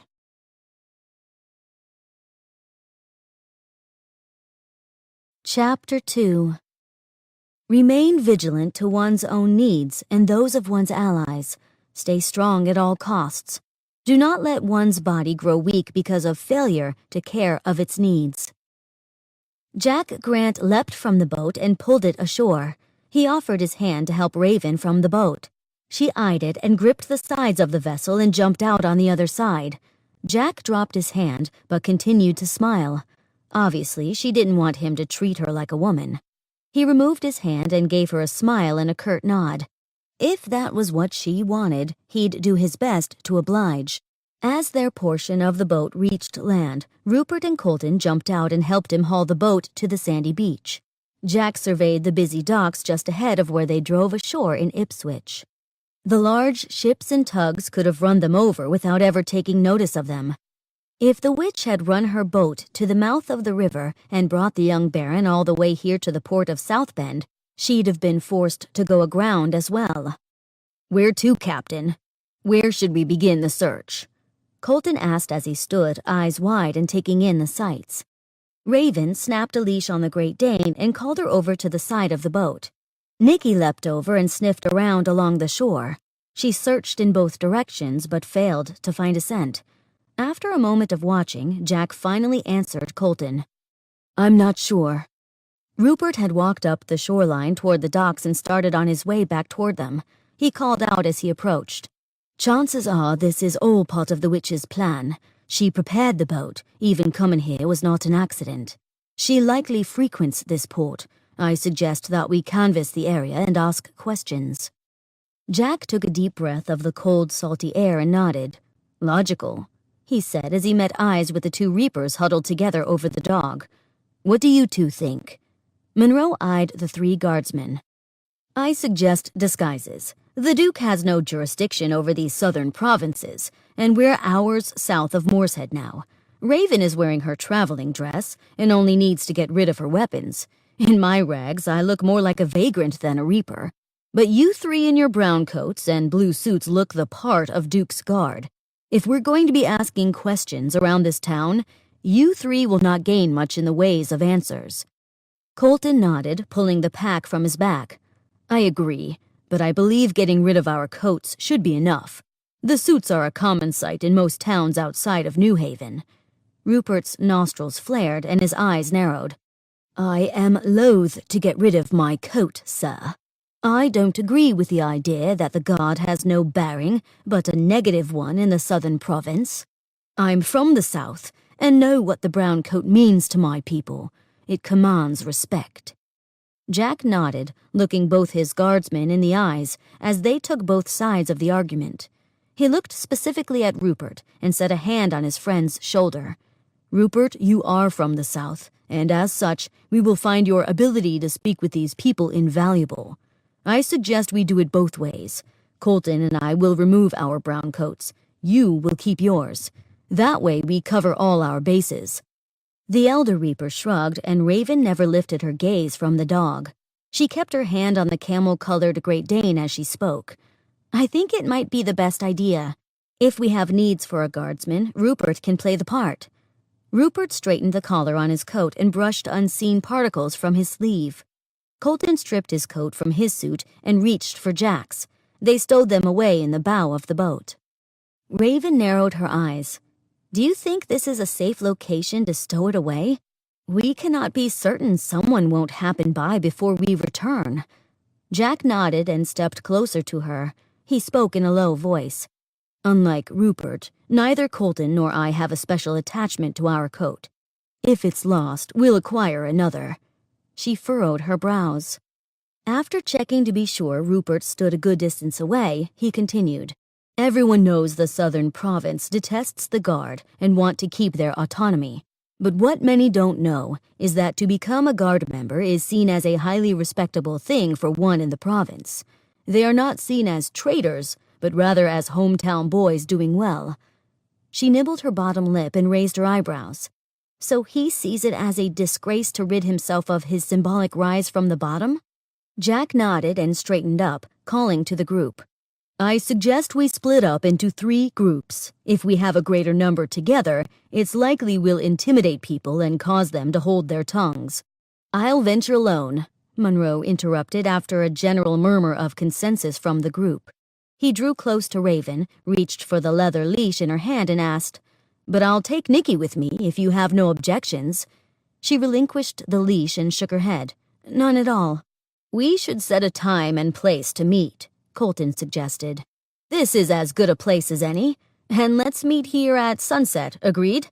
Monroe called over his shoulder, ignoring any chance of argument or discussion. "I believe it's the best suggestion," Raven said immediately, pulling the crossbow and sword from her back. She stashed them under the coats and stepped back toward them. "I suppose I look like a common everyday woman now." Jack nodded, but he saw her as anything but common. She pushed the black curls from her face and twisted them into a bun. She put 2 sticks within the bun, and green liquid sloshed in each of them. "Do you feel vulnerable now that you're weaponless?" Rupert asked as he grinned, pulling both sides of his coat back to expose his sword and pistol. Raven tightened her jaw and narrowed her eyes at him. A reaper is rarely vulnerable, and never weaponless. Colton had already come up beside Rupert, as though choosing teams. Jack shrugged. He could tell the woman would prefer not to be paired with Rupert. The two measured each other regularly. Although Colton displayed no animosity for the woman who'd taken his sword, He eyed it frequently. Jack stepped up beside Raven without voicing assignments. "Very well, let's go." After hours of walking the dirt roads of the port town, Raven's feet had grown sore, but Captain Jax Grant never faltered, and his peaceful expression never changed from a half-smile. It surprised her that he could remain so calm at all times. She'd never met a man who seemed so dispassionate, or at least difficult to read. Regardless, she refused to show the fatigue pain in her step either. The snow in the city had almost completely melted. Occasional drifts piled up in the corners and nooks of buildings. Dirty smudges of soot spotted the formerly white snowdrifts. Black smoke belched from the brick smokestacks over the skies of Ipswich. The industrial port town's progress polluted the air as much as the snow. After another step, questioning a stranger on the street if they'd seen an old woman and a boy in red suspenders, and getting no for an answer, Grant turned to her. He glanced at his pocket watch. "It's getting late, and we've got nearly 2 hours before we need to return to the boat. Would you like to stop a moment and get a morsel?" Raven shifted her weight off her sore heel. "Whatever your inclination." Grant buttoned his top collar and straightened his waistcoat before starting toward a cafe. Raven blinked hard when she looked at the soiled hem of her traveling dress. She shook her head and checked her hair in the shop window before they entered. "You look fine," Grant said to her as she tamed a loose curl. Bells rang at the opening of the door, drawing a few patrons' attention as they stepped in. Grant stood taller and offered his elbow as he lifted his chin. Like he'd flipped a switch, he suddenly became the kind of man who would frequent this sort of establishment. He moved his hands in the direction of the coat rack and adjusted the hang of a couple as though leaving his jacket there with the others. He offered his elbow as he returned. She smiled and took it, willing to play the part of a lady to his gentleman. A maitre d' stepped up and swept his arm across the room as he said, "Good afternoon. We are fairly empty at this time of day, so please choose a seat wherever you would like." Grant bowed his head slightly and said, "Thank you. The lady and I would like a seat by the window." "Good choice, sir." The man adjusted the sleeve on his black suit and led the way. He pulled a small white chair out for Raven and she sat in it, politely tipping her head to him. Once seated, Grant ordered tea and a small meal of pheasant and apple chutney. Raven's stomach growled, and she hoped no one heard it. When she darted her glance at Grant, he continued to gaze out the window as though he hadn't. A young girl across the cafe coughed and slouched in her seat. The older woman sitting across from the child scolded her. "Drusilla, I knew coming to tea would be too much for you. We really ought to get you home and under some blankets." "But Grandma, it's Sunday, and I must have tea here with you. We missed last week, and we always come on Sunday." The little girl looked a little older than Darius, but whined as though she were younger. Her blonde hair fell in soft ringlets around her face, and she wore a powder blue dress with ruffles at the collar. "This cough of yours has gone on too long. I'd never have invited you if I'd known you were still sick. I'll have to stop at the herbalist. No, wait." The woman had been speaking unavoidably loud up to this point, but as she leaned in to whisper to the young girl, Raven's ear twitched. "You should be grateful the wood witch is in town. I've already made an appointment for myself, but she'll happily see you instead, I'm sure. She loves children." Raven shot a wide-eyed look at Grant, who returned the same. He put a finger up in a motion for her to both wait and stay quiet. He stood up and sauntered across the room toward the older woman. His shoulders squared as he leaned toward her and began speaking in a low voice. The old woman shot a glance in her direction, and Raven did her best to appear especially interested in folding and unfolding her napkin. Her ears strained to hear but only caught the occasional word and phrase. She found herself leaning in the direction of the other table when the waiter returned with a tray of tea and a small appetizer of bread and butter. Raven thanked him and poured the tea into both cups herself. Grant returned with a wide grin. The bell rang as the older woman and her granddaughter pulled the door to exit. Grant waved to them both and called, "We'll see you later tonight, then." The old woman returned his smile and nodded heartily as she put a hand on the girl's shoulder. They continued through the door and started across the street. When Raven's eyes returned to Grant, he buttered a portion of bread and leaned across the table toward her. "Ask me what I did." She narrowed her eyes at him, and in forcing herself not to smile, she pursed her lips. What did you do?" He took a bite of the bread and leaned back, chewing wholeheartedly. "I explained to the woman that we happened to be traveling with a doctor. I'd heard rumors that the witch was safer and more reliable if she knows a doctor will be checking on things after her. I made arrangements for our doctor to check on the child's well-being immediately after her appointment." "But won't that stop them from calling on the witch and relying on the doctor instead?" He stuffed the rest in his mouth and swallowed a quick cup of tea in one gulp. Where did the gentleman go? The witch is considered a great apothecary and can often find cures a doctor cannot. But the lady would appreciate if I'd bring the doctor in on the girl after the wood witch's visit. It makes sense to keep the doctor as a second opinion. So you lied. We don't have a doctor. The words drudged up memories of her doctor, and part of her wished he was here to play the part for her. He shook his head and picked up another piece of bread. "Colton's a doctor. Our team has two, Harry and Colton both." Raven snatched the last piece of bread as he offered her the basket. "Really? Isn't that unusual?" "Not really. When choosing assignments, the guard always has one doctor or healer on each team. Colton hid the fact he'd had a medical degree because he specifically wanted to be in the strategic sector of the guard. It's a little-known fact we have two." After nibbling the bread and taking a sip of some of the best tea she'd ever had, Raven spotted the waiter bringing the pheasant and chutney out with more bread. Grant stopped the man before he left the table. He put some coins in the man's hand and said, "We're in a bit of a hurry, man. This should be enough, and please keep the change." The waiter opened his hand and found 2 silvers. He nodded vigorously, doing his best to keep the smile from cracking on his lips. "Thank you, sir. It will do just fine." When the waiter left, Raven leaned toward Grant and whispered, "I intended to pay for my own meal." Grant's eyes grew wide and he shook his head.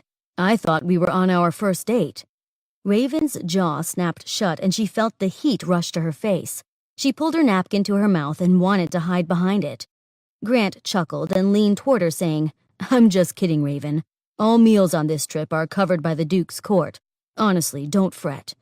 The sudden urge to stuff the napkin in her mouth and scream struck her. Anger overcame the embarrassment as she sat up straighter and breathed slowly to get a hold of herself. Why did her heart flutter when Grant had said it was a date? Was it hope?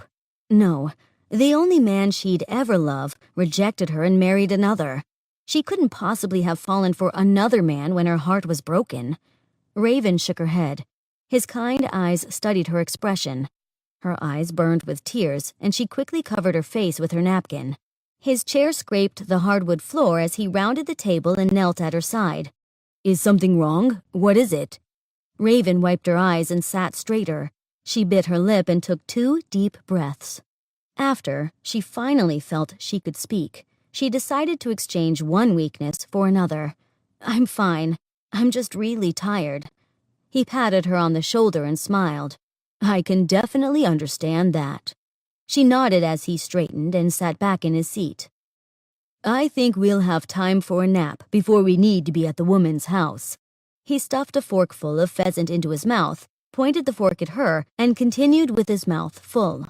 "I'll even hire a carriage to take us there. It will save time and energy, right?" Raven nodded. At the talk of getting rest, exhaustion settled on her like a blanket. She ate a few bites of her meal before yawning. Now that they'd determined a plan of action, she felt as though she might actually sleep. They were the first to arrive at the boat. Jack grinned when he found the 2 coats still in the bow. He lifted one up at random and offered it to Raven. Her arms were wrapped around her body, and her head was ducked down. The sun had sunk just enough below the horizon that it painted the sky in streaks of deep orange. With it, the wind whipped around them and increased the chill in the air. She eyed him hesitantly, but accepted the coat and pulled it around her, closing her eyes. His gaze trailed up her arm and found the red band on the sleeve. It was his jacket. "Why don't you go ahead and lie down in the boat? I'll keep an eye out for the others." Her eyes grew wide and she shook her head. "But you're just as tired as I am."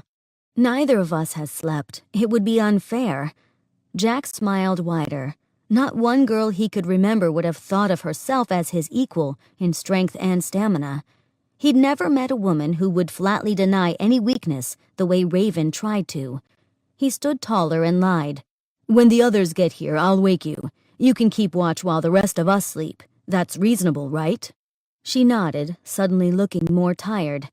He helped her into the boat, and probably couldn't have counted to 10 before her breathing evened out. While she slept, her face softened. He kept watch over her and surveyed the ships. Occasionally, he turned toward the street at the sound of a person or carriage passing by. The rocky beach on which he stood remained deserted. Jack had to pace in order to keep himself awake. He counted 3 laps on the beach before checking his watch and noticed that each time he checked, approximately 10 minutes had passed. After widening his circle a bit, he made it exactly 10. Proud of himself, it helped pass the time, and at 6 on the dot, Monroe strode up. Jack stopped. "Anything?" Monroe peeked into the boat at the woman who'd been asleep a little more than an hour. He eyed Jack and shook his head. After jabbing a thumb in Raven's direction, he asked, "How did you do that?" "Do what?" "How did you get her to agree to sleep while you stayed awake? It's not like her to let her guard down in this way." Jack shrugged and smiled. "She trusts me, I guess." Monroe narrowed his eyes at him and opened his mouth to speak when Colton and Rupert rounded the corner. Rupert called out in a loud voice as he approached, "Do you realize how big this town is?" Jack gave him a stern look and pointed into the boat. Rupert furrowed his brows and only lowered his voice one tick. "How long have you been here that she's already asleep?" Raven stirred but didn't wake. Jack grabbed Rupert by the shoulder and strode away from the boat a little ways with him. Colton and Monroe followed. Jack spoke softly but sternly. "We've been here nearly an hour and a half. Did you find any information?" His second-in-command put his hands on his hips and narrowed his eyes. Rupert's jaw pulsed at the top as he ground his teeth. Colton cleared his throat. "Actually, no. We found someone who heard rumors about the witch's arrival in town, but no one who even knew what she looked like. All hearsay. We gained no new information whatsoever." Rupert threw his hands into the air. "I don't understand why we are letting that criminal take a nap. Why did you arrive over an hour early while we continued canvassing the streets? Is she better than us? Does she deserve special treatment? I thought we were supposed to kill her on sight." The ring of a blade being pulled from a scabbard interrupted his tirade, and Jack turned around to find Monroe standing with his short sword drawn on the 3 guards. Monroe narrowed his eyes. "No one will be killing this woman while she sleeps." Jack shook his head and grabbed Rupert's arm as the man reached for the grip of his pistol. "No, we need to work together on this. There will be no fighting and no killing on sight." Rupert yanked free of Jack's grasp and crossed his arms over his chest. He shot a malicious look at Jack and glowered. After a deep breath, Jack reined in his own anger. "Look, we got here early because we found something worth reporting. Raven and I discovered an old woman with a sick granddaughter. After overhearing a conversation about the child's illness, in which the Wood Witch was mentioned, I struck up a conversation with the old woman." During the pause, Rupert's shoulders relaxed and he uncrossed his arms. Jack smiled and tilted his head toward Colton. "I informed the woman that we happened to be traveling with a doctor from New Haven." Colton's jaw dropped and he started to pace. "You did what? I don't have any tools with me, nor have I practiced medicine since college. It's been 5 years since I have seen a patient. What have you signed me up for?"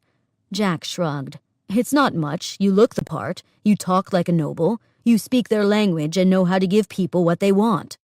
"But the child is sick for real, Jack. What if I make things worse, or even bar them from seeking real medical attention? I can't have this kind of responsibility on my conscience." "The Wood Witch has an appointment at the house in Grandview at 9:30. She's never late, according to this woman. We are supposed to be showing up at 10:30, but we're going to be there by 9:15. Monroe pushed his blade back into his sheath. "From here to Grandview is about an hour's walk, so we've got nearly an hour and a half before we must leave." Jack yawned. "A little more, actually. It only takes 15 minutes by carriage, and I've hired one to pick us up here by 9. Rupert looked suddenly very tired. "So that's 2.5 hours to kill." Monroe pulled an apple from under his rags and took a big bite. He spoke with his mouth full and chewed. "I suggest you three get some sleep as well, then." Jack narrowed his eyes. "Are you offering to watch? Aren't you tired as well, old man?"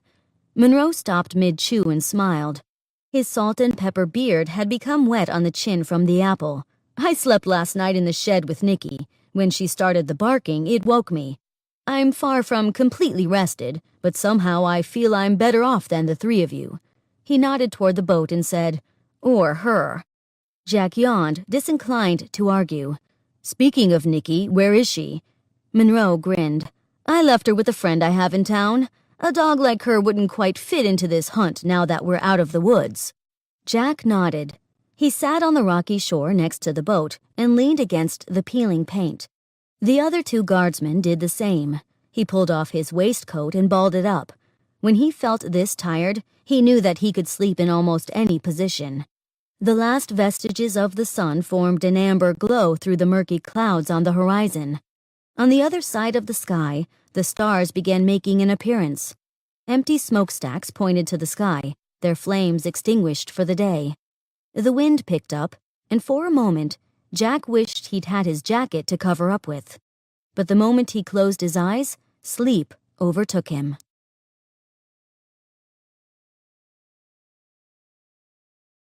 Chapter 3. An error is not a mistake unless nothing is learned from it. If one learns to keep from erring again, it becomes an experience. The screech of scraping metal woke Raven with a start. She gasped and jumped up, losing her balance and catching herself when the boat rocked. Without the gaslight street lamps casting their eerie glow, the shore would have been black as pitch. A brown hardwood carriage came to a stop on the road directly in front of the boat. The shift in the boat caused the three guardsmen to wake and stand as well. Grant didn't wake her like he said he would. "Taxi." The coachman tipped his tweed hat as he pulled the mechanical horse to a stop. Raven winced. She'd never liked the metal horses in the first place, and after being with Darius for nearly a month, she'd begun avoiding them more. Grant rubbed the sleep from his eyes as he lifted a hand toward the coach. "Yes, I ordered the cab. Give us a moment." The coachman nodded and dismounted from the driver's seat. He pulled the waistcoat over his shoulders and looked to his men who were getting themselves organized and straightened. Monroe stood at the driver and made polite conversation. Grant stepped up to Raven and offered her a hand out of the boat. Slightly dizzy and disoriented, she still held the jacket folded over her arms. When she turned to put it back in the boat, he put a hand on her shoulder. "I think we'll wear full outfits tonight. The nobles in Ipswich don't have a problem with guardsmen from New Haven." Raven nodded and asked, "Why didn't you wake me?" He smiled. "Monroe claimed to have gotten some sleep in the shed before the woodwitch attempted escape. He offered to keep watch." The wind blew a chill through the air, and the sky looked back with a foreign glow. Only a few stars were visible through the gaslight of the city reflected in the hazy clouds. Raven couldn't imagine Zeppelin living high society over the city of Ipswich. Raven set a hand on Grant's shoulder. She hated to ask a favor or for special treatment, but she needed to get out of her dress. "Could I have a moment alone in the carriage?" Grant raised his eyebrows but nodded. She smiled and hopped into the carriage. It wasn't that she really needed a place to change, as she already wore her change of clothes under the traveling dress. Modesty wouldn't allow her to pull it over her head and embarrass the group. The dress weighed her down, and she felt freedom in her black breeches and buttoned top. After a moment's breath, she hopped back out of the closed coach. She rolled the dress up, threw it into the bow of the boat, and pulled the crossbow and sword from under it. She finally felt like herself. The five of them loaded into the carriage. Raven sat between Monroe and Colton. At least she didn't sit next to Captain Grant. The thought of them in such close proximity made her excited and uncomfortable at the same time. She didn't like the feeling. Over 2 bridges and a short stint through a mile of hilly countryside, they arrived in Grandview. The coachman opened the door and they piled out. Monroe helped Raven from the step and she blinked hard. Each of the small mansions had a Zeppelin tethered to the ground at a low altitude. She shook her head and marveled at the stupidity. Never tell a noble they can't do anything. They will try all the harder to prove you wrong. Snow covered the ground all about them, though only about ankle deep. The pure white powder suggested that Grandview lay upwind of Ipswich. Grant rubbed his hands together in the sudden cold. "We're a bit early, which is good. We'll start toward the woman's manor, Earl's Head." The carriage pulled away, leaving them on the flat, even stones of Grandview's street. They stared up at the hill toward the gray house. The snow on the street and walk had been cleared. Up and down the street, lamps lit the walkway, though no one seemed out and about. Colton fastened the buttons on his coat and asked, "So what is the plan?" Together, the four men nearly huddled together to strategize. Raven strolled just behind them, keeping an ear tuned to their conversation while she scanned the area for anything unusual. Really, the first thing they needed to do was get out of the open, in her opinion. Grant continued to walk at an even stride up the hill. "I suggest we spread out and surround the house. Stay in hiding. Colton and I will approach the house to determine if the witch is more than punctual. The rest of you will keep your distance." Rupert nodded, his eyes on his captain. "What do you suggest we do if the witch arrives?" "Capture her. She doesn't need to see the child first. We can make any arrangements necessary after the woman is caught." Raven huffed a little louder than she meant to, attracting every man's attention. Grant raised his eyebrows. "Do you have something you'd like to add?" She swallowed, her eyes darting among the four of them. "I've confronted this woman twice and became debilitated both times." The men nodded, and Grant's eyes widened with recognition. Raven continued, pointing toward Grant. "You were incapacitated as well. My question is, how do you suggest we capture this woman?" The men nodded. Monroe cleared his throat. "It is my understanding the witch is most powerful in her own element. Her house, the woods. These are places from which she draws energy and stores it." It made sense. A general consensus murmured through the group. Here, out in the open, the woman would be at her weakest. And proximity makes a difference as well. Monroe pulled a small crossbow from under his rags. "With so many of us keeping our distance from her, I don't believe she'd find it as easy to enervate us all." "A much better plan," Raven said with a smile, unsnapping the crossbow from her back. They reached the front of the house. Colton and Grant nodded and started up the walkway. Monroe headed to the west of the house, Rupert headed across the street to bring up the rear, and Raven stayed to the east. The top of the snow had iced over and crunched under her feet. She checked her chronometer as she walked toward a copse of trees. The hands and numbers on the face of her watch had been painted with luminescence and glowed in the darkness. It was nearly 9:30 and still no sign of the witch. She hunched down in the thicket, keeping an eye on her watch. Grant came around to her side of the house, peeking in the windows as he went. When he finished checking through all of them on the first floor, he started for the woods to Raven's right. He called out as he went in a low voice, "Raven?" Annoyed, Raven rolled her eyes and snapped a twig between her fingers to get the lummox's attention. He whipped his head toward her and smiled as he crunched through the snow. She watched the brightly lit area around the house and up the street as far as she could. Rupert was easy for her to spot in the woods on the other side of the road. His dark skin should have made it easier for him to hide, but the well-lit neighborhood didn't leave many shadows, except in the trees. Across from her, on the other side of the house, Raven was happy she could see no sign of Monroe until he made a movement for Colton to join him. Dawn and dusk were the worst times for seeing in the dark. The lights in the neighborhood of Grandview made it most like twilight. Her eyes strained against the falling night, but it wasn't dim enough for her night vision goggles. A carriage turned up the road, pulled by a single white flesh horse. The clip-clop of the horse's hooves on the flat stone as it pulled the plain open cart up the hill echoed through the silent neighborhood. Grant crouched next to her behind a bush.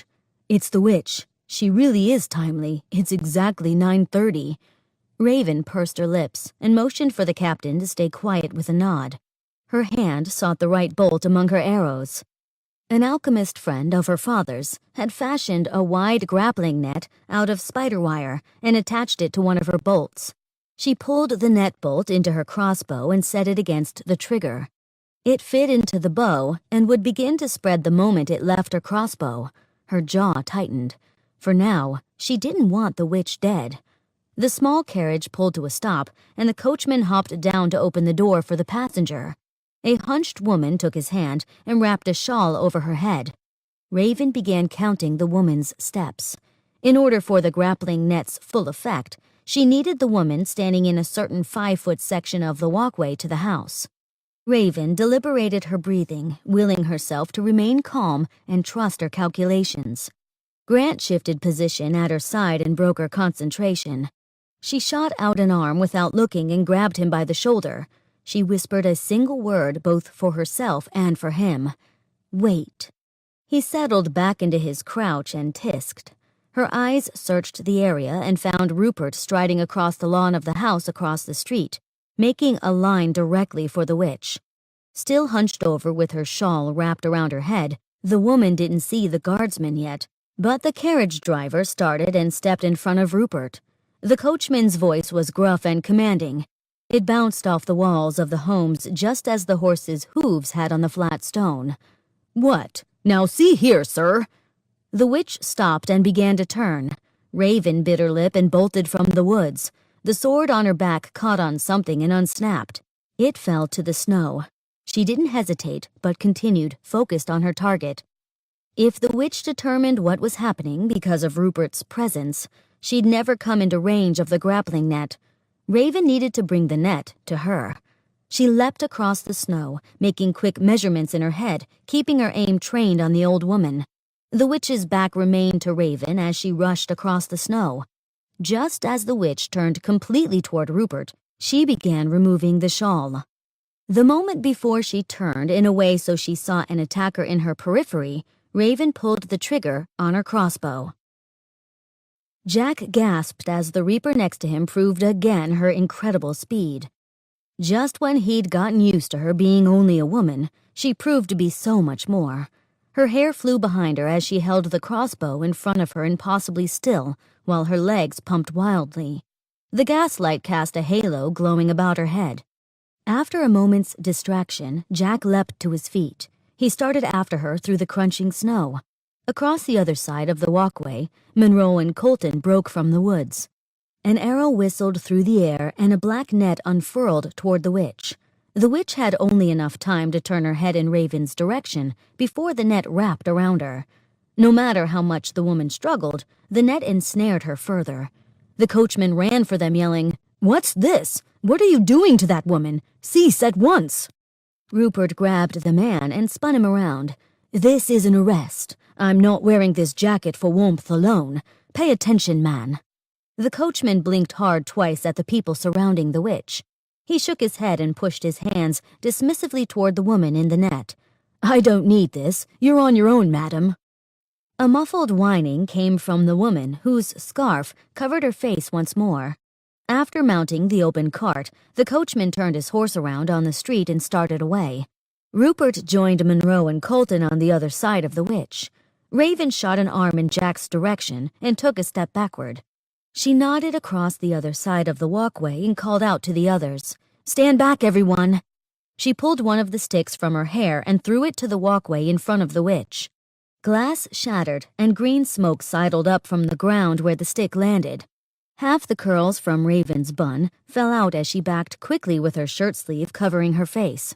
Monroe did the same and motioned to the two guardsmen with him. Jack lifted his arm to his face and stepped back.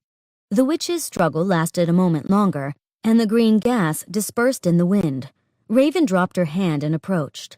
Jack followed her lead, and Monroe sauntered up with a smile. "Excellent job, Raven." Raven shook her head, her eyes wide. "I couldn't think of any other way to contain the witch." "Truly good thinking." Monroe knelt to untangle the unconscious witch from the grappling net. His grin grew wider, and he shook his head in amazement. Spider wire, too. Jack stared at the other glass tube the female Reaper had in her hair. He flushed. Did that contain the same two chemicals? Now he knew what she meant when she said she was never weaponless.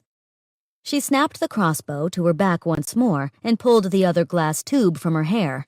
Black curls cascaded around her shoulders and hid her face. She pulled them into a quick twirl and put the remaining tube in parallel to the ground. Pale blue liquid sloshed in one portion of glass, yellow in the other. Raven bent to help, because Monroe continued to struggle a bit with the net. Rupert pulled a knife from his side. "Should we just cut the blasted thing?" "No!" Raven shot the man a look of ice. "It's reusable." Monroe chuckled. "You should have let him try, Raven. Spider wire is nearly impossible to cut with anything but a diamond-tipped blade." Rupert shoved his knife back into the sheath at his side. He folded his arms across his chest and took a step back.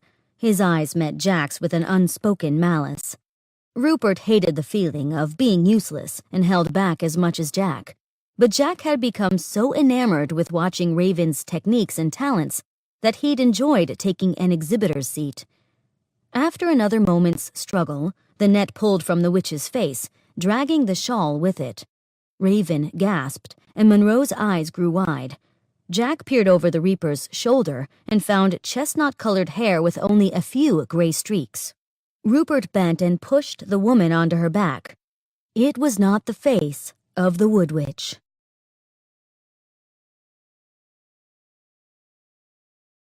Chapter 4. Things rarely go according to plan.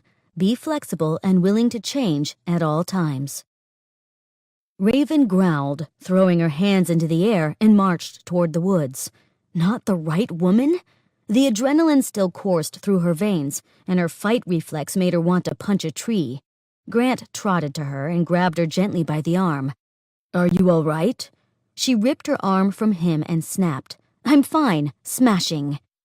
As she strode for the woods, she shoved the folded net back into the grappling bolt she'd used. When the net didn't want to return quickly to its bolt, she wanted to throw the whole thing on the ground and have a tantrum like a 5-year-old. She closed her eyes and took a shuddering breath and whispered her father's teaching to herself. Rage never accomplishes anything.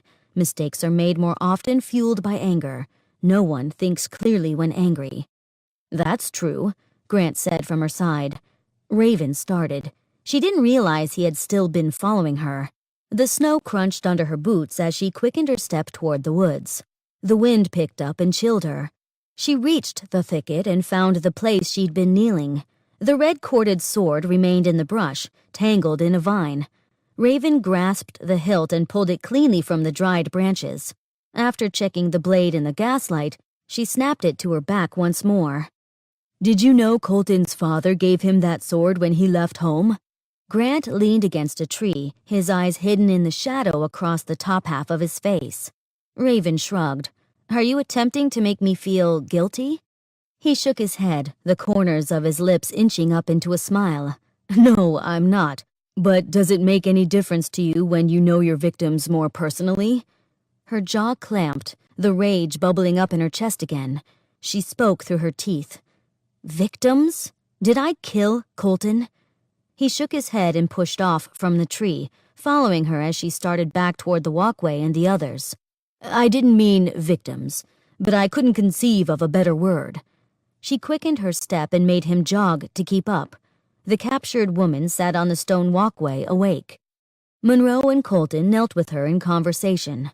Rupert stood over them, a stern look on his face, as always. The woman showed nary a sign of disorientation, and Monroe wrapped the shawl around her shoulders as he pulled her to her feet. Colton spotted them and started over to Grant. "Captain, the woman is willing to cooperate. I suggest we go inside and tend to the young girl's needs as we question the witch." Grant nodded and shot a look at Raven. Colton smiled at her innocently.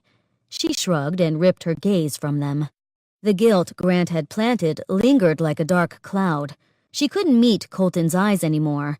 He really wasn't a bad guy. Grant was right about it being easier to demonize a person she didn't know.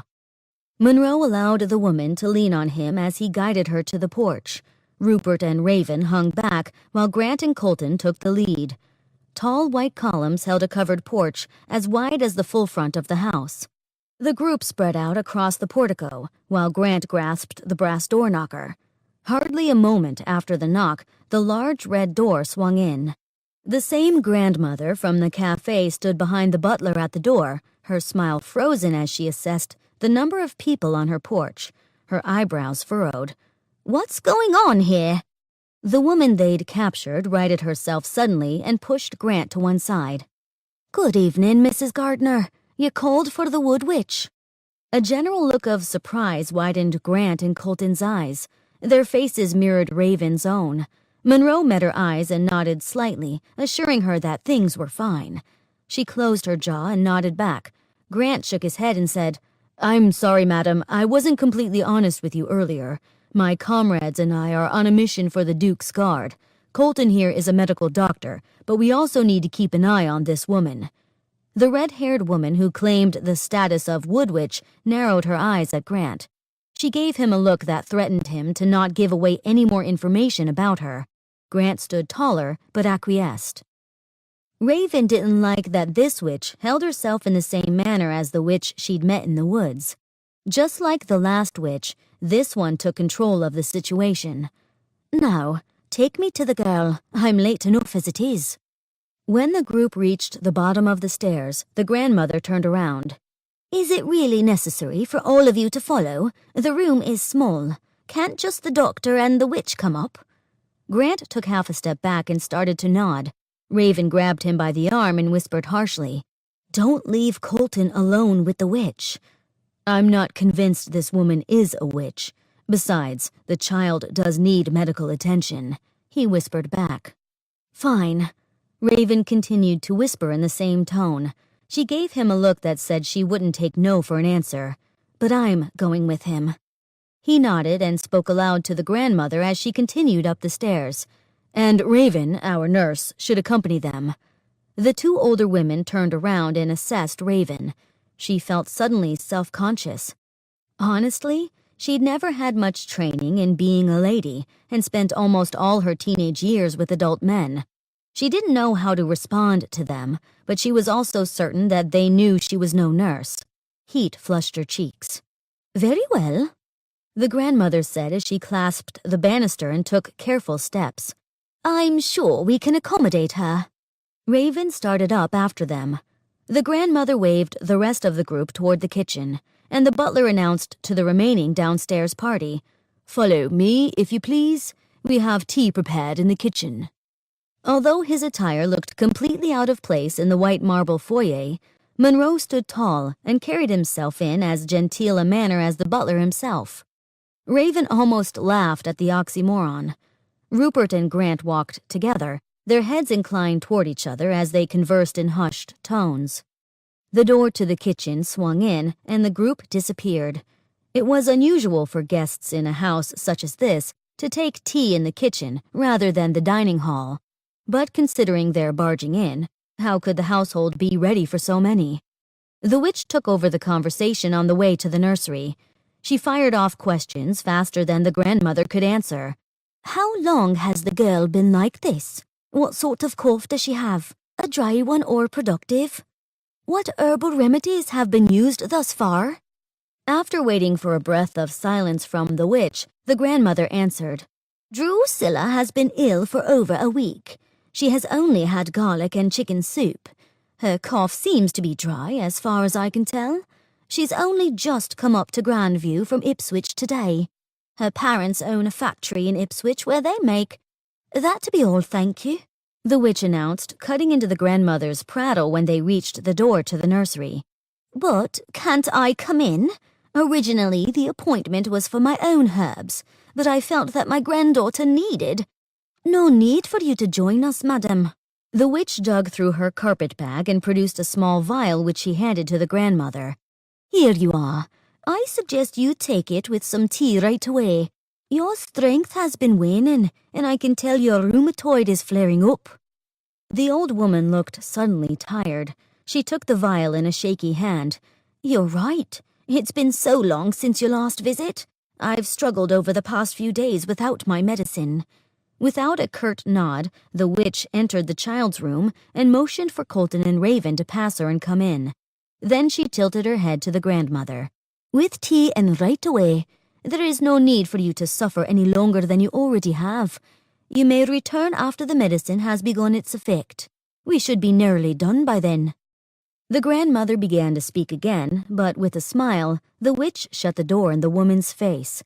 The witch leaned her back against the door and scrutinized both Raven and Colton. Her smile widened as she said, "A young noble playing guardsman, and a woman reaper." Raven swallowed and was tempted to draw her sword at the sheepish look on the woman's face. "Uncommon, unusual.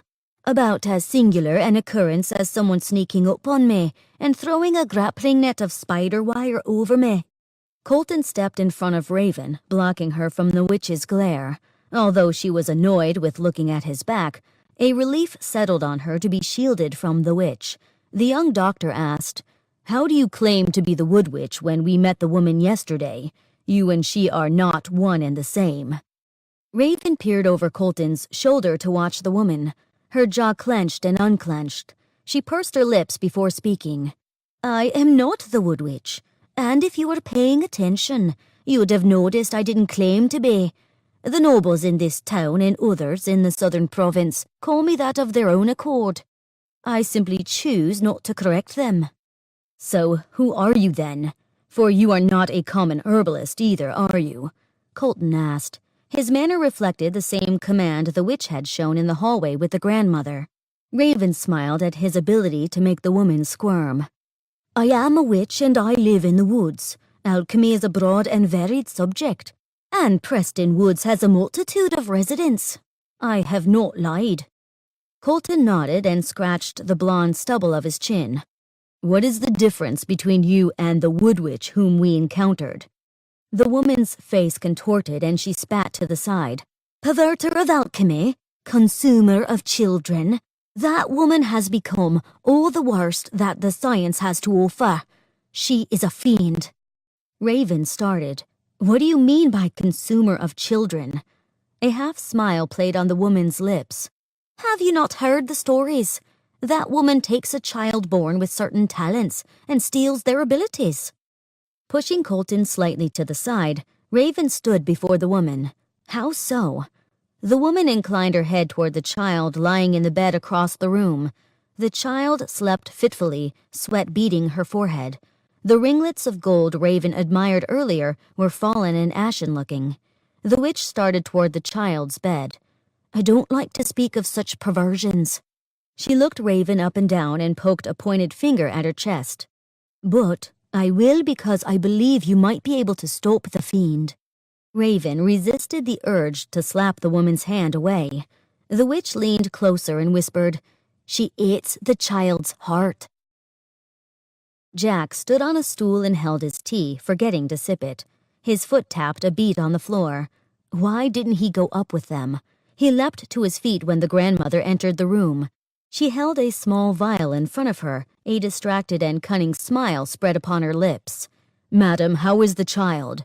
he asked, offering to pull the chair from the table for her when she approached. Her silver eyebrows knit together in confusion. The knuckles on the hand holding the vial grew white as she gripped it to her chest. "Oh, I'm not sure. The doctor and the good witch are attending her presently." The butler rushed over with the teacup ready for her, and the young kitchen maid brought toast with butter. With a swat of her hand, she dismissed them. They backed up into the shadows of the kitchen once more, the flames playing on their oddly pale faces. Jack blinked hard and stuttered. "They're automatons." Monroe and Rupert set down their cups and started. The grandmother shook her head as though to shake a thought from them, not to disagree. "Oh, yes, the best companions for me. They rarely make an error, and they learn quickly."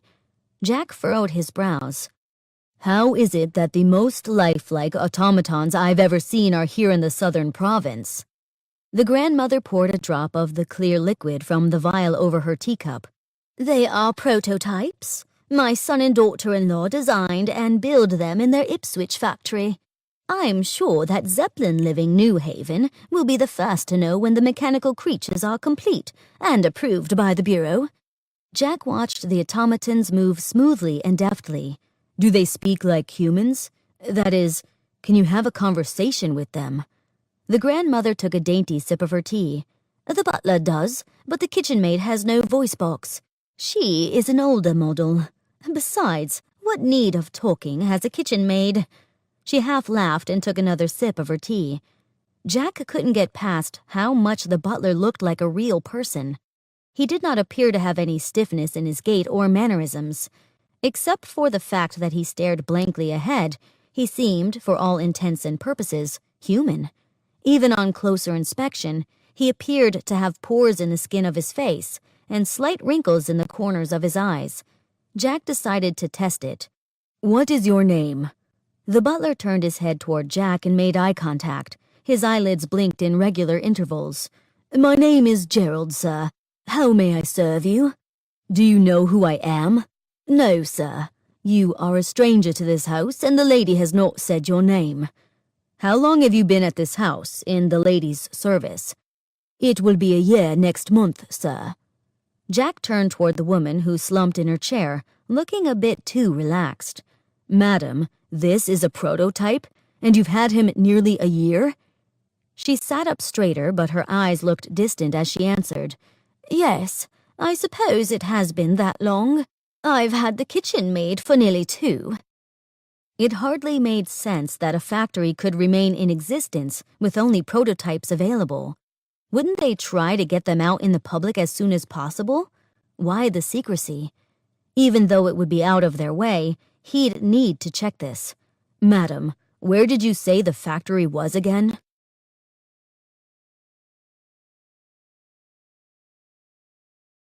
Chapter 5. Without tears, weakness cannot leave the body. Don't be afraid to let them go. The weakness and the tears. Raven stood behind Colton and the witch as they attended to the child. Nurse Raven. How ridiculous a proposition that would be. However, the witch asked her to get a few things for her out of the carpet bag. "Doctor, this is a pure and simple case of walking pneumonia, in my opinion. Would you agree?" the woman asked. Colton nodded his head, his face grave.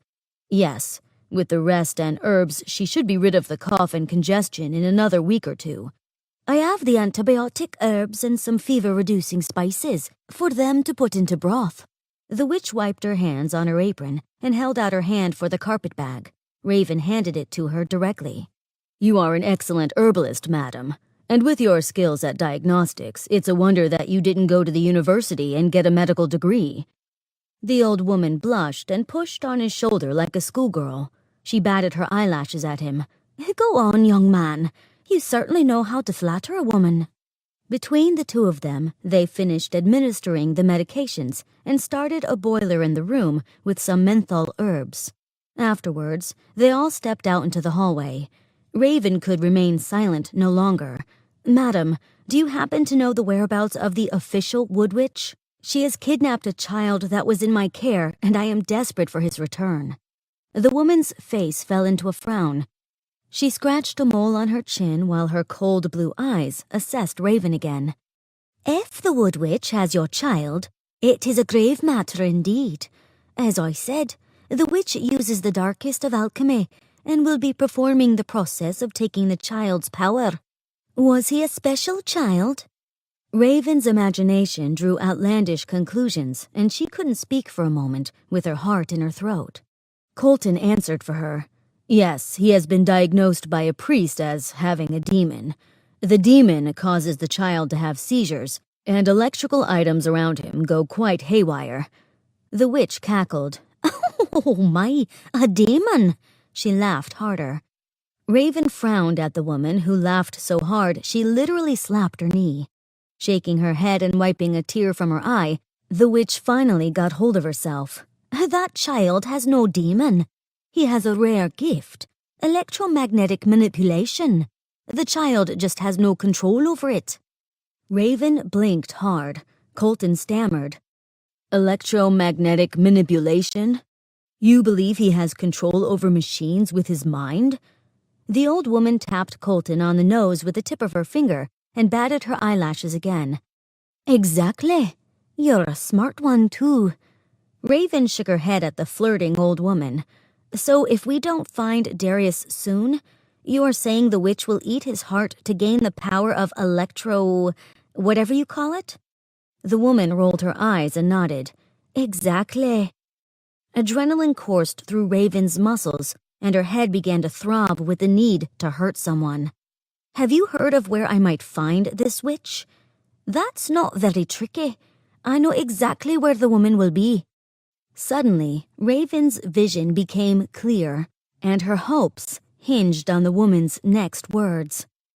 The woman trailed her fingers along the buttons of Colton's waistcoat while she spoke. She must wait for the new moon before she can do it. And there is only one location the Wood Witch can go and perform the ceremony necessary to transfer the boy's heart to hers. The top of Cirrus Mountain. Raven pushed past them in a flurry and dashed down the stairs. The questions flitted about her head like a caged wild bird. What day was it? Which phase of the moon were they in? How much time did she have? At the bottom of the stairs, she nearly ran into the grandmother as the woman turned up the curving staircase. On the tips of her toes, Raven changed course around her, focused on the goal of the door. She barreled out and crunched through the snow, her eyes searching the sky, but finding no moon. The wind chilled her and howled through the tops of the trees. The house was at the top of the hill, so she could see over the expanse of neighbors' homes. A zeppelin tethered in the backyard blotted out half the sky behind it. Grant and Monroe dashed up behind her, simultaneously asking the same question. "What is the matter? What phase is the moon in? Do either of you know?" They shook their heads in unison. Of course they didn't know. Only farmers and fishermen paid attention to that sort of thing. The drifts around the side of the house made the snow halfway to her knee as she jogged through it to the backyard. Finally, she saw it. The sliver in the sky showed a waning moon of less than a quarter. They only had a few days to find him. "What does it mean?" Jack asked over Raven's shoulder as she shuddered in the cold. He removed his jacket and put it around her. She sank into it and let him put his arms around her. "We only have 3 days to find Darius before the witch eats his heart." Confusion and horror slipped down Jack's spine. "What are you talking about?" Colton and Rupert slid up behind Monroe. The old Reaper shook his head, eyes wide. His voice sounded suddenly hoarse. "What do you mean the witch is going to eat his heart?" Raven shook her arms free of Jack's coat and pulled away. The look on her face was stern and sad. Her watery eyes met his for a moment, and then she darted off again toward the woods. He took 2 steps to follow, but Colton grabbed him by the arm. "Captain, Marietta has told us about the Wood Witch's plans. She has also diagnosed the condition that afflicts the younger Baron with a greater degree of accuracy than I believe anyone else ever has." Jack continued to stare at the spot in the trees where Raven had disappeared. "Who's Marietta?" Colton cleared his throat. "She's the herbalist and healer the grandmother mistook for the Wood Witch." Jack tore his eyes away from the shadows and met Colton's. For some reason, Colton's cheeks had reddened. Monroe looked ready to start for the woods himself. Jack nodded to him, and without a word, the elder Reaper darted for the woods. The witch caught up to them in the backyard while Jack stood with his 2 guardsmen. Her hair no longer looked wild as it was before. She'd taken a moment to tame it. The woman sidled up alongside Colton and looked up at him, batting her eyelashes. Colton stood tall and stiff, trying his best not to look at the woman. He leaned toward Jack. "Perhaps Marietta could be of assistance to us? She's offered to allow us to stay at her house in Ipswich, if we're interested in using it as a base." Jack gripped his coat in his fists and continued staring toward the woods. He nodded absent-mindedly. It had grown too dark for travel. With the group's loss of sleep the night before, it would be best to get a rest. He turned back toward Colton and the witch. "Tell me everything. Why did Raven mention the Wood Witch eating Darius's heart?" Raven stopped and leaned against the rough bark of a pine. The deeper woods had grown pitch black, the trees shrouded shadows. She gasped, hyperventilating. Panic had her in its grip. She couldn't let the witch kill Darius. He was her one chance to redeem her part in her father's death. If the boy died now, it would be her fault, and she'd need to redeem him, too.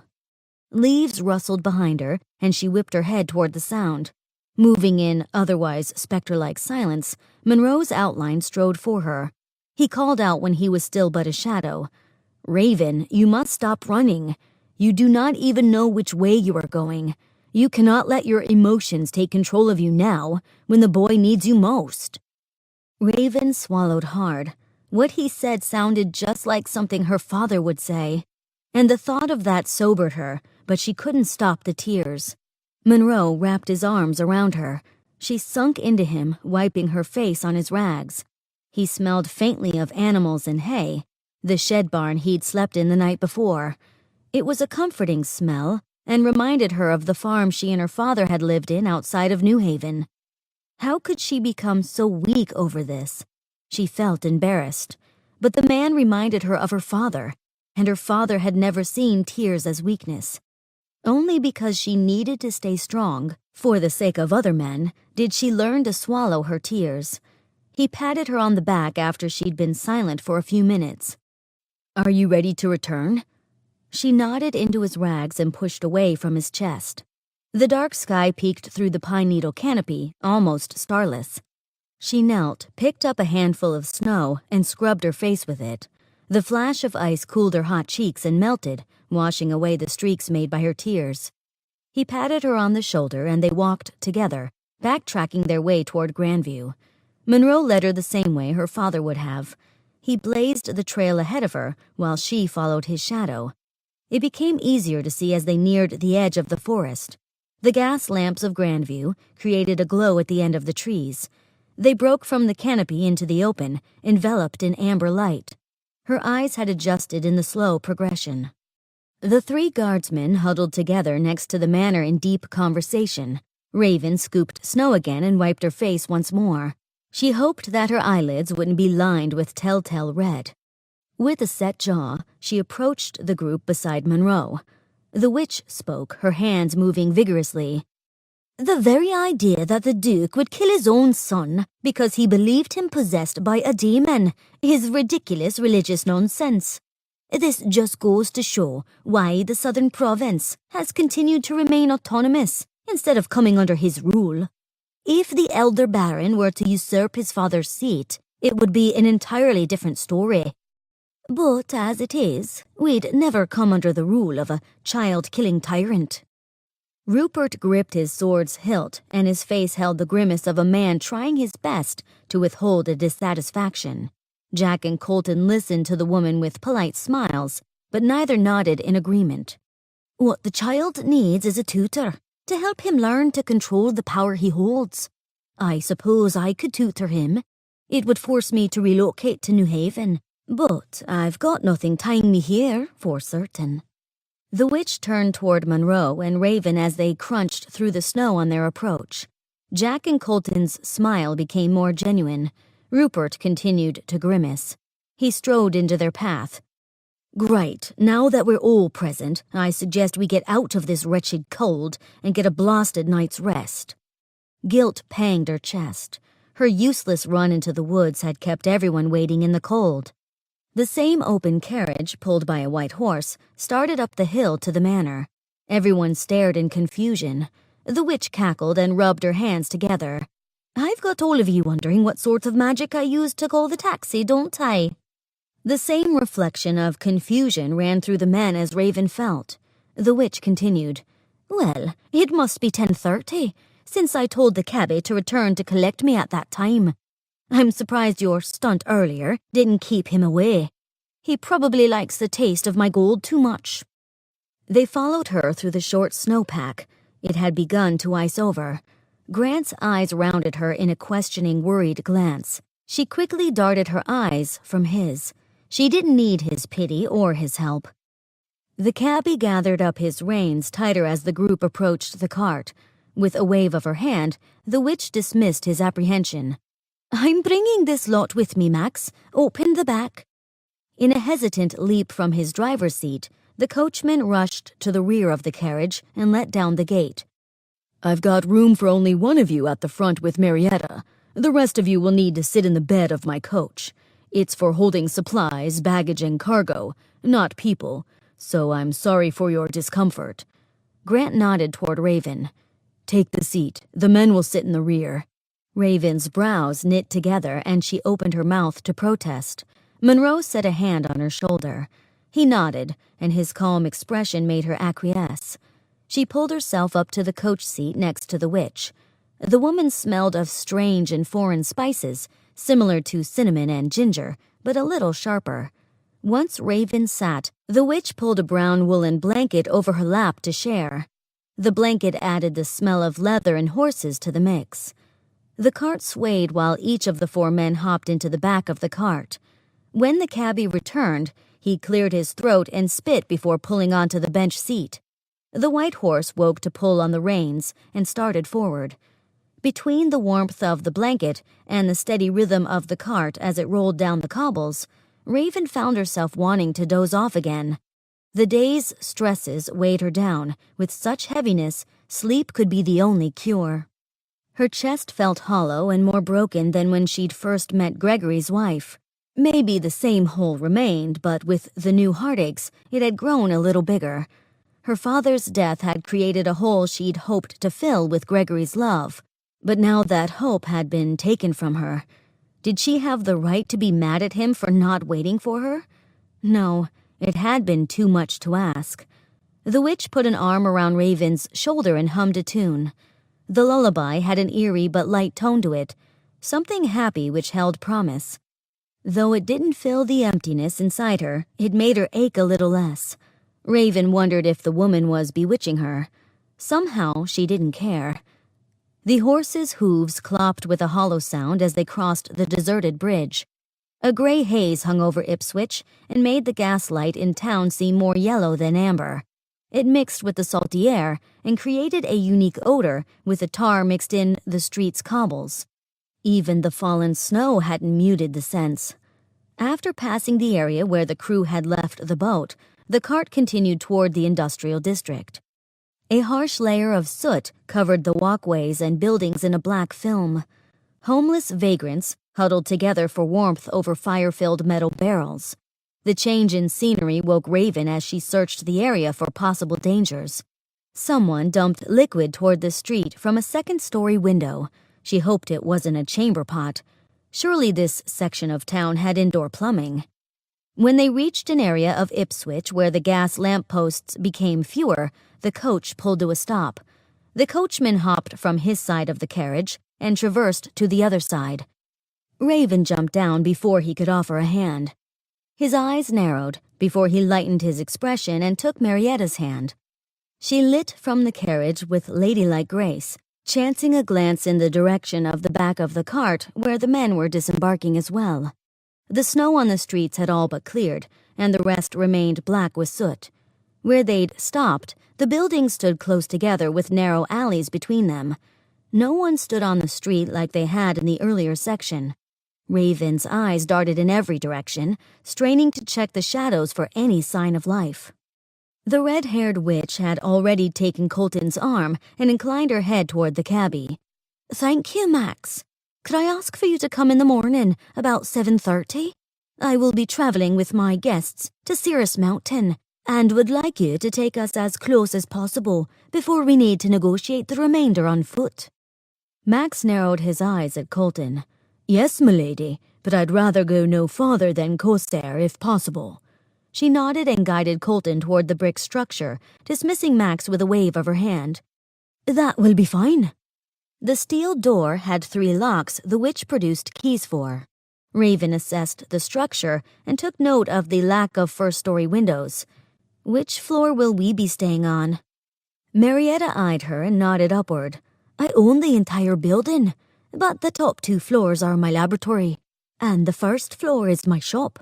My quarters are on the 2nd story, and there are 4 bedrooms." Raven nodded and took a few steps to the right. Monroe followed her lead and headed to the left. Both the Reapers checked for a means of escape. Raven's side of the building sat next to a shorter structure consisting of 1 story. The alley was about 3 meters wide. It would be possible to jump from a window to the roof of the building if escape became necessary. The river backed the building. It might be possible to jump from a window in the rear into the river. Monroe reached the group again a moment before Raven. He nodded her direction. "There's a fire escape on the other side." Raven nodded back. There was a means of escape from each side of the building. This was a safe location for staying the night, provided no one was stuck on the first floor or the upper floors except when on the left side of the building. The situation looked promising. The small retinue continued after Marietta. She turned the handle of a lamp vane on the wall and punched the button to light the fuse. Instantly, the lights in the downstairs shop brightened up every corner. She swept her arms in a smile and twirled in a circle. "My humble abode. Please make yourselves at home. I have a kitchen down here, and the icebox has a few victuals within. Upstairs, the mattresses are straw-stuffed and lying on the floor, but they are preferable to sleeping outside. I will be as gracious a host as possible." Raven stepped toward her, spying the spiral staircase to the second floor. "Is this the only way up or down?" Marietta laughed. "Unless you want to use the fire escape on the outside, yes." No one felt at home. The small group huddled, refusing to spread out, and continued en masse toward the kitchen. Marietta preceded them and turned the knob to light the burner. The icebox had been recently stocked with a large block of fresh ice, and there was room for little else in the small fridge. Marietta pulled out a plate of cheese and a ham. Then she reached over her head into a cupboard and took hold of some quick porridge. After measuring the amount she needed and the water, she set the pot on the wood stove and turned toward the group. Rupert, Colton, and Monroe had taken 3 of the chairs at the small table in the kitchen. Grant and Raven remained standing, neither of them heading for the last chair. The last thing Raven wanted to do was let him be gentlemanly or magnanimous, so she refused to make eye contact with him. Instead, she remained standing at the counter and set her eyes on watching the witch flit about the kitchen. Marietta turned about. "It seems I only have a few items, but I can put them together in an edible dish with enough for everyone," Colton reassured her. "Whatever you are willing to serve us, we'll be grateful for." She gushed and squeezed his shoulder. Raven rolled her eyes and abhorred her uselessness. Even though she had been making meals for her father since she was 9 years old, she felt awkward asking to help. Because she was taught to cook by her father, her technique was rough compared to just about any woman she'd watched prepare a meal. Rupert's leg bobbed under the table in an anxious manner. He eyed Grant. "So, what is our plan?" Grant stepped toward the table and leaned on the top. He met the eyes of each man and nodded for Raven to draw close. "We will be making for Mount Cirrus. Where we'll find the witch is uncertain." Marietta interrupted, standing over top of Colton with a hunk of cheese in her hand. "I know where the witch will be heading, and I am willing to lead you there."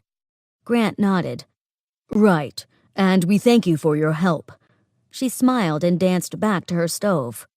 "So, we have some idea of where we're going. The witch has the power to incapacitate. Both Raven and I have been put out of commission by a blue light from the woman's hands. Monroe has the theory that the woman is stronger in her own home than she would be on the outside." Marietta tisked. "Actually, Cirrus is a bewitched mountain. She will be just as strong there as she was in her own home, possibly stronger." Marietta called over her shoulder. Silence swallowed the room as each person at the table assessed what that meant. The oblivious woman continued to slice the cheese and meat, adding each to the boiling pot on the gas burner. In the quiet, she began to hum. Monroe cleared his throat while his eyes darted between Grant and Raven. "What sort of spell did the witch use to debilitate you?" Grant's expression turned grave as he stared at the table. "I couldn't move. No matter how much I attempted to get my muscles to move, I sat there frozen. I couldn't even blink my eyes." Raven nodded when Monroe shot her a questioning glance. Grant continued. "It was worse than that, though. The witch put a voice to all my doubts and fears. Her words stabbed me, and the thought that Raven could hear them too made me grossly ashamed." Raven slapped her hands on the table. "What do you mean she voiced your fears? I never heard her say a word about you. She only poked her fingers in my open wounds." His eyes widened. "But the words weren't in my head. I heard them aloud. I know I did." With a curt shake of her head, Raven said, "I heard it audibly too. Unless you killed your father, she was talking about me." Monroe leapt to his feet. "You did not kill your father, Raven. Why do you feel as though you did?" Grant held his hand in the air to stop Monroe, and his gray eyes locked onto Raven's. "My father is alive and living in New Haven. I heard her say nothing about your father." The red-haired witch chuckled as she turned from the stove with wooden bowls. She set them on the table. "Sounds like you both were taken in by the spell of fear and shame. Nothing incapacitates a person to inaction more than those two feelings." Raven shot a menacing look at Marietta, who never returned her glare. The woman continued back and forth from the counter to the table as she continued her prattling. "Yep, blue light is the sign of confusion. She probably used the tongue of the elves. Those words twist into any language for the target's hearing. It's dark alchemy, and I've never used it myself. It costs too much. The bearer of the curse ends up taking into their own body some of the same sort of lactic acid that builds up in the victim. It can cause all muscular dysfunction in the witch if it's used often." As the woman ladled a portion of her gruel into Monroe's bowl, he looked up at her. "Is there a way to defeat the curse or render it useless?" "Of course. You must counteract the curse. Don't fight it by struggling against the immobility. Speak affirmations to the curse. In your mind, of course, since you are unable to actually verbalize." Relief washed over Raven, and she saw the reflection of her release in Grant's loss of tension. He almost melted to the floor in a puddle before he straightened. "It makes perfect sense now that we know how the curse is formed. The method of counteracting it seems too obvious." Marietta shook her head and smiled wider. "Alchemy is usually so simple that it's amazing that the common man doesn't use it on a daily basis. Of course they can't, since all magic takes its toll on the user." "You've said that before. What sort of price does the Wood Witch pay for what she's doing now to the young Baron?" Raven's stomach growled, and she picked up her bowl. She spooned a portion into her mouth. It was a little salty, but as a beggar, she couldn't be choosy. Marietta's face turned grave. "Any time a witch takes another's life, she loses a bit of her soul. It starts her on a track of bad decisions, where she becomes unable to redeem her ways. If she continues that route, it will shorten her life." Part of Raven felt smug. The purpose of redemption for each life a reaper took was to keep from going down that road. But another part of her felt guilty again. Wasn't the feeling of smugness part of the pride she'd amassed? Evidence that she was not the humble servant she was supposed to be. Could her father be proud of her as she was now? Grant frowned and set his spoon into his empty bowl on the table. "So are you saying the Wood Witch is not an old woman? We saw her, and she appeared to be at least 70. Marietta's eyes were sad, and she shook her head. "The Wood Witch is only a few years older than me, 35 at the oldest." Raven gasped and almost choked on the spoonful she'd just put in her mouth. 35! She swallowed hard. So why does she keep doing this? If she's aging at such an incredible rate, how can she determine it's worth the price? After a shrug, Marietta began collecting the men's empty bowls.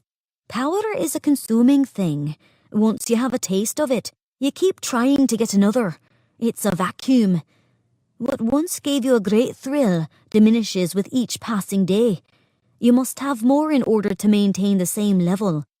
I also think she must be chasing the present dream of the alchemist. We used to try to turn lead into gold. Now our goal is to create life eternal without God, heaven, hell, or even death.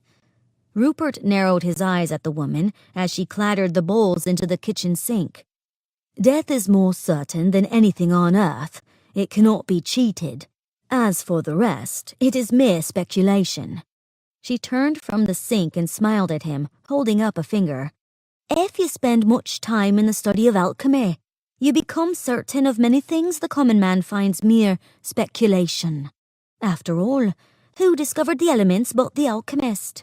You can neither see nor sense an atom in any way, but you know it exists because the alchemist says so. Rupert rolled his eyes and folded his arms across his chest. Science holds more irrefutable evidence than religion. She shrugged and stepped toward the table. Who said anything about religion? I'm talking about science. Alchemists know the existence of the soul. We've experimented on the moment of death. There is a portion of the human which appears to live on, to exist after the body has taken its last breath. Raven shivered at the thought. Ghosts? Rupert retorted with a smirk. Exasperated, Marietta gestured toward the ceiling. Could be. Who am I to say? My interpretation of the evidence might be different from yours. But we'll all find out someday, right?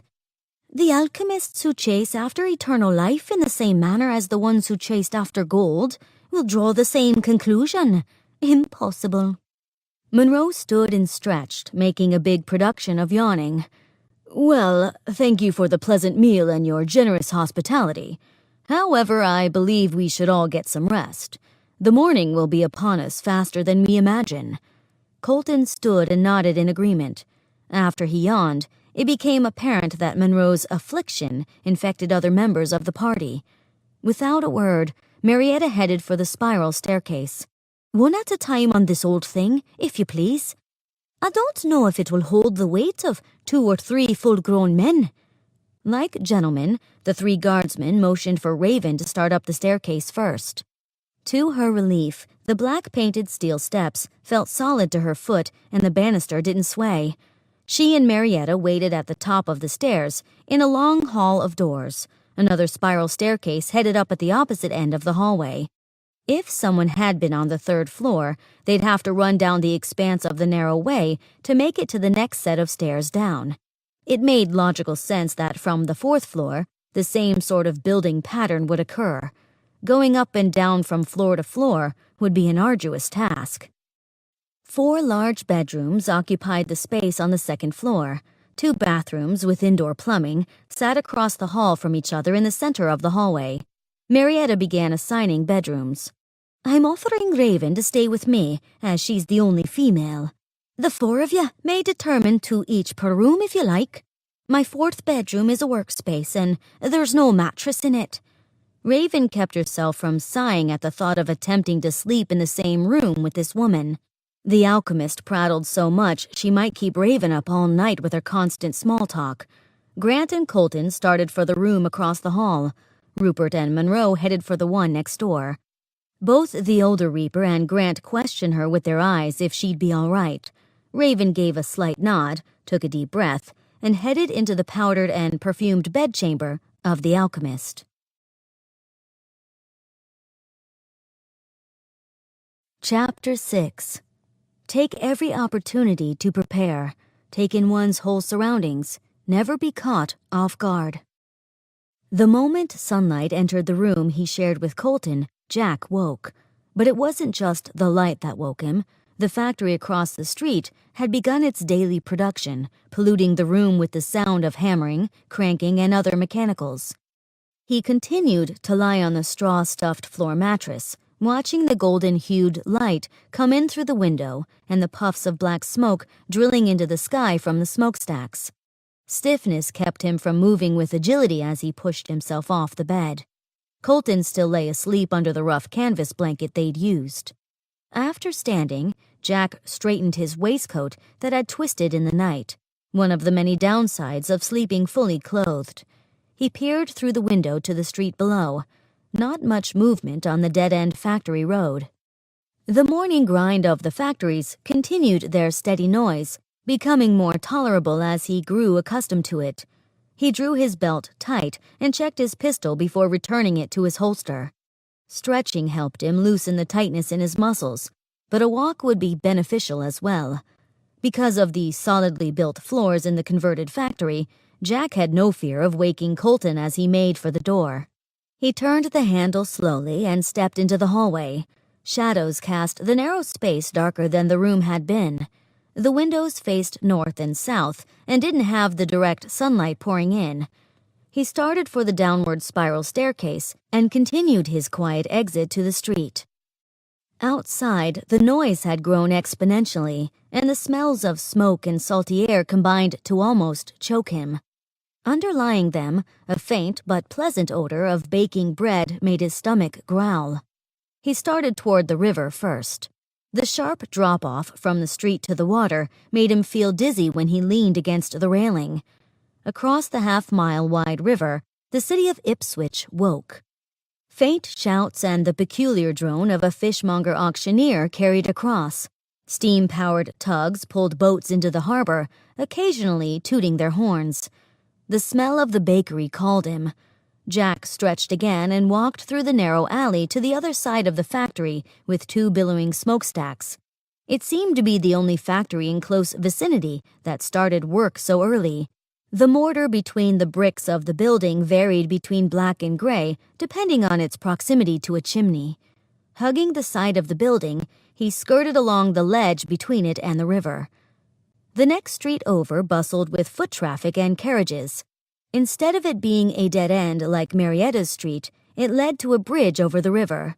At first, the vendors and the flurry of activity distracted Jack. With a shake of his head, he focused at the storefronts below each factory to see what each manufactured and sold. The smokestacks of the building he'd been watching belonged to a canning factory. Kippers and fish paste cans filled the front window in a triangle formation. Across the street, Jack spied the little bakery open to the public and strode over to order for the group's breakfast.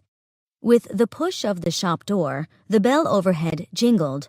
Immediately, the smell of fresh baked goods assailed Jack. He stepped up to the line and stood behind 2 other customers. The glass cases were set in an L shape and displayed a bevy of pastel-iced confections. A jovial baker took orders in a booming voice with a smudge of flour on his cheek. His cheer made Jack smile. Rupert would have hated it. Never a morning person, that one. When he'd finally stepped up to the counter, Jack had made his choices. "Could I procure 2 Ipswich sweet loaves, a dozen of your freshest hardtack, and a half-dozen of your iced sugar biscuits, please?" The door to the back kitchen swung open, and a girl stepped out with her apron in flames. A high-pitched squeal emanated from the girl, though her mouth remained closed. Jack didn't hesitate, and before the baker could turn around, he darted around the counter. He ripped his oilskin coat from his shoulders and wrapped it around her, patting out the fire.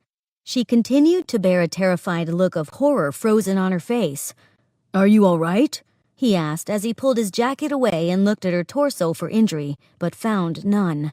The girl held her hands in front of her. Skin melted from the thumb of her right hand, exposing the brass bones and joint underneath. Another automaton. Jack blinked hard. These unusual creations seemed prevalent in Ipswich, but he'd never seen one in New Haven. "Thank you so much, sir." The jovial baker patted him on the shoulder. "She often gets a little too close to the fires of the kiln. I'd let her run the front, but her twitches cause some customers discomfort." "Twitches? She's a prototype?" "Of course. Is there any other kind of catlet automaton?" "Catlet?" The baker narrowed his eyes at Jack. "Yes, the company that manufactures them." Jack shrugged his shoulders back into his coat. "I'm sorry, but I'm from New Haven. I've never seen a catlet automaton before my arrival in Ipswich." After a knowing nod, he slapped Jack on the back once more and chuckled. "Of course. I'm going to throw in another loaf for your help, young man. You likely saved me a bundle. She's an older model, but I see no reason to upgrade, yet." "Thanks," Jack said and returned to the other side of the counter. "Much appreciated." The bell rang over the door announcing the entrance of another customer. A woman and 2 children entered. With a hand on each shoulder, the baker directed the automaton back to the kitchen once more. The look of horror remained frozen over the mechanical woman's face like a mask. After a moment, the baker returned with the 3 loaves in a parcel. He reached into his glass case, removing the biscuits and hardtack. "I'm giving you a full dozen of these as well. I'm obliged to your quick thinking." Jack shook his head.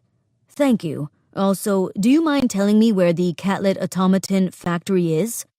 The baker straightened and set another sack upon the counter. "Of course. It's across the river in Main Ipswich. If you go across this bridge, it's not more than a kilometer down the street." He smiled wider and said, That'll be 2 coppers, if you please." Jack nodded and handed him 1 New Haven gold piece. With a hesitant hand, the baker took the piece, his eyes wide. "Wow, you are certainly from New Haven." "Yes, sir, and keep the change." Jack turned from the door and nearly ran into one of the 2 rugrats who were pawing at the glass cases. The petite young woman tipped her head in a half-curtsy. Her delicate features and accent betrayed her French background. "Pardon my children, monsieur."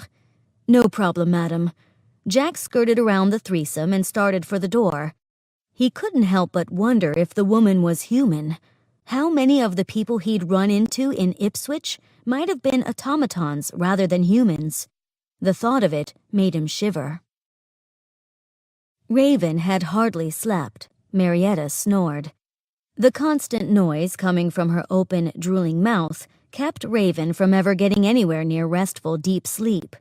Still, she remained in the bed until the room gained the white hue of early morning. The witch rolled over, and the snoring finally ceased. With a sigh, Raven pulled herself inch by inch from the mattress. She gathered her things with as much stealth as possible. There was no purpose in rousing the witch any earlier than necessary. After a quick glance about the room, she turned the handle slowly. The light in the hallway shone a little brighter than it had been in her west-facing room. She didn't feel good about exploring the city, and since the first floor had no windows, Raven opted to head for the roof. The unnecessarily long zigzag trek made her ready for some exercise. On the 4th floor, she found no spiral staircase and no window on the end. Instead, she found a door. Curiosity had never been a fault with her. She had no interest in trying any of the closed doors in the halls on the way up. But this one she opened. It led to a small staircase. At the top, a heavy metal trap door with a bar across it blocked her path. She moved the bar aside and heaved against the rusted door. The hinges protested with a squeal, but at this height, Raven did not fear waking any of the downstairs' inhabitants. The trapdoor opened to a corrugated copper roof. Raven nodded and pushed herself up on the gently sloping metal. The ice-cold copper chilled her hands, but she ignored the cold and sat on the slope. Black smoke filled the otherwise clear sky in 2 columns from the factory across the street. The muted light reflected off the burnished surface on which she sat. To her right, the river rippled in golden waves. A cold wind blew the hair from her neck, and she smiled. The icy chill refreshed and revitalized her. Once she felt accustomed to the slope of the roof, she pushed herself slowly to a standing position. The view from the building would have been a complete circle, save the factory across the street. She started toward the peak. Her cobbler had scored the wooden sole on her boots with a pattern that gave her reasonable grip on the slick surface. She reached the peak and set her feet on the narrow, rounded edge. The surface reminded her of the balance board her father had taught her to use back home. After a few deep breaths, she began to practice her martial arts. She continued her exercise until the sweat beaded on her forehead. The sun reached high enough in the sky. She knew the crew in the building could no longer be asleep. She sat on the edge of the roof and slid down the copper, using her feet to keep herself from sliding too quickly. At the trap door, she let her feet dangle for a moment before she lowered herself to the top step below. After closing and latching the trap door, she started down the stairs and along the zigzag of the hallways. On the 2nd floor, nothing stirred. She continued to the 1st floor, where the bustle of conversation and cutlery welcomed her. "Ah, there she is," Monroe announced with a smile when her heel clicked against the first step of the spiral staircase. The group of men was at the table in all 4 chairs, while Marietta moved about the kitchen. She lifted a plate in Raven's direction and smiled. "Here you are, dear. If you've never had an Ipswich sweetloaf, you're in for a treat." Grant and Colton both bolted to their feet, each offering their chair to her. Colton sat nearer to her entry, so she took his chair with a nod of thanks. Grant remained standing. He leaned against the back of his chair and grinned at her. "We were wondering where you might have been." The group stared at her. She glared back at them and then down at the bread on the plate in front of her. "I found a quiet place and did some training." Monroe stood and nodded with approval. "As you should." Because Raven was last at the table, she rushed through her meal. The sweet loaf tasted warm and light, comforting like a hug, but instead of savoring each bite, she shoveled it all down. The bell rang at the door, and Marietta rushed toward it, followed closely behind by all 3 guardsmen. Only Monroe stayed with her in the kitchen. His eyes sparkled as he smiled. On the roof? Raven gave one nod, but raised an eyebrow. How did Monroe remind her so much of her father? In all honesty, the man even resembled him, except her father stood taller and Monroe was thinner. The beard obscured the man's features, but his blue eyes held the same joy. He even seemed proud when he looked at her. After her last bite, Raven stood and headed to the counter with her plate. The wooden bowls from the night before sat in the sink, dirty and unattended, as did the plates from the breakfast. She stared at them, fighting the urge to begin cleaning. It took all of her strength to set the plate on the counter with the others and walk away. The thought of the plates remaining dirty while they started their trip irked her all the way to the door and niggled the back of her mind like a worm. Marietta fluttered between the door and the closet, handing the members of the guard extra coats and blankets for the road. The carriage driver stood inside the doorway and wrung his hat nervously as the group stood around him. "I'm sorry I'm late, madam. I hope to be getting on the road soon. I'll take you to the bottom of Sirius Mountain. Since the trip will take us the better part of the day, I'll be needing to stay at the inn." The witch shot Grant a questioning glance. He cleared his throat. "Not a problem. We will all stay at the inn tonight, at the Duke's expense." Relief washed over the coachman, and his shoulders relaxed. He smiled wide and took the last blanket from Marietta's hands. "Right then, let's be off." Monroe, Colton, and Rupert started after the coachman, their arms loaded with blankets and fur coats. Grant stayed back just a bit, balancing the stack he held between his chin and his arm as he checked his pocket and took inventory of his coins. A look of satisfaction crossed his face, and he closed his eyes and took a deep breath. When his eyes opened again, he met eyes with Raven and smiled. "After you." Raven stepped up to him and took the top 2 blankets from his stack. "I was fine. You don't have to do that." "I want to. You do know that women don't always want to be a burden to the men around them, don't you?" Grant pushed the 2 blankets he held under one arm and said, "Most of the women I've met would call it chivalrous when a man offers to do everything for them. Well, I'd call it ridiculous." Raven smiled at the wide eyes he'd made at her and turned on her heel for the door. The bumpy ride in the back of the carriage actually lulled Jack to sleep. When the coach pulled to a stop, he noticed he wasn't the only one. Colton and Rupert both sat up and rubbed their eyes. Marietta turned toward them in the front seat and announced, "We're here." Monroe hopped out of the carriage and into the ankle-deep snow first, gathering up the blankets quickly. With Raven's assistance, they folded them and piled them back into stacks. Jack set a hand on the elder reaper's shoulder. "Let's roll up each one to take with us up the mountain, and maybe an extra fur coat each as well." "Great thinking," Marietta said with a wink. "I brought along extra belts to hold the rolls." Clouds and mist shrouded the mountain, obscuring the top from view. The inn was a rectangular 2-story building with a thatched roof. Frost clung to the black rock walls and icicles hung like white fingers. The path in front of the door had been swept clean. It seemed a well-kept place where it mattered. He pulled one of the furs over his shoulders, as did the rest of the group. The sun had ducked over the other side of the mountain. He'd thought they should have had another hour or so of daylight, but the light had a dusk-like glow to it. The coachman led the horse to the livery stable next to the inn, and the rest of the group made their way inside. Radiant heat from dual fireplaces embraced them the moment they walked in. Boots stomped on the brick floor in the doorway, knocking the snow from toe to knee. The scent of fresh furs and old fires filled the room.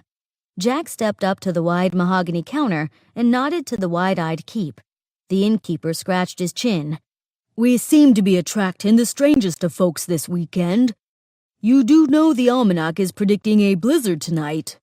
Colton's face turned grave as he asked, "What do you mean, the strangest folks?" "We're unaccustomed to receiving people from New Haven here, and those brown-cloaks declare it your origin. Duke's Guard, correct?" Jack nodded. "Right, but who else have you received this weekend?" "Well, I'm not one to put my nose where it does not belong, but there was a very old woman here yesterday with a dazed young man. The boy just sat there unresponsive, wouldn't partake of our generosity in any way. Meanwhile, his grandmother ate everything in sight, more than you'd think a woman of her size capable of consuming. What made her most strange, though, was she appeared to be blind, but never once ran into anything. It was like she could see just fine." He leaned toward Jack as though confiding a great and ponderous secret. His eyes were wide as he nodded. Jack swallowed hard, certain it was them. "Yesterday, you say? Are they still here at the inn?" "No, sir. They left first thing this morning. I warned them not to go. We're expecting a blizzard, like I said." Colton and Rupert both gave Jack a stern glance, but no words were exchanged. They weren't necessary. He turned back to the innkeeper. "I'll need to reserve a room for the coachman and care for the horse and carriage. Any chance you have dinner available now for the rest of us?" "Well, we usually don't serve dinner until 6 p.m. It's only 4:30. Jack slid the gold coin across the counter. "If you could conjure something up, you may keep the change." The innkeeper's eyes grew wide again, and he palmed the coin. He called over his shoulder as he started toward the kitchen. "Of course. I'll have something ready momentarily." Rupert set a hand on Jack's shoulder. "Should we even wait for a meal?" Jack nodded. "The way I see it, our endurance will remain high if we have some fuel to go on. I slept in the carriage, so hopefully we all have had enough rest to keep going." "I, for one, am ready to stretch my legs." Colton stretched his arms before eyeing the two women. "But will the ladies mind?" Raven gave him a severe look. "Of course not. Like Rupert, I'd be happier if we left now." Jack smiled. Rupert and the female reaper failed to get along because they were too much alike. Marietta shrugged. "I'm as ready as I'll ever be." The small group found a table and stripped their fur coats. Jack's cheeks flushed from the change in temperature. True to his word, the keeper returned with a tray of breads, cheese, and sliced meat. Marietta and the three guardsmen feasted in an attempt to consume as many calories as possible. Monroe and Raven pecked at their food like birds.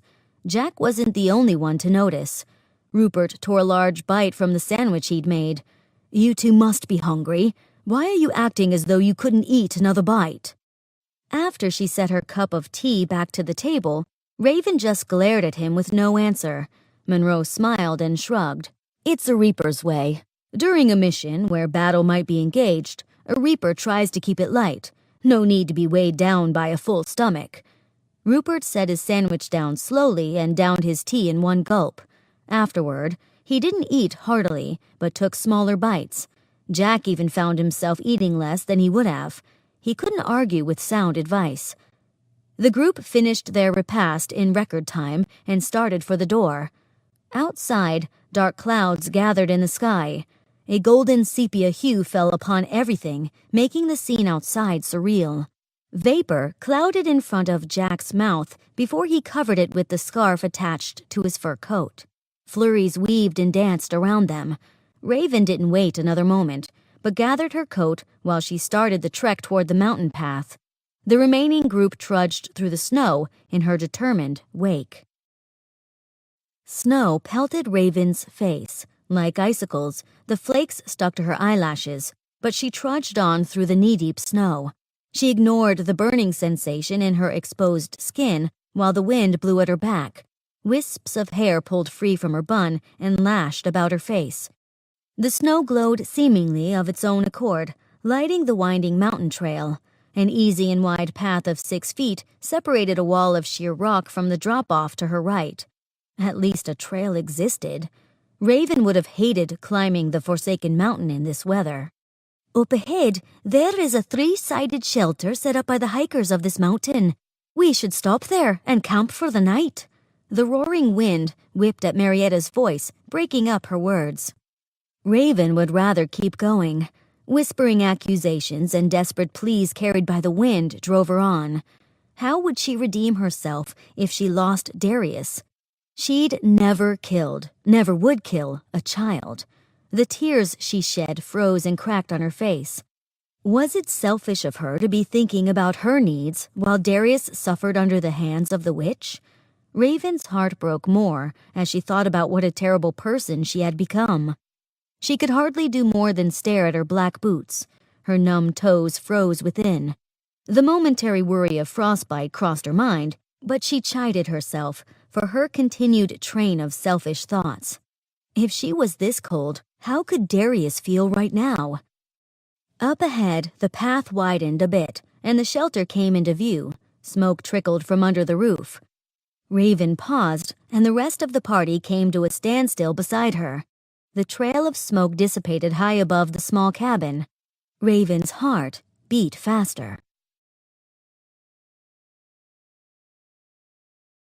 Chapter 7. In the face of uncertainty, training comes into play. When training fails, it's best to rely on one's partner. A reaper was never meant to be alone. Raven spun to face the remainder of the group and hunched down, motioning for them to stay quiet and do the same. The men reacted to her position immediately, but Marietta stood there asking, "What's going on?" Monroe pulled the woman down and put a finger to his lips. Raven knelt on one knee and faced the group crouched around her. Grant peered over her shoulder. "The shelter is occupied. It might be them. Do we have a plan?" Raven pulled the other glass tube from her bun, and her hair fell freely, whipping away from her. "I've got this, but I'd have to make sure it hits a hard spot and breaks on the first try. It will knock out the Baron as well. Not to mention, we still don't know for certain that it's them. We need to be sure somehow." Grant gritted his teeth and started to stand. Raven grabbed him by the arm and shook her head.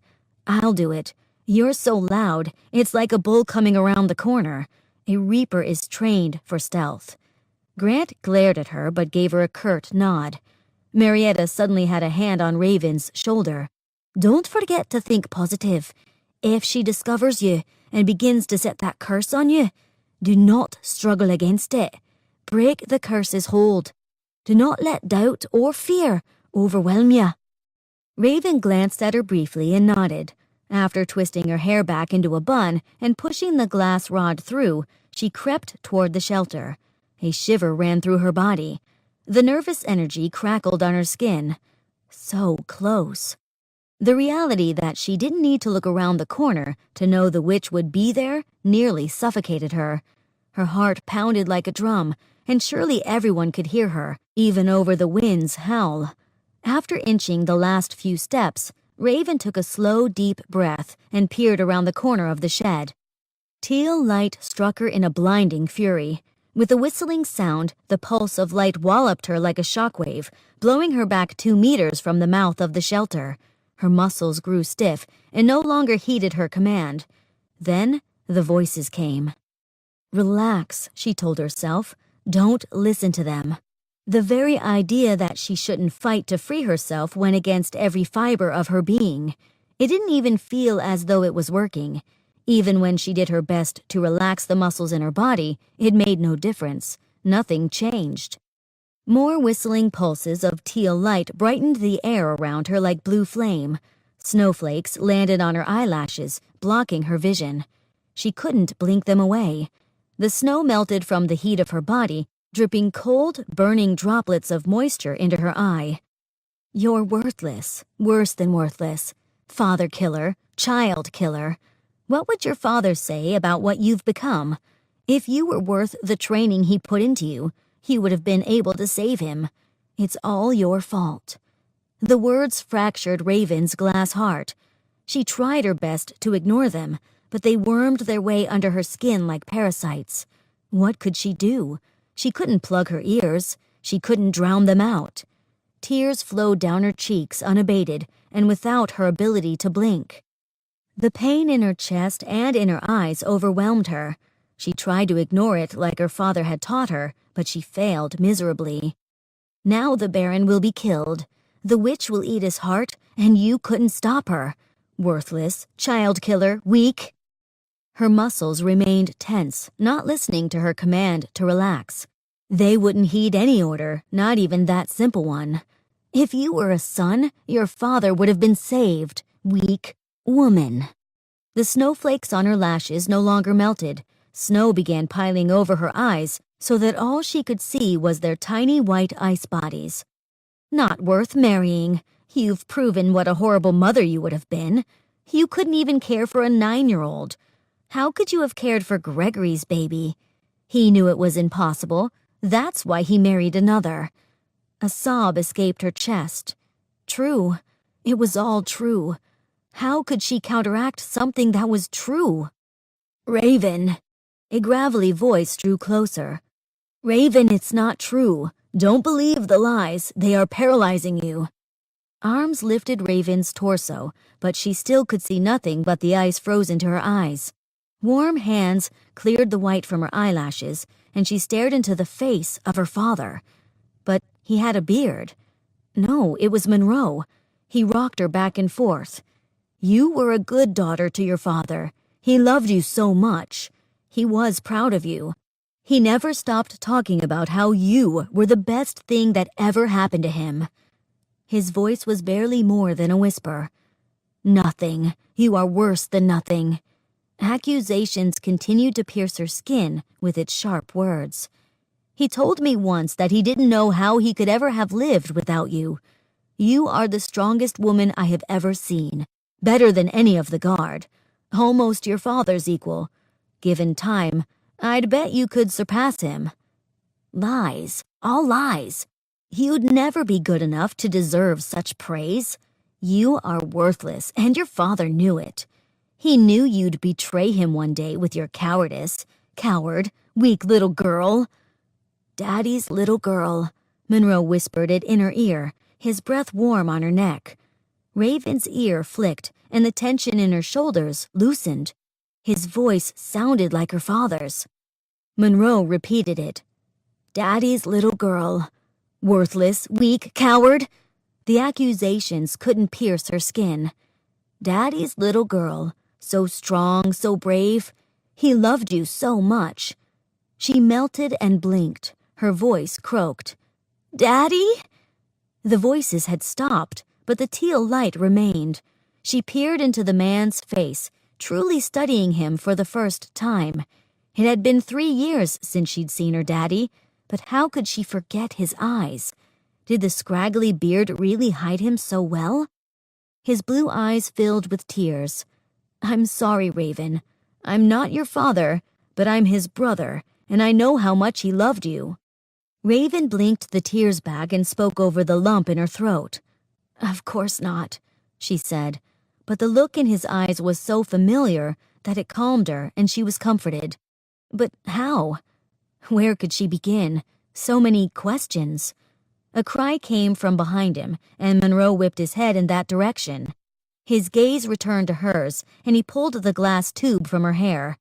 I promise I'll explain it all later. Right now we have a mission to complete. Help me get Darius to safety. Raven nodded. He leapt to his feet and started for the shelter. She stood, her eyes scanning the area. The bodies of the guardsmen littered the area around the shelter, half buried in the snow. Marietta stood, leaning against the shelter, looking sapped of strength when her eyes met Raven's. Raven put a finger to her lips and crouched behind her uncle. As they drew closer to the shelter, she ducked to the side where Marietta stood. Are you all right? She nodded feebly.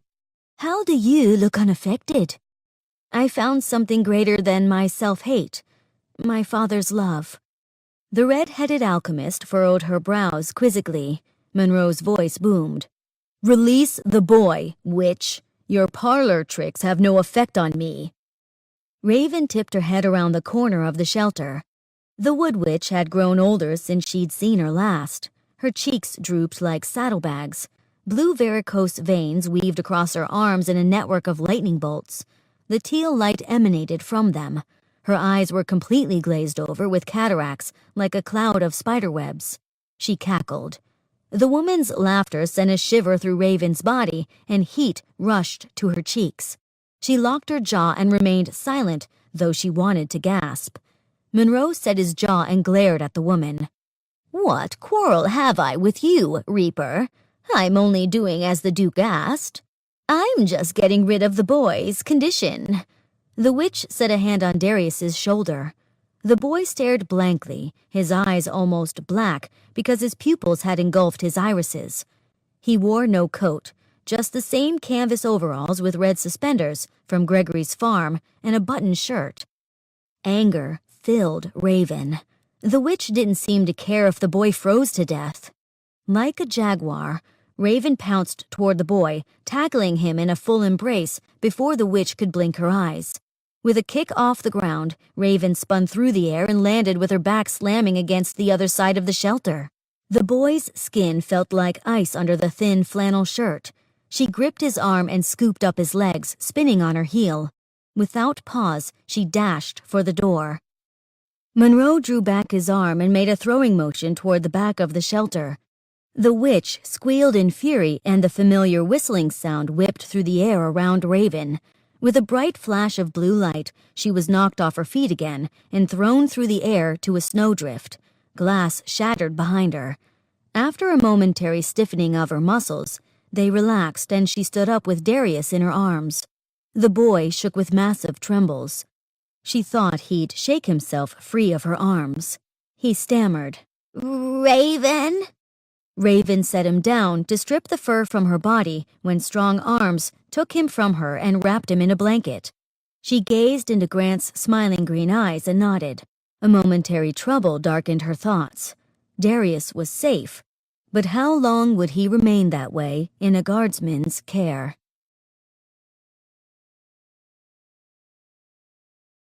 Chronicles of Steele, Raven, Episode 4, Chapter 1. The end is rarely the end. Our troubles have a way of coming round again when we are not prepared for them. Stepping outside the shelter, Raven stretched and smiled at the sun. After 2 days of being stuck within the cramped space, the group of travelers had become pungent. Sweat-soaked bodies and soot from the fire mingled together into an unappetizing stew. Although the snow was still knee-deep, she was more than ready to leave. Only faint wisps of clouds blighted the clear blue sky. The wind had died down and become tolerable as well. It was the perfect morning to embark after the continuous snowfall. Her uncle, Monroe, stepped up beside her and set a hand on her shoulder. "I'm getting cabin fever myself, but Darius is too sick for us to do much more than take turns carrying him. And then there's the problem of the witch." Raven's gaze dropped to the cotton-haired crone. Deep wrinkles marred the woman's face, and her skin was both white and thin like paper. She'd been catatonic since the sleeping gas had debilitated her. The old woman neither moved nor spoke. She did nothing but breathe. Monroe's hand gripped Raven's shoulder and offered her a grin that rivaled the sunshine. "Do you think the weather acceptable to start this trek today?" "More than acceptable," she laughed. "No matter, though. I'd rather disembark than stay in this wretched place a moment longer." Rupert drew up next to them, stretching his arms out and pounding his chest like a gorilla. He ran his hands through his close-cropped dark hair. "We really must go regardless. We're out of food." Raven had figured as much. She turned back toward the shelter. Darius was smaller and weaker than she'd ever seen him. He still shivered in the pile of furs. The boy couldn't seem to find the heat needed to keep his body warm, no matter how close he sat to the fire. Beads of sweat formed on his forehead from fever. Marietta had given him herbs to keep the fever down, but claimed that she could do no more.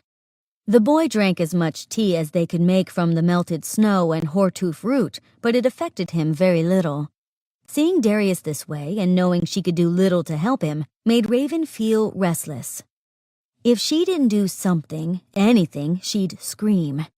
She met eyes with Grant and pulled a knife from the holster on her leg. "I believe we'll be disassembling this shelter to make a sledge or two for the boy and the captive." With a nod, Grant and the other guardsmen pulled knives of their own, and together they began. An hour later, they had fashioned 2 sledges, one pulled by belts buckled together, and the other by the spider wire from her winch. She braided it in a fashion to thicken it and keep it from cutting into the puller's skin. After wrapping the boy and the still unconscious old woman in the blankets, the rest of them each donned their furs and took turns pulling the two sledges through the knee-deep snow. The azure sky had cleared and was cloudless, save the vapor of their breaths as they trudged forward. Sunlight reflected from the white snow, keeping their walk blind. With the load they carried, what had taken 4 hours to hike up took 5 to hike down. Rupert had trudged ahead a bit, playing the duty of scout. When they neared the bottom, he rushed back, a look of grim determination on his set face. "Captain, a small detachment of soldiers has arrived at the inn. They were in browncoats. If I'd had my spyglass, I would have been able to tell if they were the rest of our squad or another. How do you suggest we proceed?" Grant slowed to a stop, the young Baron asleep on the sledge he pulled. He had let no other pull the small child under the pretext that he did not tire and the Baron was not heavy. "Let us assume it is the rest of our men and continue. Harry could be trusted to track us here." "Aye, Captain." Rupert nodded. "Either way, trudge ahead to the inn and enter alone. Scout it out." "Yes, Captain." He turned on his heel and jogged ahead again. The inn came into view, its black skin like a hole in the white backdrop. From this distance, they could spy Rupert as he reached the building. Raven couldn't help the tension she felt in her muscles. Was not the guards' original order to recover the boy and kill the Reaper? Her jaw set. She'd like to see them try. They rested and watched until Rupert came back out. He motioned for them to continue and started to hike back toward them. When he met up with them, he smiled cautiously. "Captain, it is 2 of our men, Bradley and Harry." "Excellent. What news?" "They delivered Jasper Hollow to the hospital in New Haven, where they discovered a grave development." His face became downcast for a moment. "Baron Solomon is on his deathbed. They expect him to be gone in very little time. The Duke is desperate to have his second son back." The solemn news caused a ripple of relief through the party. Colton smiled. "So the boy is safe and will not be executed." "That's the understanding." Rupert's eyes fixed on Raven and Monroe, and he nodded. "There is no longer any order concerning the Reaper." Grant clapped Rupert on the shoulder. "Though Solomon's illness makes us sober, the rest is all excellent news. Have they brought enough horses for the whole group?" "No, sir. However, the same coachman who brought us here has been stuck at the inn for the blizzard as well. I'd wager we could coax him into taking us to the train tomorrow morning." "Good idea." Captain Grant smiled and stretched out. "Let's get some good warm food in the young Baron and see if that bolsters him." When they reached the inn and began to untie the wood witch from her pallet, they found that she had died in the journey. Raven felt sick to her stomach. Had the old woman died because of the chemicals in Raven's hair stick? Would this be yet another life she'd need to redeem? Monroe approached and laid a hand on her shoulder. "It's not your fault. This was a natural course and one the woman chose for herself. You cannot accept blame for this. There is nothing to redeem." How had her uncle read her mind? She nodded. He was right. The woman's course of action caused her health to fail. Monroe nodded and bent over the body. Raven cleared her throat. "Will the innkeeper allow us to bury her here?" Grant stiffened and shook his head, his eyes darting quickly away. "We'll be fashioning these sleds into a box and taking the body with us as evidence." Raven shuddered. They'd be traveling with the remains of the Wood Witch. Marietta sidled up to her and placed an unwelcome arm around Raven's shoulders. The red-headed witch's voice lilted and a smirk crooked on her lips. "It's for the best. This area is too close to the enchanted mountain. We wouldn't want her rising from the dead now, would we?" Although his sleep was broken by his middle watch, Jack woke fresh from the best night of sleep he'd had in a month. The stress of hunting down the Baron had taken its toll on him. He shared a room at the inn with both Colton and Rupert. Baron Darius lay upon one of the beds in the room as well. He'd not let the boy out of his sight again. The boy's fever still hadn't broken. He tossed and turned a bit through the night, and the guardsman who kept watch also had to replace his blankets when he kicked them from him. He still slept, though all 3 guardsmen were up and gathering their things. Downstairs, the 3 of them met up with the 2 other guardsmen and the 2 reapers. Raven had donned a simple periwinkle traveling dress again, and her hair had been pinned up without the use of the glass sticks. A few strands were too short to be pulled up into her bun and curled against the creamy skin at the back of her neck. His heart fluttered and lightened, but he immediately swallowed it back down. She looked once more like a lady, but certainly she was unlike any other lady he had ever known. And she affected him more than he had realized before. He felt lighter when he looked on her, and until that moment, he had not noticed how the heaviness of leaving her behind had weighed on him. Where had she even gotten the dress? When Raven met eyes with him, she gave him a cordial nod and approached him. "Good morning, Captain Grant. What time this morning will we be leaving for the train?" Her voice had a formal edge that it had not in the past. For a moment he stood confused, disappointment weighing on him. But he stood straighter and returned her address in kind. "I suppose the cab will be taking us to the Ipswich station after a short breakfast. Would you be joining us for the journey to New Haven?" She nodded. "Yes, I intend to keep my charge until the end of this journey. I want to be certain the Duke means him no harm before I release him into his care." Jack bristled. "I assure you, the Duke is an honest man and—" The icy look in Raven's eyes made him falter. She narrowed them. A man in power is often willing to compromise his character to satisfy his whims. When you make the law, you may find little reason to abide by them. Jack's breath hitched, and he was glad Rupert had not heard the woman. The Duke's integrity would keep him from such a thing. How could a man of integrity decide to execute his son one moment and then pardon him the next? She stepped toward him and spoke through her teeth. Darius is his son, yet he tossed the boy aside when his heir was well enough to stand. But now that Solomon is bedridden, on a whim, the Duke remembers he loves Darius enough to spare him. Heat rushed to Jack's face along with his fury. How dare she speak about the Duke in such a manner? He opened his mouth to chastise her when Colton came whistling down the stairs. Rupert stepped close behind, carrying the young Baron. The other 2 guardsmen followed them. Jack swallowed his retort.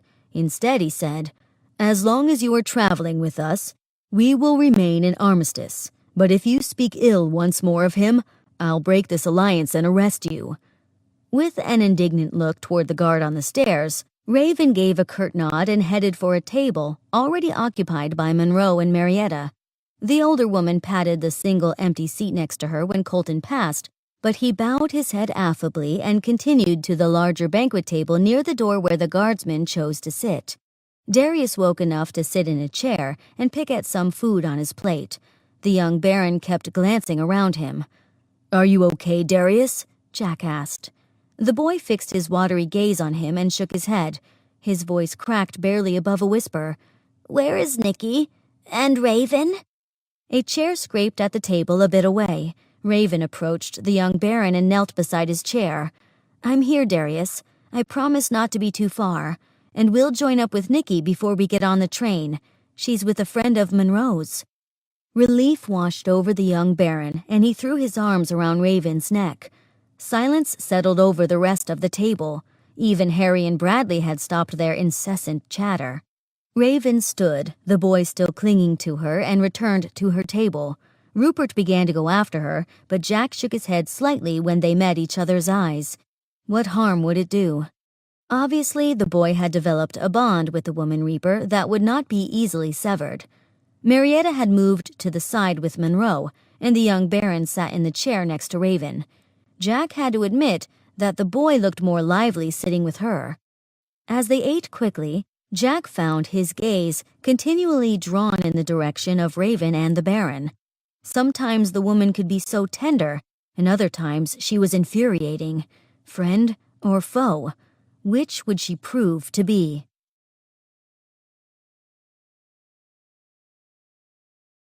Chapter 2. Trust must be earned and not freely given. Alliances are always tenuous until they are broken. Never rush into friendship. When the train pulled to a stop at New Haven, Raven's heart pumped adrenaline through her veins at an alarming rate. All of her senses were on high alert. The station seemed ordinary enough. People checked all of the windows for their loved ones to arrive.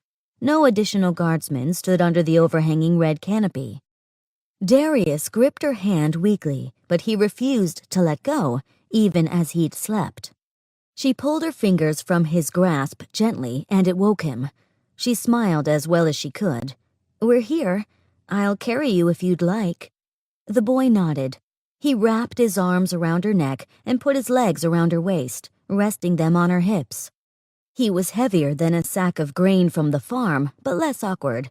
She didn't need to launch him over a shoulder, but instead he clung to her again like one of the spider monkeys she'd seen once at the carnival. The memory of the aroma of cotton candy and popcorn wafted through her brain, tickling her nose so that she nearly sneezed. Darius's warmth against her body comforted her, and she wondered if he could feel her heartbeat through his chest. His own beat weakly through hers. Were the bones on her corset uncomfortable for him? If so, he did not complain. Regardless, she felt vulnerable in this position. It would be difficult to do battle should the need arise. Truthfully, however, the comfort he afforded her, and she seemed to afford him, was worth it. The young baron would be willing to be put down if necessary. "Do you need help with him?" Captain Grant offered a hand before they reached the end of the train's aisle. His brown eyes were soft and pleading, almost apologetic. Raven's spine stiffened. She shook her head and averted her gaze. He was nothing more than a lackey. Kill at the Duke's command. Save at his command as well. Do not question his reasons or motivations, even if they should change. The very idea was repugnant, and this whole course of events felt erroneous. Carefully, she descended the steps from the train car to the platform. The vision from her right eye was blocked by Darius's wild, dark curls, his head buried in her neck and shoulder. They tickled her ear as she turned to scan both directions for potential problems. Monroe approached with Nicky straining against the leather leash. Raven smiled. "Darius, Nicky is here." Darius released his spider monkey hold and slid from her grasp. He pulled the caramel-coated Great Dane into a hug similar to the one he'd held on Raven. Monroe gestured with his eyes. She looked the direction he indicated.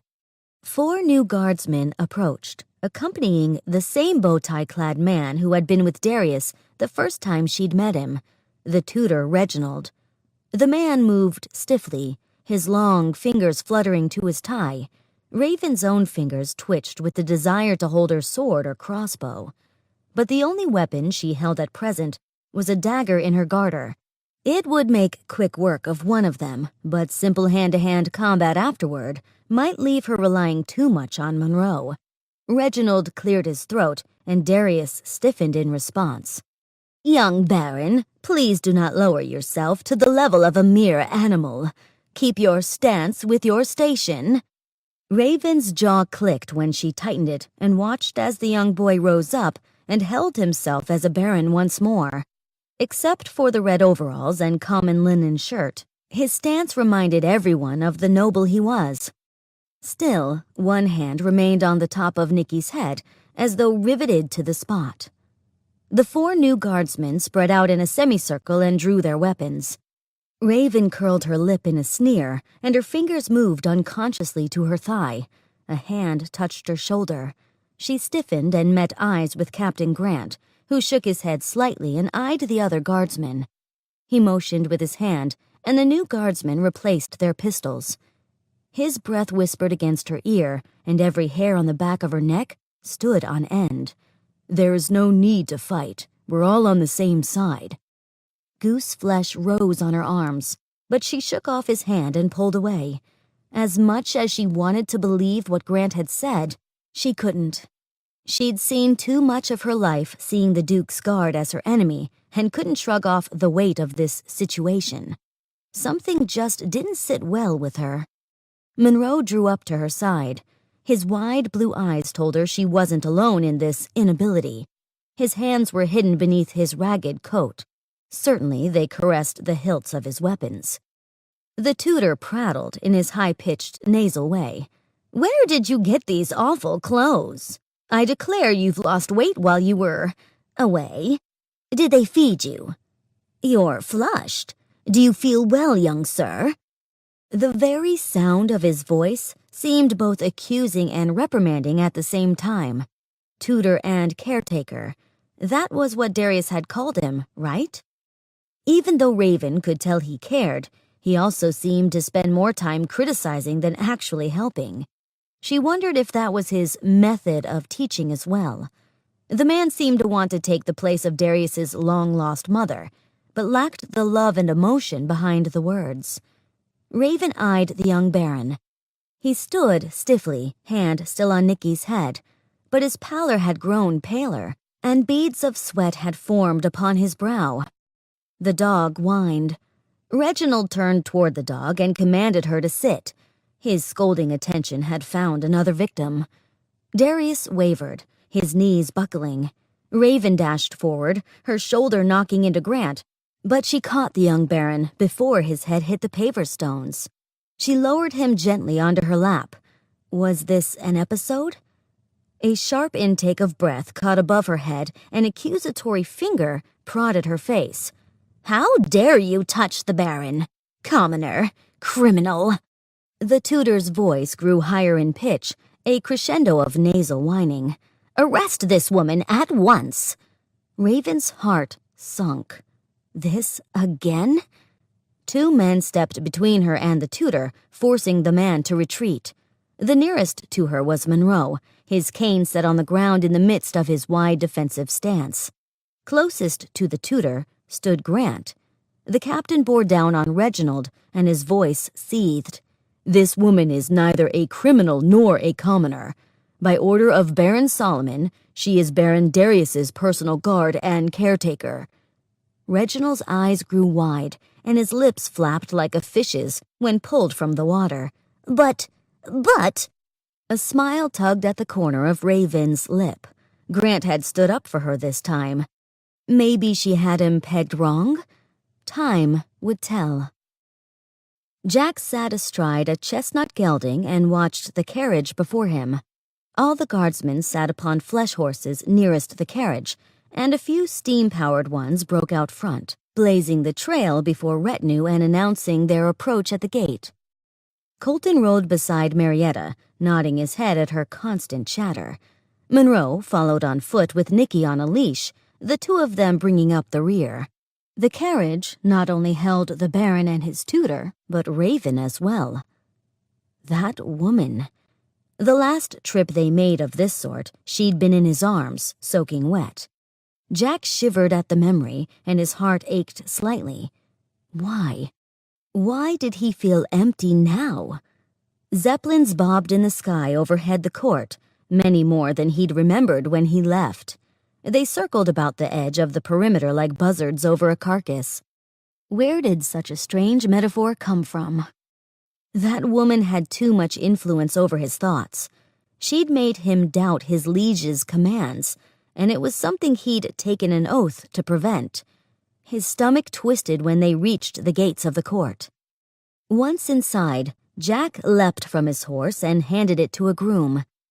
He rushed to the side of the page who set a step at the carriage and held open the door for the occupants. Reginald disembarked first. His shoulders were slumped and his face pale and clammy. It would almost seem as though he'd caught the boy's fever. The tutor withdrew a kerchief from his waistcoat and wiped at his brow. His pale eyes met Jack's. The man's eyebrows rose, and his eyes lost the worried look they'd had. Instead, they pleaded, "That woman's name is quite appropriate. She refused to answer any of my questions. And her effect on the boy? He's never been so cold. Black steel, that's what they were." A smile rose Jack's lip, and he knew it was a smirk. Black steel? That described the woman almost perfectly. He wondered if her father had known she'd become that way and so named her Raven. When a feminine boot appeared in the coach door, Jack rushed forward to take her hand as she dismounted the carriage. But her hands were full again. She carried the Baron. Instead, Jack settled on her elbow. Static electricity shot from her bare skin to his fingertips. Goose flesh rose on her arm. The hair on the back of Jack's neck stood on end. He swallowed. This was more than just the static of the carriage ride. Much more. Ladies of the court wore gloves, likely for the purpose of avoiding exactly this sort of reaction from the men they touched. But Raven's hands had always been bare. Though he'd touched them several times, the bare skin had never had this reaction before. What had changed? She pulled the elbow from his grasp as her feet hit the cobblestones of the courtyard. Her eyes met his with an eyebrow raised. He loved that he could tell her mood like he could tell the weather. Her expressions were as telling as the clouds in the sky. She was not angry, but her face twisted in confusion. It made Jack's smile wider and his heart thumped in his chest. It had to have been more than just a static discharge to her as well. Reginald cleared his throat. Darius, your brother has asked to see you immediately upon arrival. Will you let the staff take care of the guests? The boy shook his head against Raven's shoulder, refusing to release his grip on her. No, Raven will come with me. She had turned her face from Jack so he could not gauge her expression. But if he knew her at all, he was certain she'd be the one smirking this time. Reginald huffed and stomped over to Jack. Fine, as the young Baron wishes. But, Captain, I expect you to take care of the other ones. He waved his hand in the direction of the Ragged Reaper and Red-Headed Witch. What would you have me do, sir? A snarl took over Reginald's twisted face. He leaned in and said in a harsh whisper, If it were up to me, the prison house would be most suitable. But since it is not, find them quarters in the West Wing. The tutor shook his head and stomped off, Raven following behind him. Monroe stopped when he reached Jack's side. The elder Reaper's eyes remained on the boy and the woman. He placed Nicky's leather leash in Jack's hand. A smile rose up on the old man's face. No need to put anyone out. If you have charge of the Baron's Great Dane again, I'll take care of finding my own lodging in the stables. Jack's eyebrows scrunched together on his forehead. That's most irregular, sir, but if it is what you wish for accommodation, it can be arranged. Monroe nodded and scratched his beard, then headed in the direction of the stables. Jack tilted his head to Rupert in silent command. The black-skinned guardsman jogged to catch up with the old man. Colton's eyes found his, and he nodded his direction as well. Marietta weaved her arm into Colton's, and he guided her toward the house. Harry approached. Would you like me to take care of Nicky, sir? Jack's eyes had returned to the front door of the main house and watched the periwinkle skirt disappear within. No, Harry, I've got this. He gripped the leather leash tighter and started for the house. The spicy smells of cinnamon and bay leaf intermingled throughout the first-floor dining area. The butler had taken the same post he'd had when Raven first arrived. This time, however, she was too tired to be nervous. Darius's chair had been pulled as close to hers as possible, and he rested his head against her shoulder. Her jaw clicked again as she'd tightened it. If it were not for her presence, they would likely have taken the young Baron to his brother's bedside, instead of standing on the pretense of meeting here in a formal room of the house. Both brothers should be in bed. Neither was well enough for this meeting. Baron Solomon's hair had gone white. A ghost of him sat before her, as though he'd already died, and this meeting was a witch's doing. Electromagnetic manipulation? Solomon's voice struggled through the phlegm in his throat. He coughed into the kerchief he held. That's the diagnosis of the witch you'd brought with you? Yes. Raven's answer was short. She wanted to speed this conversation along, to allow both the two barons to go to bed. Why was she here at all except to keep Darius safe? Solomon nodded. We'll be sure to keep Marietta here until Darius has learned what he needs to know to control this talent of his." Solomon stood, his back bent like an old man's, but she knew he was at least 4 years her younger. Although his smooth skin kept him from looking older than Monroe, his hair held more silver.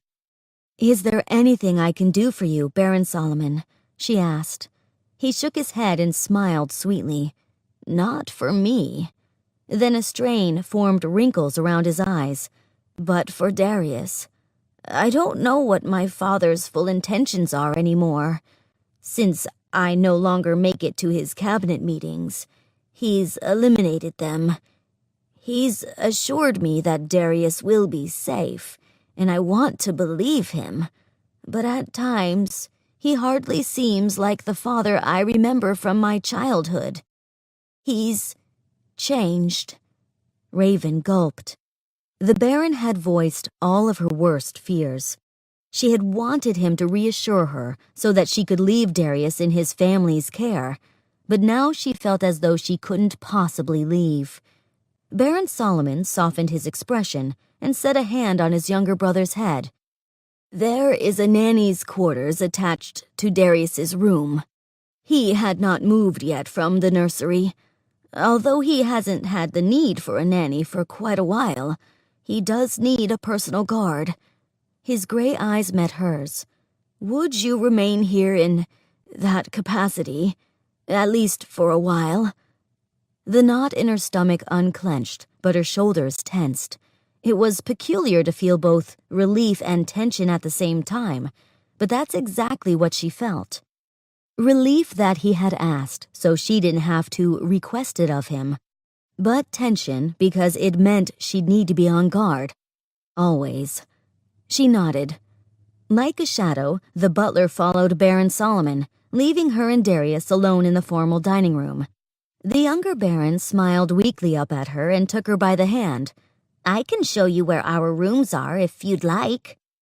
The boy's strength seemed to rally now that he knew she wouldn't be leaving him. As he led her by the hand up the grand staircase and down a darkened, windowless hallway, Raven memorized her route. She'd need to make a mental map of the place, and she'd need to know how many people resided under the roof and where their quarters were. Darius prattled to her as he led her, giving her some of the information she required as they went. But most of the time, he talked about his room and all the things he had missed about it. When they finally arrived, the boy labored to breathe and had sweat upon his brow, but his eyes still had the bright, excited sparkle of life to them. Still, he'd need a nap. "I believe that your brother said he'd join us for dinner in a few hours. Why don't we both rest? Maybe nap until then." She forced a yawn. "I know I'm tired." At the suggestion, Darius yawned too. Okay. I'll just show you my room expeditiously, okay?" She nodded and gave him a weary smile. Honestly, she was tired. Exhausted, in fact. But she knew in her heart she would get little sleep on guard duty. They entered the extravagant bedroom. It was much too large for a single 9-year-old child. A large bed, a fireplace, a picture window with a settee, and a work table for tinkering. Toys were neatly stacked upon the shelves, and the room looked more like a museum display of a child's bedroom rather than one lived in. But of course, it had been over a month since the child had lived in it. "Isn't it great? Come on, your room is this way." Darius tugged at her hand. Instead of a door between the child's room and the nanny's quarters, there was a curtain pulled across. She supposed that in caring for an infant, there would be no need for an actual door. A door would block out a crying child and negate the nanny's purpose. Then it suddenly occurred to her that the Duke would have a crying child as far from him as possible, wouldn't he? "Does your father live in this wing?" Darius yawned again and shook his head as he covered his mouth. "No, this is the West Wing. The entire 3rd floor is mine. The 2nd floor of this wing is for guests, and the 1st floor is where the servants' quarters are." "So your father is in the East Wing?" He shook his head again and blinked tiredly. No, the east wing is where the guard resides. Second and third floors, anyway. The first floor is where the kitchens are. There's a third wing, then? Yes. The north wing is where the family stays. It only has 2 stories. Raven's heart sank at the thought. Didn't Darius miss staying with the rest of his family? Do you mind living alone? He shrugged. I'm not really alone. Reginald has always been here for me if I need him. And Mrs. Hyacinth was my nanny until I turned 7 and didn't need one anymore. His blinking slowed until his tired lids closed for a full 3 seconds. With as cheery a voice as she could muster, she shuffled him back towards his bed. All right, I've seen enough. Time for you to take that nap. And don't fret, I'll be right here if you need me. He smiled and snuggled under the white down duvet. I'm so glad you found me. I'm glad too. The words barely made it past her constricted throat. Chapter 3. Never allow the routine of daily life to dull one's senses. A gentle knock sounded against Darius's door, waking Raven from her shallow sleep. She bolted upright on the bay window settee. Her eyes immediately darted toward the young Baron, who still slept soundly in the same position he'd fallen asleep in. Her fingers wrapped around the hilt of the sword she'd retrieved from her luggage in her room. She pulled it from the magnets on her back. It felt good to be back in her normal Reaper's breeches. The high collars of her dresses stifled her, and the puffed sleeves constricted her movements. She darted toward the door on the balls of her feet and glanced at the timepiece over the mantel. She'd only dozed a quarter hour. She seethed through her clenched teeth. Who is it? I've brought the doctor to see Baron Darius. Reginald's high-pitched whine rankled Raven's nerves, but she replaced the sword to her back. She tugged the door open a bit and looked through the crack she'd made. Behind Reginald stood Gregory, his eyes as wide as hers felt. Her heart leapt. Words escaped her. The tutor's frowning face suddenly blocked her view. Will you allow us entry, or do you intend to leave us in the hall? Raven shook her head to snap out of it and pushed the door open wide to allow the 2 men entry. Her heart thumped wildly. Gregory's eyes remained on hers. Her doctor. No, he wasn't hers. The pieces of her heart that had started to mend together again fell apart and sank deep into her stomach. His voice broke the silence. Are you well, Raven? She swallowed past the lump in her throat and nodded. Had her voice box frozen?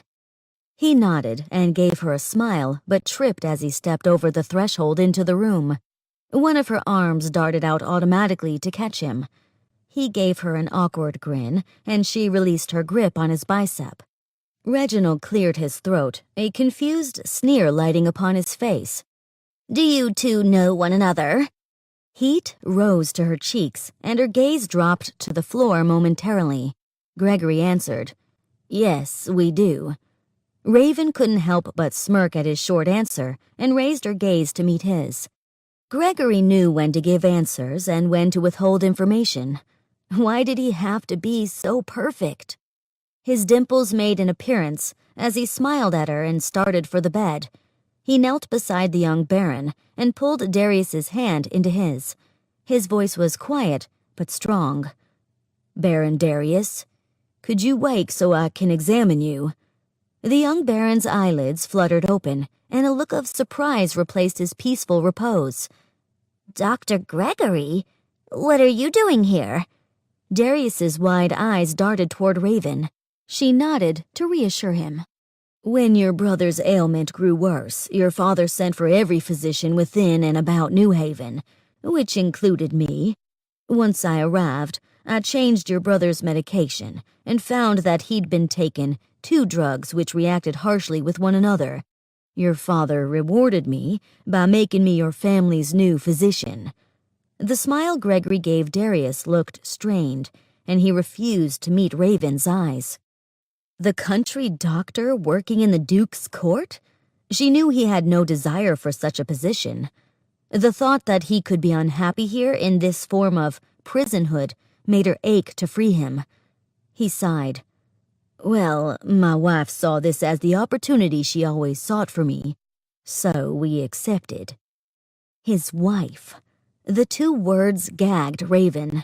She'd forgotten the woman for a moment. Of course Amelia was happy. And that was what a husband should do, right? Make his wife happy. Shouldn't that be his foremost concern? She swooned but caught herself and sat on the window settee unnoticed. From this perch, she watched the boy and Gregory laugh and joke with one another while the doctor's long, slender fingers probed over Darius's body. Gregory listened to his chest and then took his temperature. After a few more jokes, which left the boy giggling, the doctor finally stood.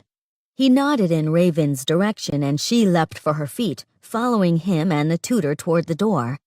He leaned in toward both of them conspiratorially. The boy has pneumonia.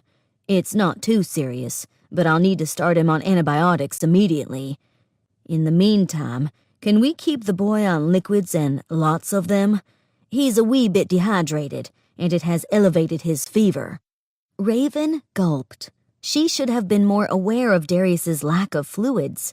His intake of sustenance, whether food or drink, had been greatly reduced since they'd reacquired him from the wood witch. He'd had no appetite at all. Dr. Gregory, Darius asked shyly, could you by chance bring me some of those cookies the next time you come? Gregory's eyes met hers and they both laughed. What does he mean, cookies? Reginald asked. Of course, this only made it harder for either of their laughter to stop. Instead of meeting Solomon in the dining room for a formal meal, Raven and Darius took supper in Darius's room. He had a small table at which they dined together on soups, stews, and fruit juices. The maid brought a pitcher to the room at regular intervals so that the glass beside his bed remained full at all times. Raven mothered him a bit by making sure he drank often. The young baron had her read to him to pass the time. By the next morning, Raven grew restless and stifled in the room. She didn't quite feel imprisoned, but she would have enjoyed a walk in the fresh air. Because time had not afforded her the luxury as yet, she spent most of her time peering out the picture window to the courtyard. Darius spent much of his time asleep, but he seemed brighter whenever he woke. He took his meals with her at the small table in his room and chattered constantly through them. Gregory came twice a day to administer medication, remaining formal and bringing a cookie as a reward for taking the bitter pill each time. But he had to hide the treats within his jacket pocket from Reginald, who had forbid them from the Baron because he considered all sweets to be an unhealthy indulgence for children. On the third morning, Gregory arrived with Amelia. Although the woman was nice enough, depression still slunk over Raven like a dark cloud. She did her best to shake herself from it. Are the chickens well? Darius asked, bouncing on his bed. He was happy to see the woman he'd spent so much time with at the farm. Amelia tucked an amber tendril behind her ear and smiled sweetly. Her cream-colored skin wrinkled a bit at the corners of her green eyes. Of course, they are much quieter now that Nicky isn't there to intimidate them. Darius smiled even wider, his hopeful eyes shooting toward Gregory. I miss Nicky so much. Do you think I'm well enough to see her? Can I go outside to the kennel today? Gregory bit his bottom lip, his eyes toward the ceiling in thought. Well, your fever has receded and your lungs sound clearer. I suppose a short trip outside wouldn't do any harm, but wait until after lunch and allow the day to warm a bit. Sensible, practical. Things Gregory had always been and Raven had never. The reasons she'd always loved him. I could take you if you'd like, Amelia offered. No, Raven said over loud. She blinked hard, not having meant to be so forceful. I mean, don't trouble yourself. I'm more than happy to go for a walk with the boy, as his personal guard, of course. Amelia's face brightened. Of course. You likely want to be out of this room as much as the young Baron does. Of course you should take him. Beautiful, understanding. More traits Raven had never possessed. No wonder Gregory loved Amelia. Raven's chest ached, and unshed tears stung the backs of her eyes. Jack shivered in the shade of the main house and eyed the guards in training, while Rupert guided them through sword forms. The grassy yard afforded the young combatants to spar or practice their forms, with plenty of room to prevent injury. Over 20 pledged recruits worked in the field. Their eager young faces beaded with sweat in the afternoon sun. That was the sort of day it was, cool in the shade but hot in the sun. Across the field, a black feminine form caught his eye. Raven Steele walked hand in hand with the young Baron. From this distance, her graceful cat-like movements enraptured him. She continued to scan the area on high alert. If she were a cat, he was certain her hackles would be raised. Did the woman ever relax? They moved in the direction of the kennel and the stables. Jack nodded toward Rupert and pushed off into the afternoon sun. Rupert nodded in return, too focused in his task to have noticed the two visitors. Jack started off in the direction the two had gone, coming at the kennel from a different angle so as to meet them there at about the same time. His plan worked perfectly, and he arrived just as the two reached the kennel where Nicky resided. He smiled at how Raven's eyes were already watching for his approach before he'd even turned the corner. Was her hearing really so keen? "Hello, young Baron Darius. It's good to see you out and about." Jack smiled in greeting. The young boy beamed in return. The woman stiffened, her eyes shifting behind Jack as though waiting for someone else. It forced him to look behind himself as well. When no one else came, he returned his attention to the couple, but her eyes had already returned to the boy and his dog. Young Darius cooed to his Great Dane in unintelligible tones. He opened the kennel gate and released the dog. Her whole body wiggled with her tail as she bounded around the child, keeping her head near the boy and her tongue in constant use. The sight brought a rarely seen smile to Raven's lips. She had backed up into the shade of the tree and allowed the moment of revelry to be between the boy and his dog alone. Jack slid up next to her and watched the boy as well. "How long will you be staying with us?" Her brows furrowed. "When I am certain the young boy is safe, I'll go." Jack shook his head. "I don't mean to say that your company is unwelcome. I just didn't know if you'd be leaving now that Darius is well." She shrugged. "I am no doctor.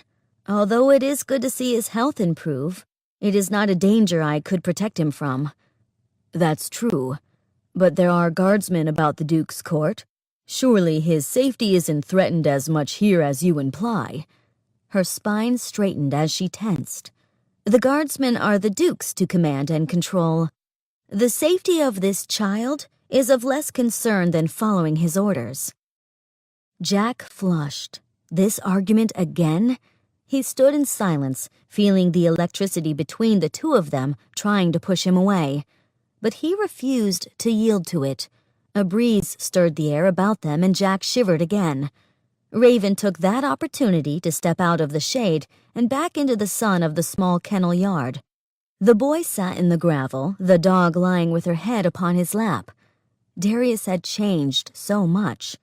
He'd become less barren and more boy in Raven's care, without Reginald to scold him for getting his clothing dirty or behaving in a common manner.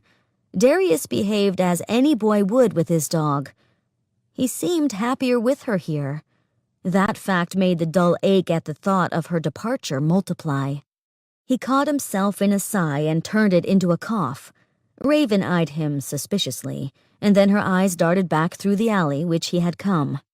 A page turned the corner, jogging and out of breath. When he arrived, his cheeks were flushed from exertion. "His Highness the Duke of New Haven is pleased to hear of his younger son's recovery and requests his audience at supper tonight with his attendant in accompaniment." The young baron hastened to his feet and dusted his trousers. His spine stiffened once more, and his chin rose. "Of course, we shall be in attendance." "Right." The page nodded and trotted back down the alleyway. Raven's eye quirked.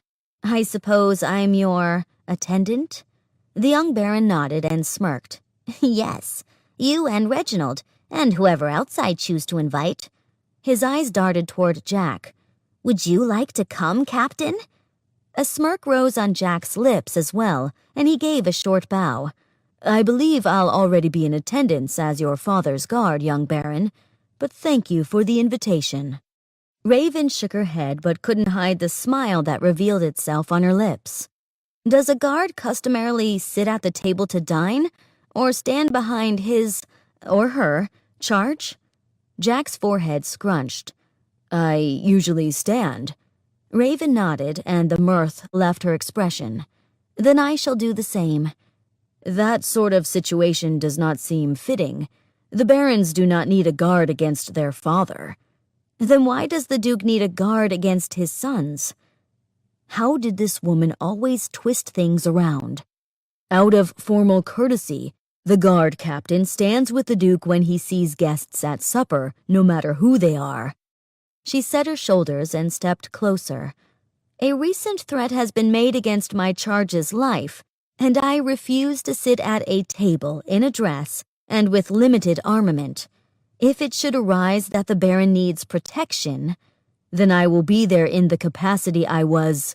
The limited capacity that you can provide against an attack alone would hardly—" "It would be more than enough in the Duke's dining room. There are guards outside and within at all times during—" "Not enough! My charge's enemy in the past has been his closest family. Should the need arise, it will not arise." "You cannot guarantee it." Her head shook, but the fierce look she had before was lost. Her eyes became sad, pleading. "I cannot trust you. At his command, you would kill us both, no matter if you feel it's wrong or right." Never in his life had he wanted so much to pull a woman into his arms as he did her at this moment. She left him breathless. A wordless, thrilling moment passed between them. Then Darius took her hand in his and whispered quietly, "Come on, Raven. Let's go. I'm tired." It broke the spell the moment had cast upon them both. She blinked hard, but her eyes still had that pleading appeal. Then she looked away. Darius had already returned the dog to the kennel while they argued. Jack's concentration had been so completely on the woman that he hadn't noticed. He wiped the sweat from his brow and watched the twosome as they rounded the corner and left the kennel area through the stables. His heart thumped in his chest, and he continued to pant as though he'd run a mile. Raven was infuriating. That woman's passion was like a storm, and he could either cower from the lightning or be brave and stand in the rain.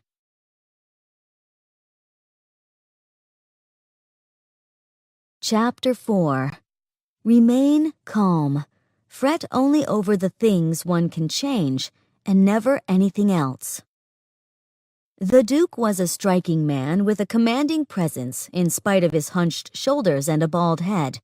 His mechanical arms were overlarge for his body and made his head smaller still. His stubby legs brought him into the room, and Raven surveyed him, trying to discover why this man deserved any respect at all. Behind him, Captain Grant wore his blue suit freshly pressed, with exaggerated creases, and the brown coat he'd normally worn had been left behind. He had pinned the red band that usually went over his bicep to the front of his suit, over edge of his pocket. His square chin had been shaven clean, even since the afternoon they'd met in the courtyard. Reginald had come into the nursery and fussed over the attire of both Darius and herself. She had refused to change at all. Her Black Reaper garb had been clean, and she declined to wear anything else. Well, except for her purple-cropped jacket, since Reginald's complaint was a lack of color. She stood over Darius at a respectful distance, and at his right shoulder, a mirror image of how Jack stood over the Duke. Gregory sat at the table on the other side of Baron Solomon and kept eyeing Raven suspiciously. The Duke's cold gray eyes swept over Raven the moment he walked in. She suspected he appraised her in her capacity as a warrior and as a woman. He licked his lips as he judged her body, but met her glare with a mild flinch. Yes, she'd passed both his assessments. He cleared his throat and turned his attention toward his guest. So, Dr. Gregory Patrick, what have you accomplished concerning my two sons? Are they both well? Gregory nervously shot a glance toward both boys and sat up straighter. Baron Darius is well on the mend. I believe that after a few more days of antibiotics, he'll be back to running around like any boy his age. The Duke scoffed. The Baron is not like any boy his age, and does not run around. Darius paled, and Gregory returned his attention to the food on his plate. Of course the doctor had seen the younger Baron run around plenty at his farm, but would not argue with the Duke. And my heir, my Solomon. Father, Solomon started. The Duke sneered at his son. I didn't ask you. I asked the doctor. Gregory blinked hard and shifted his eyes about the room. He straightened his tie. Raven knew he wasn't terribly used to wearing one, and he never did around the farm. The tension in the room elevated. Well, sir, I'm doing my best to alleviate Baron Solomon's pain. The Duke slammed a brass fist against the table, making Darius jump in his seat. Not enough. I want to hear about a cure, not mere pain alleviation. Raven set a hand on the boy's shoulder. His body shook. Raven seethed and did her best not to grip Darius's shoulder any more than lightly. Her gaze darted toward Captain Grant, whose worried eyes had widened but remained on the Duke. When she returned her gaze to her charge, she realized suddenly that he shook from more than fear. His eyes rolled back in his head, and foam had begun to form at the corner of his mouth. The Duke's chair slammed against the hardwood floor as he backed away. Fear gripped his features. A whirring noise had begun in his mechanical arms. No, not now. Kill him. Kill Darius now. Raven didn't hesitate. She scooped up Darius and darted away with him. She didn't even want to see Grant's reaction to his order. Part of her hoped that maybe, if she could create enough distance between the young Baron and his father, it might keep the inevitable from occurring. Chairs scraped the floor in the dining room behind her, and a worried murmur erupted, followed by an explosion. Steam burned against her back and flung her farther into the hallway. She rolled to keep the boy from hitting the floor and from crushing him. The first moment she was able, she leapt to her feet and continued her escape. She kicked open the front door, but stopped herself. Wait, Marietta. Maybe she would know what to do about the Baron's seizure. Second floor, West Wing. She rushed up the grand staircase steps and jogged down that hallway. Gregory, Captain Grant, Solomon. Would any of them survive the explosion? She shook the thoughts from her head. She couldn't fixate on this now. She needed to concentrate on what she had control over and nothing else. And she had no control over that. When she entered the hallway, she remembered it from her first arrival at the palace. Which room would they put Marietta in? No idea occurred to her, but she rushed to the door of the guest room she had occupied upon her first visit and took a gamble the woman might be there. Raven kicked the door open with a boot and rushed in. The gaslight lamps were lit in the room, and Marietta shot up naked from her bath. Sorry. Raven averted her eyes and rushed toward the bed to set the young Baron down. He's in the midst of one of his fits. Is there anything you can do for him? And hurry. When she spun around, she saw that Marietta had donned a luscious pink robe. How long has he been like this? And how long does one normally last? I don't know. I've lost track of time. But it's only been a few moments. And the couple of times I've witnessed this occurrence, it only lasted 5, maybe 10 minutes. Do you know the trigger? Fear? Stress? Booted feet stomped down the hallway. Did they know where she'd gone? She withdrew the red-corded sword from the magnets on her back and pressed a finger to her lips. Marietta never looked in her direction. She rustled through the carpetbag on the nightstand. Chamomile oil, that should do the trick. What we need to do is calm him. Raven rolled her eyes and left the Baron in the herb woman's capable hands. She leaned against the wall next to the doorway, gripping the sword in her fists. 2 deep breaths. The boots drew closer. She spun around the doorway and held her sword level with Captain Grant's neck. He froze. His eyes were wide, and the side of his face red from steam burn. But he was alive. Fear and relief collided in her chest. He held his hands up in surrender. I'm not here to harm you or the Baron. I'm on your side. Her breath hitched. How can I know you're not lying? He shook his head. You'll have to trust me. I'm not lying. Her heart thundered in her chest as she studied his eyes and expression. Brown pools of swirling muddy water. But everything in her being told her she could trust him. He'd never lied to her before. With a nod, she lowered her weapon, but still held it ready. What happened? The Duke's right arm exploded, shooting steam in all directions. But Solomon took the brunt of the explosion. I had already started after you, but turned back to see what I could do to help. The Duke and the Elder Baron are both dead. The doctor was doing what he could to revive them, but... He shook his head. Good Lord! Her sword slipped in her grip, but she tightened it again. Gregory was alive, and the Duke dead. What would be the purpose in the captain following the Duke's last order if he was gone? Was Darius the Duke now? But there was something else, something Grant hadn't said yet. His expression told her he was holding something back. So what now? She asked. There is a problem, and I need to see Marietta. He swallowed and shook his head. You remember those prototype mechanical men we found in Ipswich? She shrugged one shoulder and narrowed her eyes at him. The butler is one. He ran a hand through his brown hair. That butler's been here as long as I have been, and I had no idea. But the side of his face had been burned in the steam blast. It melted and revealed the metal underneath. Raven shuddered. What difference does that make? Jack looked up again, his eyes filled with worry. He took my sword and started out the front door in search of Darius, to fulfill his owner, the Duke's final command. How do you know? As a man, I've known the butler to be silent constantly, but he continued to play a recording of the Duke's final words. Kill him, kill Darius now. The building swam around Raven and panic threatened to consume her. But she gripped her sword tighter and straightened her spine.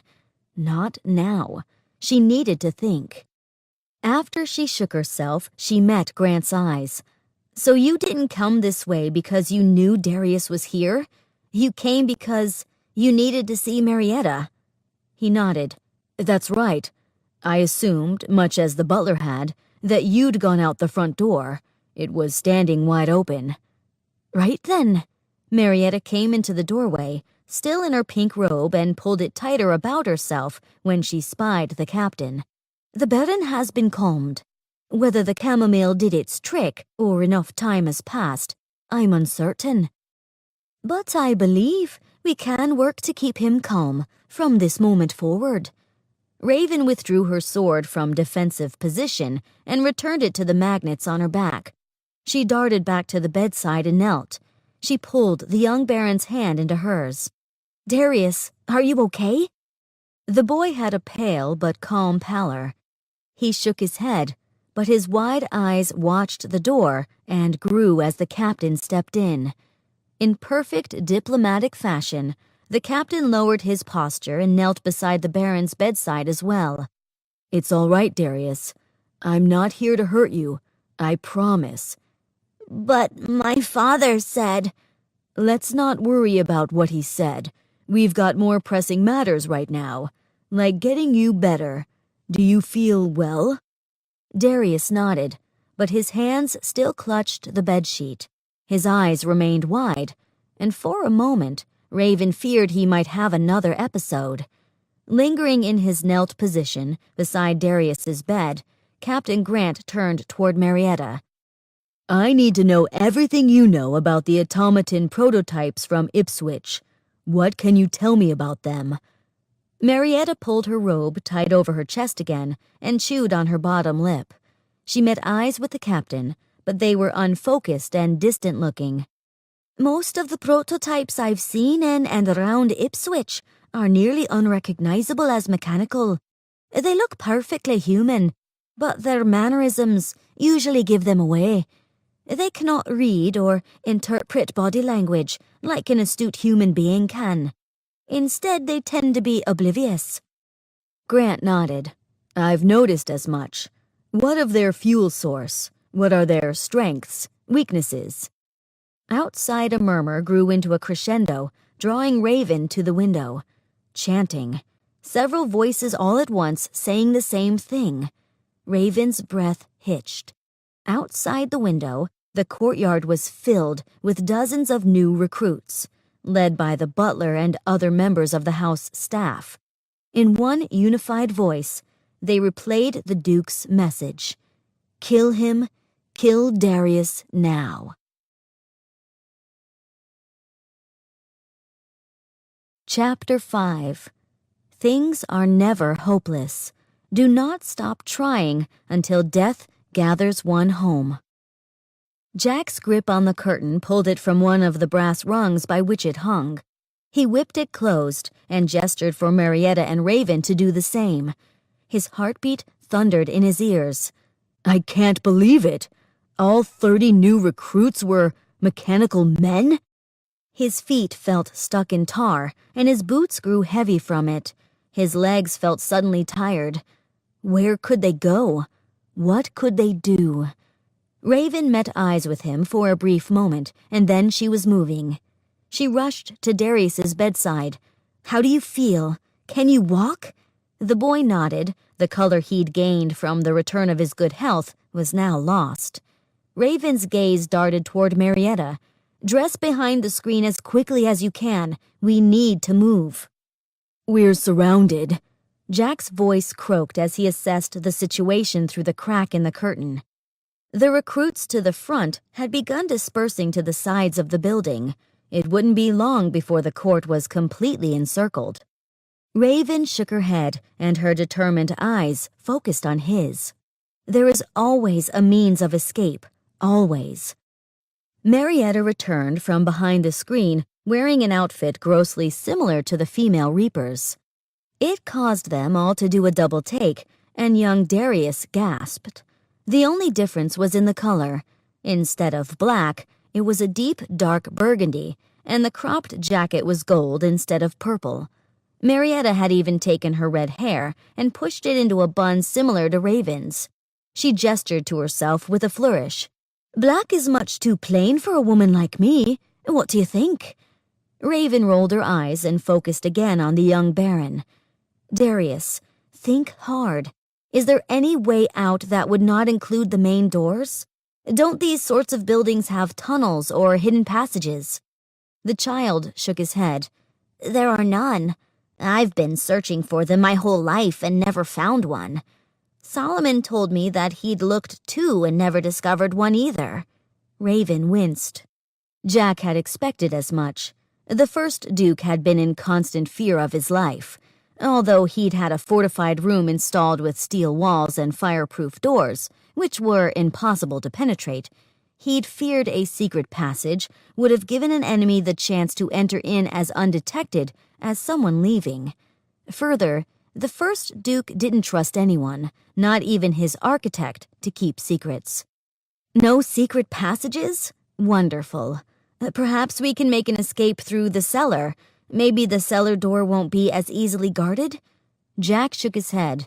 "The cellar door exits almost immediately next to the West Wing's service entrance. Considering the number of servants standing outside among the automatons, I'd be surprised if they didn't have the exit thoroughly covered."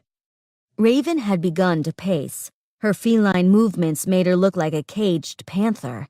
Her eyes were stormy and wild as she continued to rack her brain. Jack hated to see her this way. "They are not looking for me. Perhaps I can hurry out myself and bring back reinforcements." She moved the curtain back an inch to look outside again. "I don't believe we have the time. We need to move quickly." Marietta yawned and leapt onto the bed, her bag in hand. "Why not go to the roof?" Everyone stared at her. Then it hit Jack. "Of course. There must be at least 3 Zeppelins tethered there. We can make our escape to one of them." A smile tugged at the corner of Raven's mouth. She nodded. "Let's go." Jack led them through the hallway, rushing ahead, but staying on high alert. The lush red carpet in the hall absorbed their hurried steps, but also made it difficult to hear anyone else's approach. They darted toward the West Wing's servant staircase, since the main stairs were open to the main entrance. He opened the door and listened for any movement up or down the case. When certain the coast was clear, he motioned for the group to hurry up the metal stairs. They bypassed the 3rd-floor exit and continued up to the roof. Jack hung back in the rear, his hand ready on the butt of his pistol as they reached the top.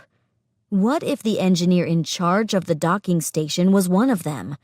Could he trust that any human in the Duke's employ was not a mechanical man? Raven pushed open the trapdoor and pulled herself up the last rung of the case, motioning for them to wait while she checked the roof. The ragged breathing of the threesome filled the space and echoed through the narrow stairwell. A flash of blue light overhead surprised them all, and they caught their breath. It had become steady with a low hum Jack knew all too well. The panicked look on Darius's face as he backed from the trapdoor told Jack his conclusion had to be correct. His whispered voice sounded out loud in the quiet staircase. "The Wood Witch? But she was dead." Marietta's eyes were wide and frightened. She counted on her fingers a moment, looking in the distance, and then leaped toward Jack and whispered, "Where have you lot kept her? You hadn't buried her yet in the churchyard?" Jack shook his head. "No, the alchemic surveyor kept the body in his cooler. He needed to run tests." "Resurrection weed. It has to have been. That old trickster." Marietta pounded her fist on her thigh. "I didn't see any, but she must have taken it sometime while we were in the shelter. It makes her appear dead for 3 days. She knew we wouldn't bury her at the Bewitched Mountain. She knew we'd bring her body here. That old witch had no worries about being buried alive. If we'd gotten her into the ground before it wore off." "But it's been nearly 6 days since we were on that mountain. No one has reported her as anything but dead." Marietta nodded, her eyes twinkling. "And who's to say that the alchemic surveyor isn't now under the witch's control?" Jack gulped and darted for the trapdoor. "Raven!" The redhead set a hand on his chest gently and shook her head. "Wait." She fished through her bag and pulled out a strip of corkwood. With a quick tug of her knife, she cut 2 small plugs. "Place these in your ears. It will not squelch the witch's power, but the spell works on your auditory nerves, so this will dull it. Your willpower will be what determines if you're able to move or not from there." He nodded and stuck the cork plugs in his ears. They were a little small, but the whistling sound had dulled considerably. He gestured toward Darius, who sat on the step, eyes wide and fingers in his ears. "Take care of him?" Marietta nodded and withdrew a small bottle marked chamomile. "Don't worry, I'll do that." Jack drew a deep breath and threw himself over the lip of the hatch. His joints felt the immediate effects of the blue light. They stiffened, as though rusted and in need of oil. His movements slowed, but didn't cease completely. Raven lay on the ground, her eyes unblinking and unfocused. Then the whispers came around the edges of his cork plugs. "Failure. Reject. Worthless. Your father left because of you. Your mother never loved you." He shook his head and concentrated. It didn't matter what his birth father and mother were like. His aunt and her husband had been better parents to him than he could have asked for. They loved him unconditionally and completely. He pictured their loving, proud faces and withdrew his gun from his holster. His fingers betrayed him, and the pistol slipped from his flaccid grip. He winced and clenched his teeth as the weapon skidded away from him. The air had become heavy like water, difficult for his arms and legs to move through. He stumbled a step toward it, but his left foot refused to budge, and he fell to his knees. The stony rooftop dug into his palms with sharp points, forcing a cry from his lips. His palms bled. Keeping his thoughts positive, while a voice whispered in his ears his failures and fears, was harder than he'd realized. His joints felt as though they needed grease. He crawled to his pistol, but hardly had the strength to lift the weapon. With his other thumb, he shoved the corks farther into his ears and took a deep breath. It helped. Raven remained immobilized in the gravel upon the rooftop. Silver zeppelins overhead blotted the evening sky. Only the blue light penetrated the dark shadows. The witch stood with arms raised, the veins on her body pulsing and glowing. She'd aged more. Behind her sat the engineer at the controls to the blimps overhead. In the blue light, the pale skin of the engineer became clear, and the metal beneath glowed green. "Another mechanical man?" Jack asked. The wood witch smiled and focused on him. "Why, yes. Cracking contraptions, are they not? My own invention, in fact." Although her voice was muted, he could follow her words and read her lips. Jack pulled himself to his knees and rocked back so that he sat on his heels. "Your invention?" The old woman nodded. "Your Baron isn't the only child I've come across with the ability of electromagnetic manipulation. I've harvested 4 hearts, but none as powerful as his." The witch's nonchalant talk gagged him, or maybe it was combined with the dizziness of fighting the whispers. "And you used these machines to infiltrate the court?" Her smile cracked wider, revealing a blackened premolar. "It wasn't difficult. Once your Duke wanted to trade in his weak, pathetic limbs for the strength and power of mechanized brass, he sought out the best, most powerful alchemist he could find. Me, of course." "But the Duke wouldn't allow the nobles, the citizens even to use your services." "A ruse, of course. If he continued to deny his people access to my services and denounce me, they wouldn't suspect that he was my most important client. He also did his best to thwart his enemies from using my services, but it didn't matter. He had no idea that the one he held closest was the very one with a knife to his heart." Her laughter rang hollow. Jack did his best to stand again, but couldn't lift himself from his hands and knees. He still couldn't steady his arm enough to use his pistol. The whispers intensified. "Worthless you are. Weak." He needed to do something, but he couldn't. The voices were right. He was too weak. Although each crawling step bit into his palms and left a trail of blood behind, he crawled closer to Raven. He placed her head in his lap. "Oh, how touching," the witch laughed. "Do say goodbye to the Lady Reaper. She's been in the power of the spell too much over the past few weeks. She's grown weaker to its grips. It won't be long until she slips into its clutches completely." Jack looked down into Raven's pale, weak face. Her violet eyes had grown dull and lifeless. He put his fingers to her neck, and her weak pulse barely registered against his fingertips.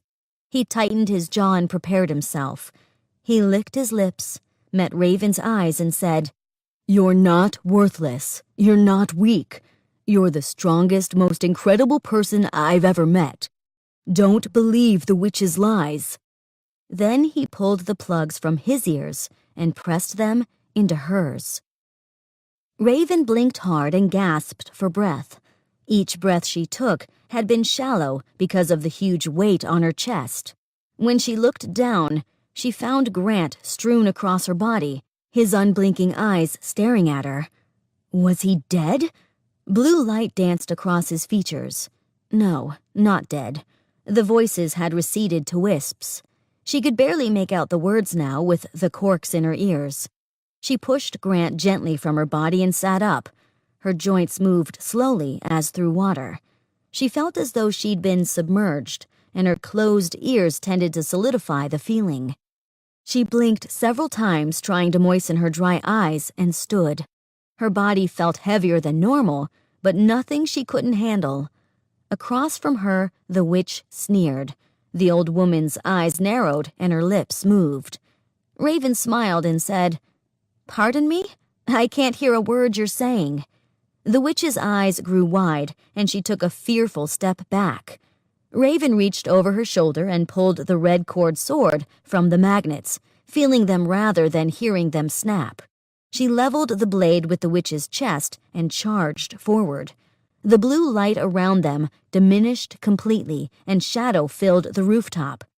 She was still several paces from the witch's last location as she pulled the green-tinted night vision goggles over her head.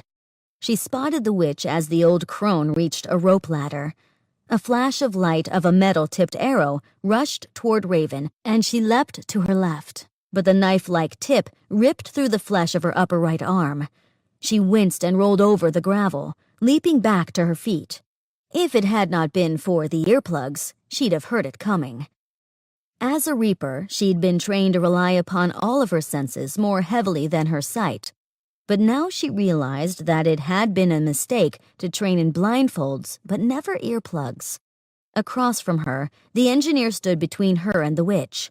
In the green of the night vision goggles, the man glowed ominously, as though he had steam rising from his skin. Unusual. The man also seemed to know exactly where Raven was without the use of night vision goggles. Also peculiar. Raven came to the only conclusion available. He was an Ipswich automaton, and he was reloading his crossbow without looking. She whipped the sword behind her and snapped it to her back once more, withdrawing her crossbow. But before she could get it into position, the engineer's arrow had been released. She launched herself to the ground to avoid the bolt when a large bang made it past her cork plugs. A gun report. The engineer whipped to the side, half of its head missing. Sparks flew from the hole, causing her to have momentary flash blindness before she removed the goggles. She wiped at her eyes, doing her best to relieve the dots which danced before them. A hand rested on her shoulder and she flinched away. But in the sparking firelight, which emanated from what was once the engineer, she found the soft brown eyes of Captain Grant looming above her. A smile spread across his face. He pushed out a hand in her direction, and she read his lips. "Come on." She gripped his fingers and leapt to her feet. The engineer had begun to smolder, and the light he created faded. She shook her head and pulled him toward her to bring his lips closer to her ear. She asked, "How did you know where to fire without the aid of night vision goggles?" He shouted so that she could hear him through the cork. "His eyes shone in the dark when he turned his head. It gave me a precise target." She nodded and relaxed her grip, but he kept his as they ran across the rooftop for the rope ladder the witch had ascended. The witch was out of sight, so she released the corks from her ears. A scream from behind them was the first sound she heard. "Raven!" "Darius!" She pulled her hand from Grant's fingers and spun on her heel.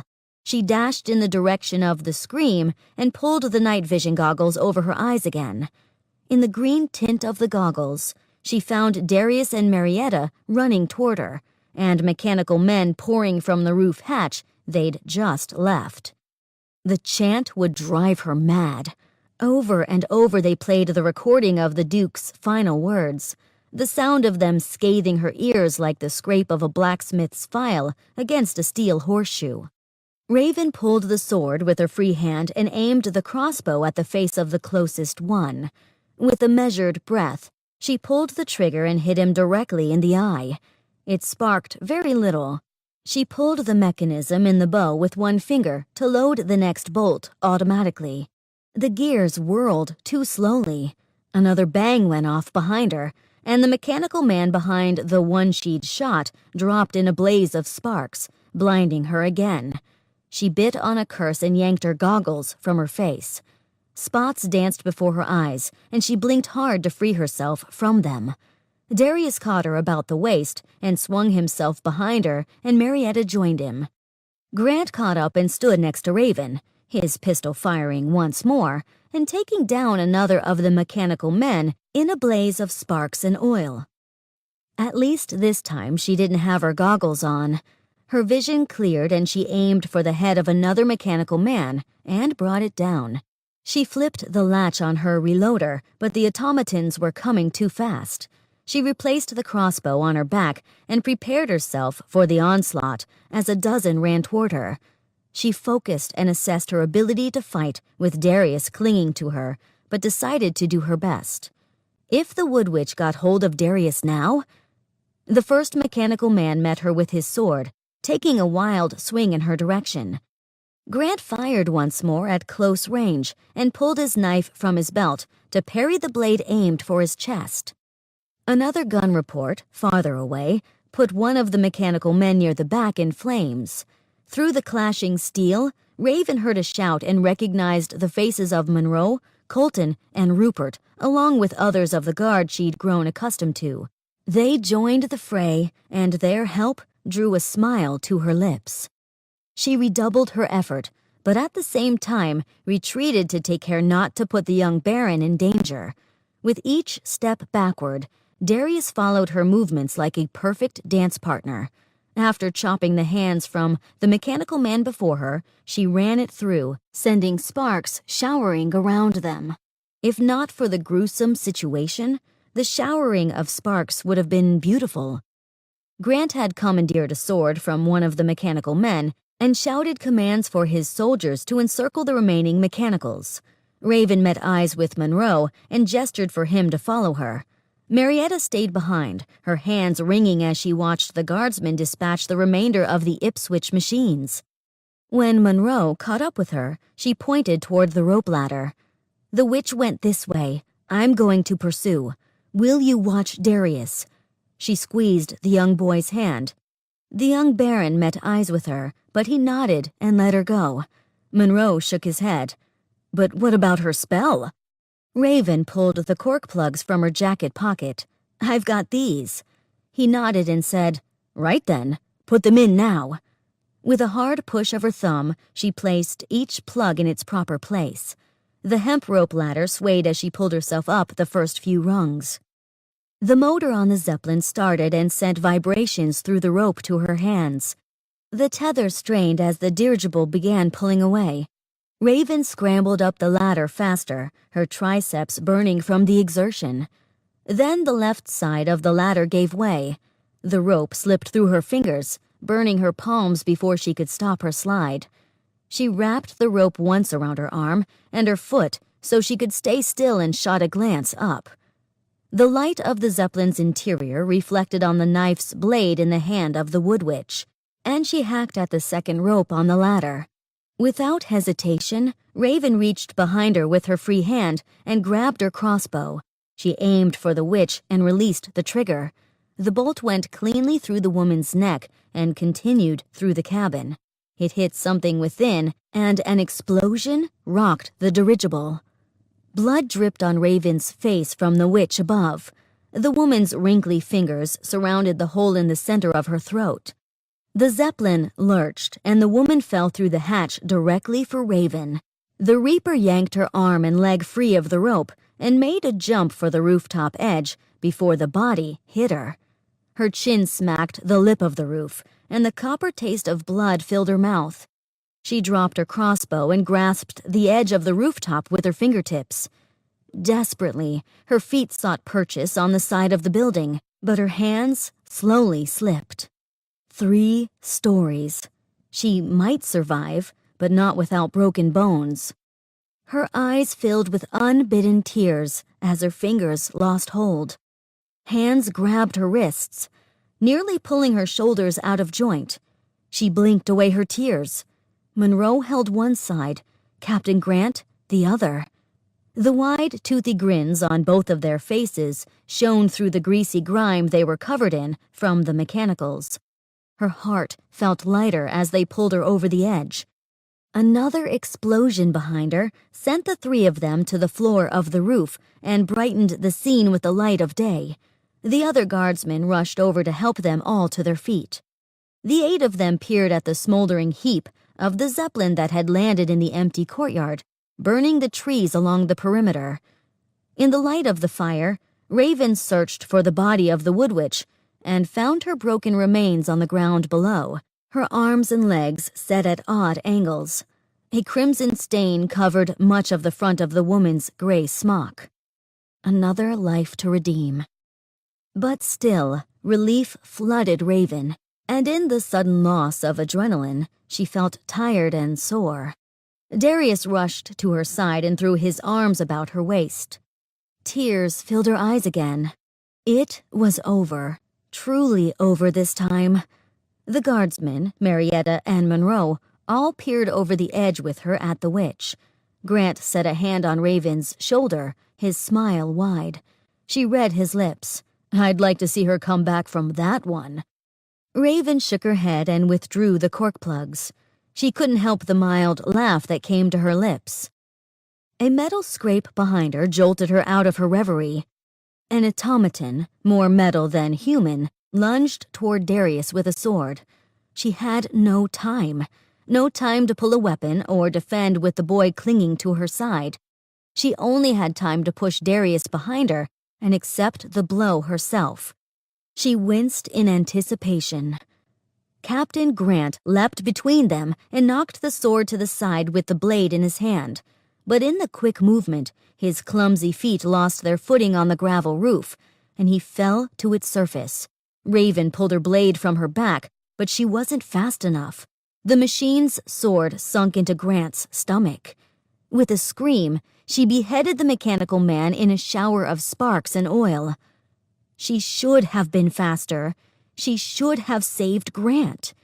This was her fault, and the whispering voice of her conscience reminded her that this would be another life she'd need to redeem.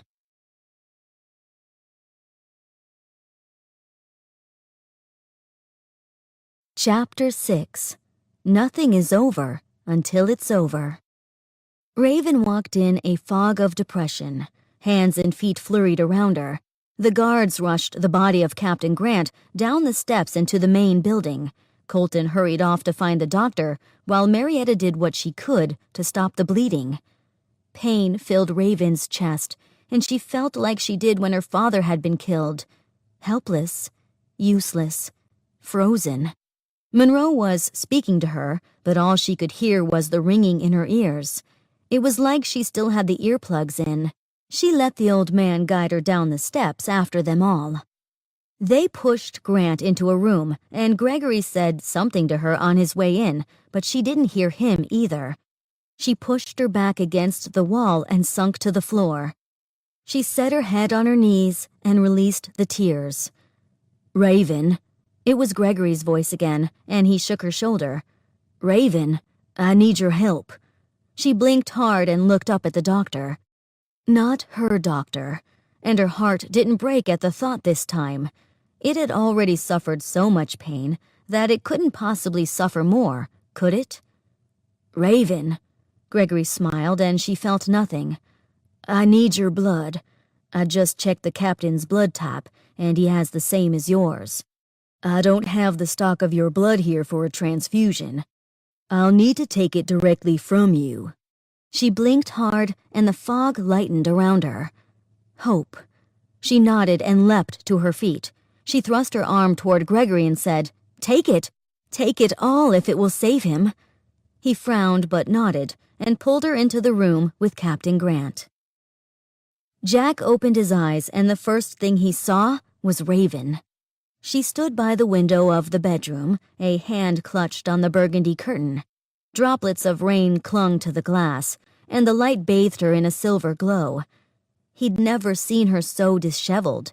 Her hair stuck out in odd directions, and red rimmed her eyes. Had she been crying? His voice failed him when he parted his cracked lips to say her name. Instead, he just breathed a little heavier past his dry mouth. But it was enough for her. She unclenched the curtain and turned toward him, rushing to the side of his bed. The woman had hearing like none Jack could ever imagine. "Grant!" she called out and flung herself to her knees beside him. Her violet eyes were wide circles, pools of swirling liquid. Somehow it made her more stunning. Everything about her was beautiful. He tried to speak again, but couldn't get past the dryness in his throat. He attempted to sit up, but the pain in his abdomen caused a grunt to escape his lips. Panic filled Raven's face. "No, Grant, please. Just sit still. You've been injured and Gregory had to perform surgery." Jack settled back down again and made a hand gesture to ask for a drink. Raven nodded and leapt to her feet. "I'll get some water, and let Gregory know that you're awake." He grabbed her wrist and shook his head. Her eyes narrowed in confusion. "You don't want water?" He shook his head more aggressively. "So you do want water, but you don't want anyone to know you're awake?" He nodded. Confusion twisted her eyebrows, but she nodded. He released her wrist and watched her head out the door. Why is it that he didn't want anyone to know just yet? This was a rare moment that he'd had with Raven just now. If everyone knew that he was awake, then it would kill his chance to be with her alone, even if it was just for a moment. After a short wait, Raven returned with a pitcher. She poured him a glass and set it on the nightstand. "I'll need to help you sit up a bit to drink it. Gregory attached an intravenous needle to your arm to keep you from dehydration while you recovered from surgery." She pointed to the tubing attached to his arm. He frowned. He'd never seen this sort of contraption before. Regardless, thirst still clawed at the back of his throat. Raven pulled 2 pillows from the trunk at the foot of the bed and approached him. "Don't try to help me while I raise you up. Keep your stomach muscles relaxed. Understood?" He nodded. She smiled, and his heart fluttered. Although he'd seen her offer this smile to Darius many times, it had been the first time she'd offered it to him. Her features were soft, making her look younger and more innocent. When she leaned toward him and helped him forward, he wouldn't have been able to tighten his abdomen if he tried. His insides rebelled against his every command and became like gelatin. She smelled like leather and gear oil, but underneath it all was a feminine scent that couldn't be masked by the masculine odors. It wasn't created by flowers or powder, but Jack just couldn't put his finger on what it was. She handled him skillfully but delicately, and then propped the 2 pillows under him to help him sit reclined. "Here," she said as she offered the glass to his lips. There wasn't anything wrong with his arms, but he didn't have to even fight the urge to tell her that. He drank slowly from the glass she presented. After 4 or 5 swallows, she pulled the glass away. His mouth soaked in the liquid like dry cracked ground and softened. He tested his voice. "Jack." Dry and gravelly, but at least he could speak. She blinked. "What?" He swallowed and tried again. "Call me Jack." She blinked again and looked away. A blush rose to her cheeks. I don't know if I can do that." It was his turn to blink. He pulled the glass from her hand and took another sip from the water before he asked, "Why not?" Her shoulders drew up and fell down in a shrug, and she set herself down in the chair beside the bed. After another pause, she finally looked his direction. "I don't know you well enough to feel comfortable calling you by your first name." Heat rose to his cheeks, and her words pricked his heart. "But you call the doctor by his first name, Darius, even Monroe." "I've known Gregory since we were children. Darius is a child, and Monroe is the only name I've ever known him by." Jack wanted to whine. "But Colton and Rupert? Also the only names I've ever known them by." "So, just because I introduced myself as Captain Grant, you refuse to call me Jack?" She shrugged again and averted her eyes. Forgetting himself for a moment, he started to sit up, and a sharp pain ripped through his gut.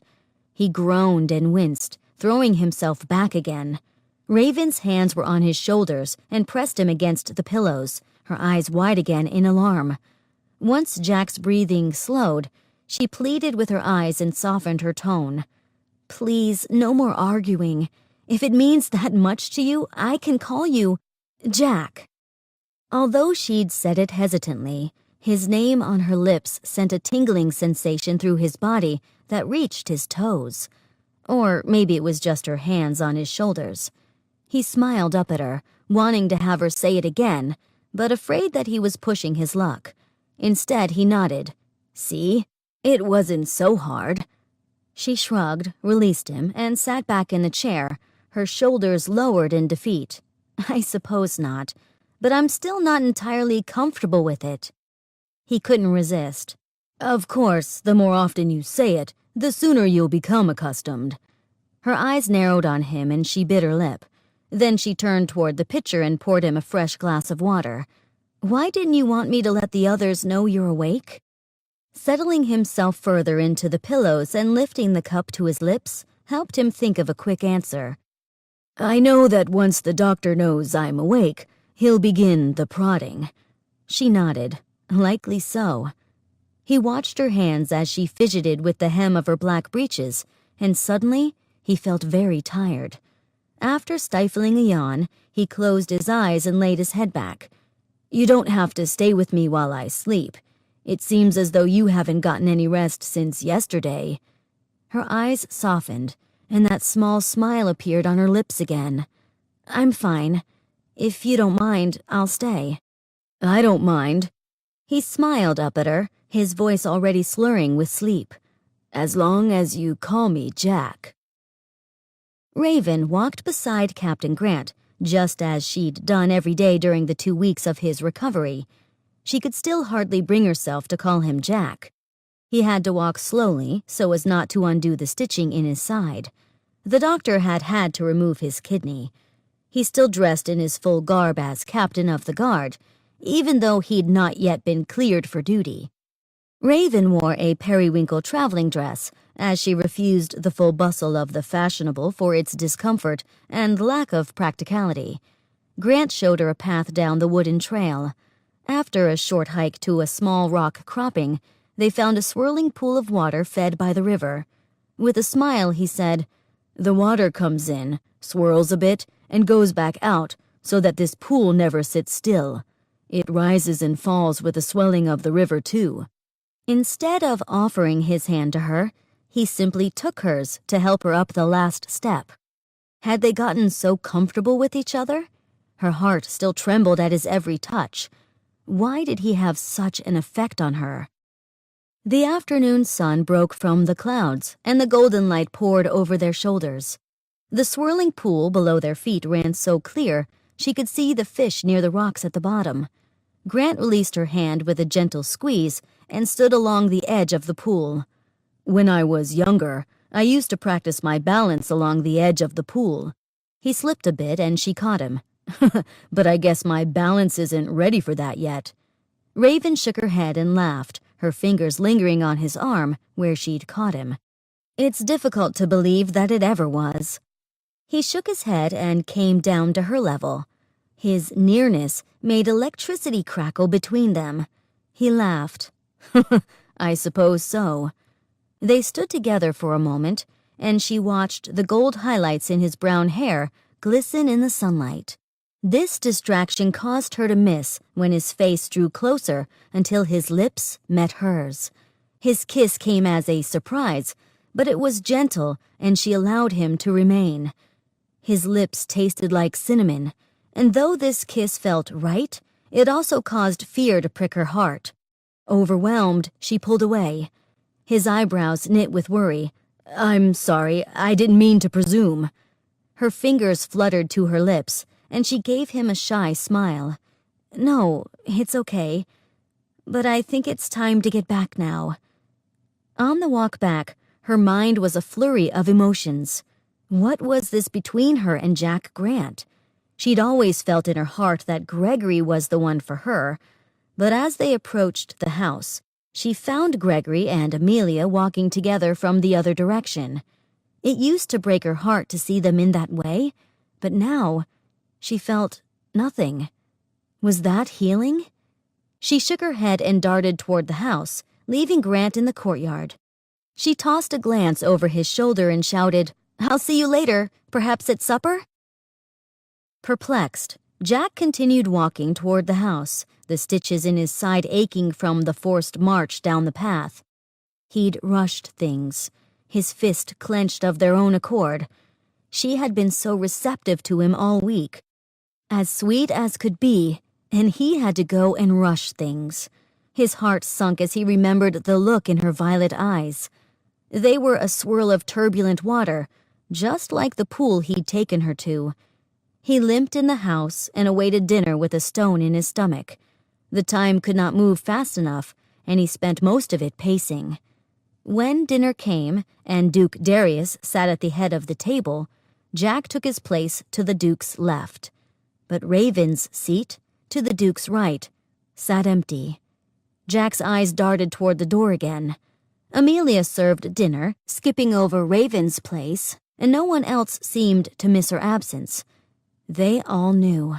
The stone in his stomach had grown larger, and when he met eyes with the doctor sitting next to him, he saw a reflection of his own worries. "Doctor, you and Raven grew up together, right?" The doctor nodded, his eyes gaining a distant feel. "She's gone, isn't she?" The doctor nodded again, the heartbreak clouding his eyes. "She's never been one for goodbyes." Raven sat astride her flesh horse, the emptiness in the pit of her stomach overwhelming her. She needed to leave. She wasn't ready for these feelings yet. They were beyond what she had ever understood. Was she even sure of them? But as she sat at the north gate that would take her in the direction of Gregory's empty house, she couldn't choose where to go. "I thought you decided to retire from your reaping life," a voice said. Raven startled. Monroe stood at the gray mare's head, a hand on her bridle. Of course he snuck up on her. The man was as silent as a shadow. "I did, but I have a life to redeem, so I intend to do so before I return." The old man scratched his chin. What life would that be? She couldn't help the sneer that raised her lip. "The witch." Monroe shook his head and tisked her. "That doesn't make much sense. It seems to me that you saved a few lives directly after that one." "How so?" He chuckled. "Do you not remember putting yourself in the way of the mechanical man's blade when it lurched for the boy? But that made no difference. Grant took the blow." He shook his head. "Seems that your intention was to save the boy, but let's give that one to Grant then. How about when you saved Grant?" "What do you mean? I'd nearly killed him when he shielded me from the mechanical's blade. All I did was ensure he didn't become a second life I had to redeem." "But you saved his life, right?" She shrugged. "I guess so." "And you can't redeem a life that wasn't taken. You can't declare Grant both dead and saved. It doesn't even out by my math. It seems that you saved him, you killed the witch. Even, square." The wheels turned inside her head, but instead of feeling relieved, she felt confused and lost. This all seems so arbitrary. If I am redeemed, then why do I feel so guilty? The smirk on the old man's face grew into a wide grin. "Are you finally learning, child? Adding a burden to yourself that was never meant to be there doesn't make you more righteous. It does not make you stronger. The rules the reapers live by are not put there to be followed to the letter. They are good laws, and by following them we are better people. More human than we would have been without them. But they aren't what makes us truly human." "Then what does?" "Love." She rolled her eyes. "Love? That seems too simple. Besides, what is love? The fulfillment of hope? When you dare to hope that you'll find the forgiveness you need in one person. When you find the match of your hopes and dreams in that person. When you find your equal, and the one who treats you as an equal, no matter what you've done, no matter what the future holds, that is love. Her voice cracked. But I thought I found it once and was wrong. But you think you found it again, so you're running away. Raven's heart flopped in her chest. Her throat constricted, and her voice came out in a whisper. But what if I'm wrong again? The horse stamped a foot in the dirt. The pressure to run came on Raven stronger than ever before, but Monroe pulled back on the horse's bridle and set a hand on its nose to still it. But what if it is love this time, and you run from it? He asked. The thought broke her heart. I'd hurt him. And you'd hurt yourself. I've already left. I've already broken what we had. No matter what you've done, no matter what the future holds, love will forgive. The urge to run away remained strong, but the urge to turn back played tug-of-war, with her as the rope. I don't know if I can do it. Sometimes we redeem ourselves just by admitting we were wrong. She blinked tears, and relief washed over her as quickly as the tears ran over her cheeks. She could do that. And something inside her told her that the guilt she felt would go away if they would just forgive her for what she'd done. She smiled down at Monroe, and he nodded, finally releasing the bridle. The mare responded immediately with a lurch forward, but Raven reined her in and turned her back toward the main house. The steady rhythm of the horse's hooves against the cobbles raced the pounding of her heart. This has been Chronicles of Steele, Raven, the complete story, written by Pauline Creeden, narrated by Andrea Ems. Copyright 2014 by Pauline Creeden. Production copyright 2015 by Pauline Creeden.